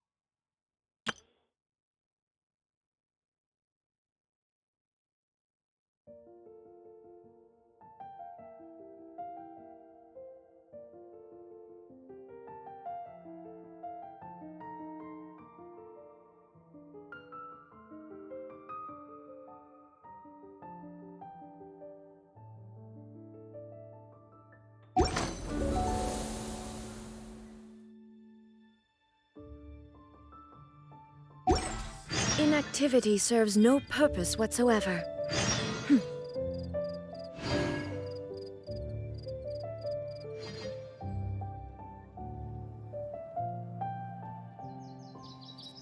Did you hear? Ancient alchemy truly is fascinating. Has the most prosperous commercial port in all of Tibet.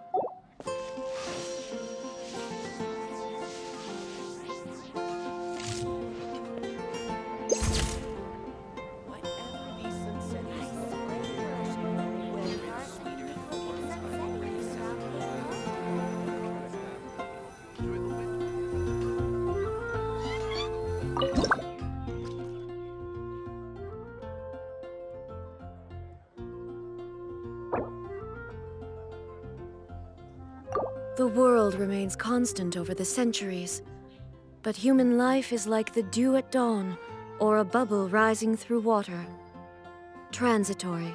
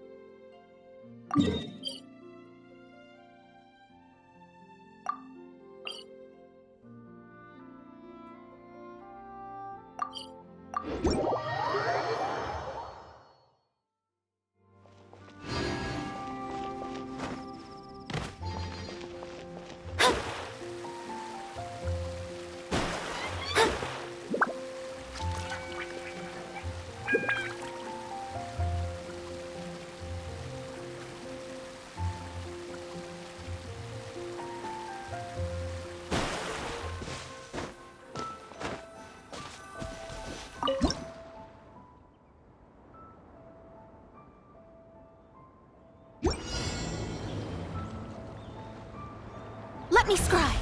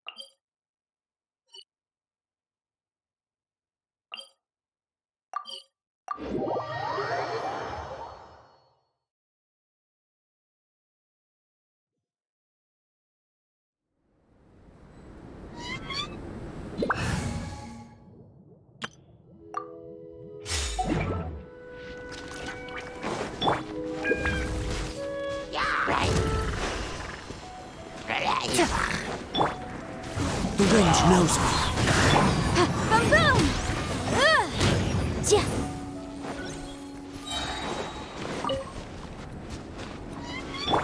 Teamwork is dream! Clouds high. The birds call. Things are about to get dicey. Breath of the flames! Yeah.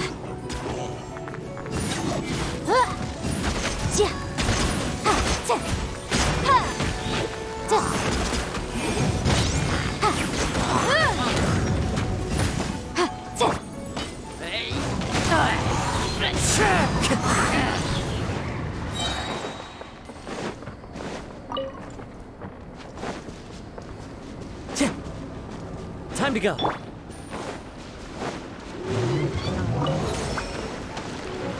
Gotcha.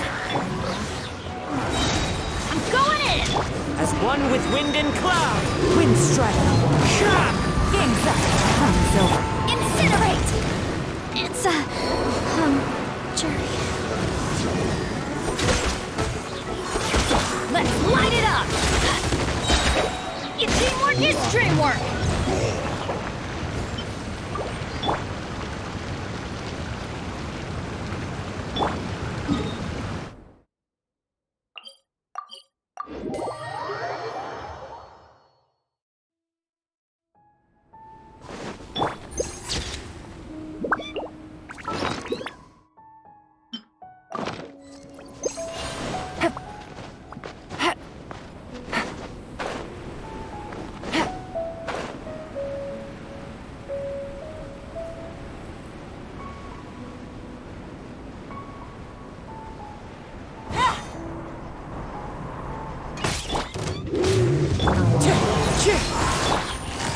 Things are about to get dicey.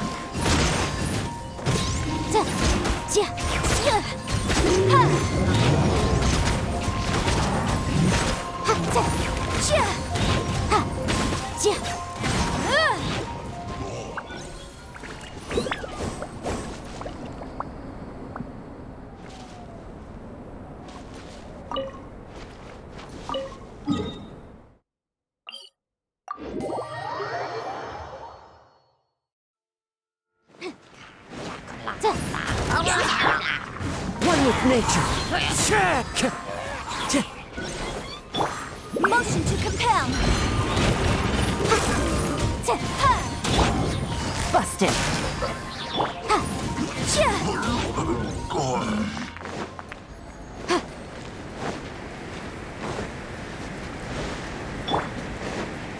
I'm going in! Wind Strider. Game's up. Fun's over. Time for your arraignment!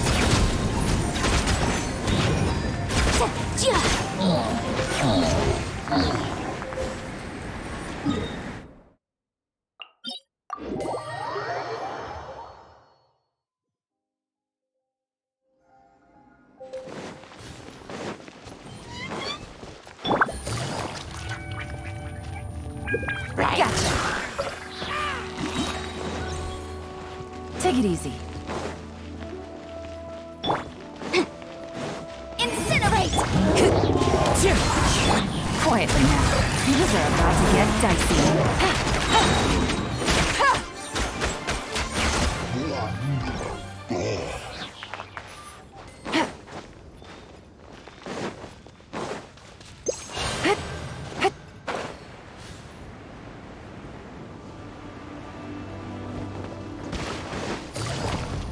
Busted. Game's up. Fun's over.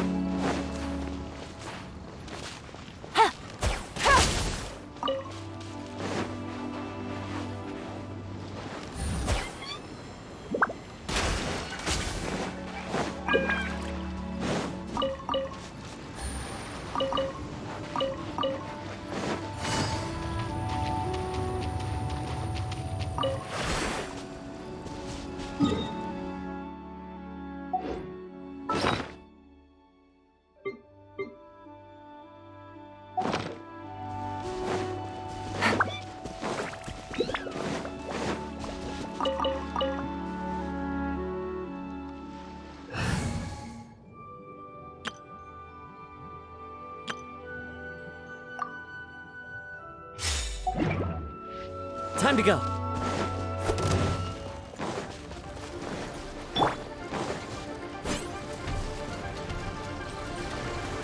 There is no escape! Fallen leaves. Adorn my... Help! Let me leave you a verse. Know my sword! Now you shall perish! Illusion shattered! Wind strike. As one with wind and cloud. Rain Cutter! Rain outlines your fate. Torn to oblivion!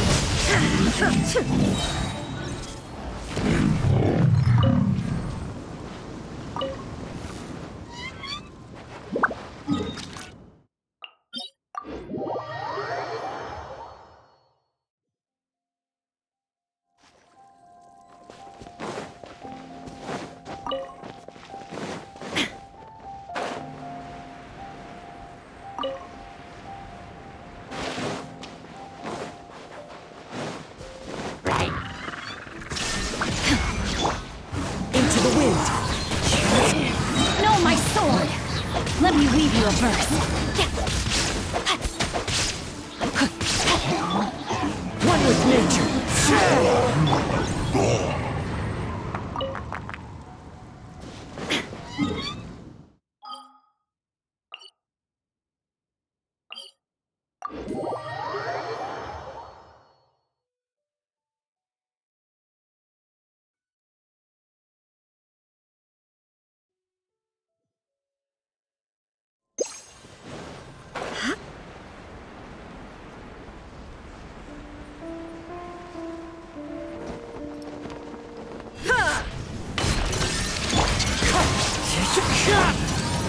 Inazuma shines eternal!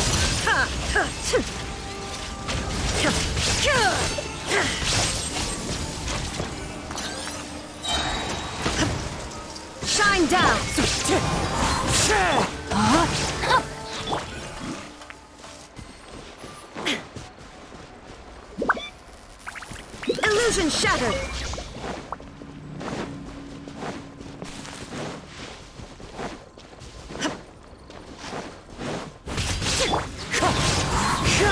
No, my sword!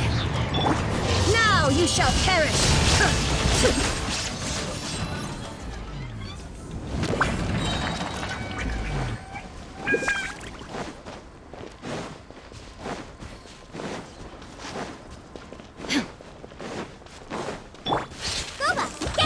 There is no escape! You're toast!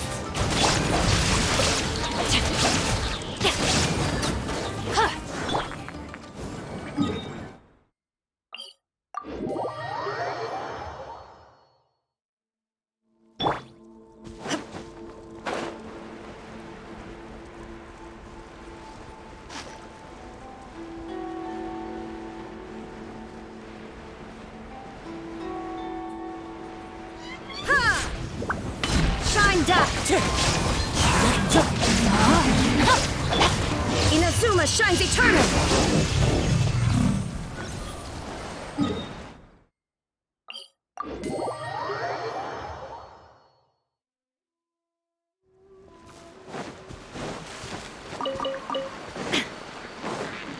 Illusion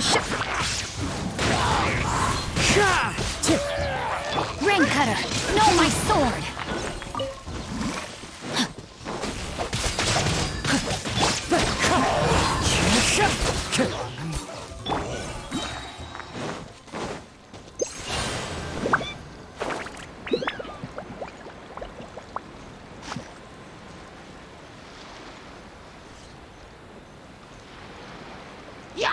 Witness the power of Gugwa!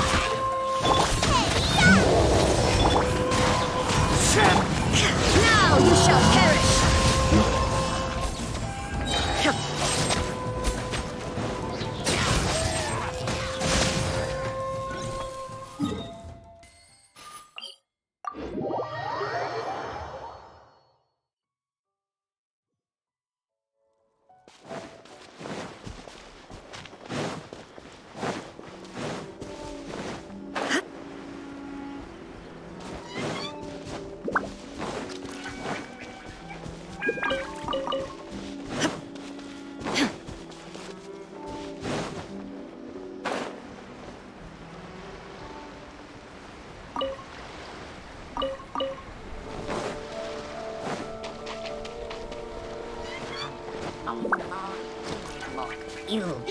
There is no escape! Wind strike!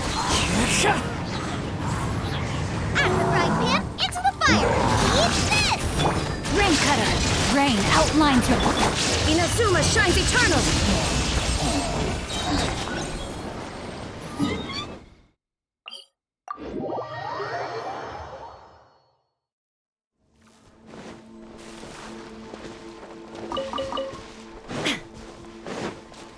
Shine down! Into the wind! Now you shall perish!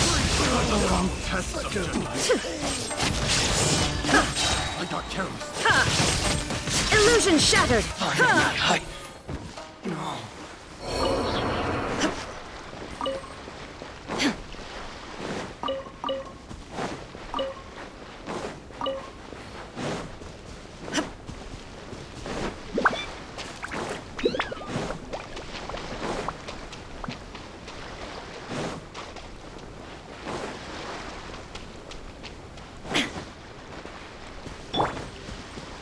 Nice and spicy!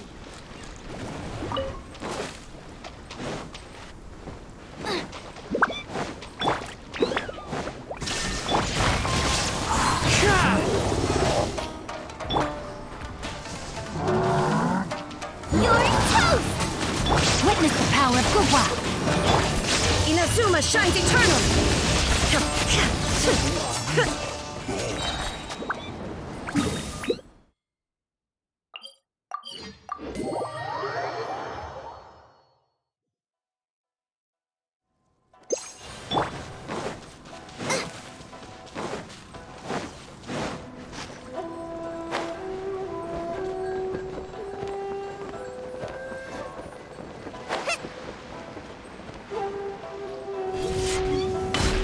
Shine down!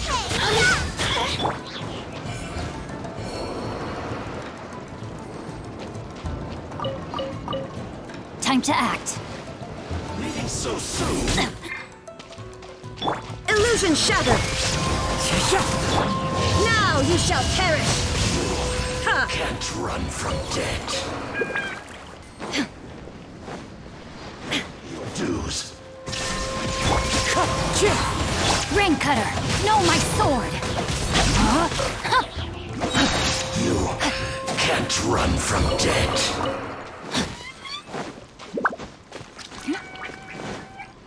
Time to act.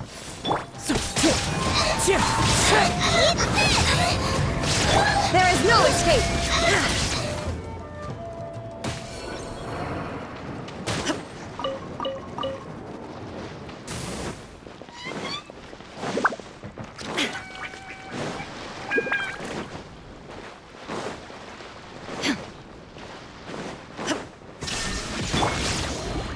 Fallen leaves, adorn my night! Let me weave you a verse. Shine down!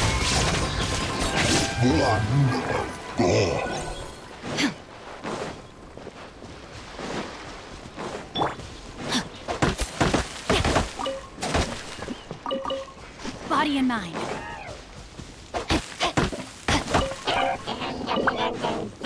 There is no escape! Get them! Torn to oblivion!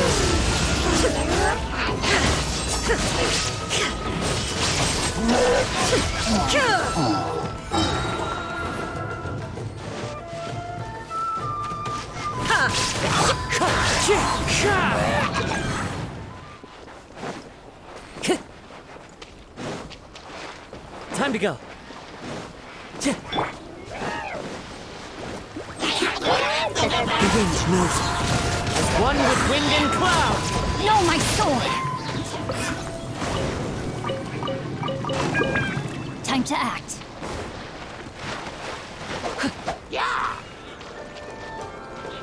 Nice and spicy. Into the wind. Inazuma shines eternal!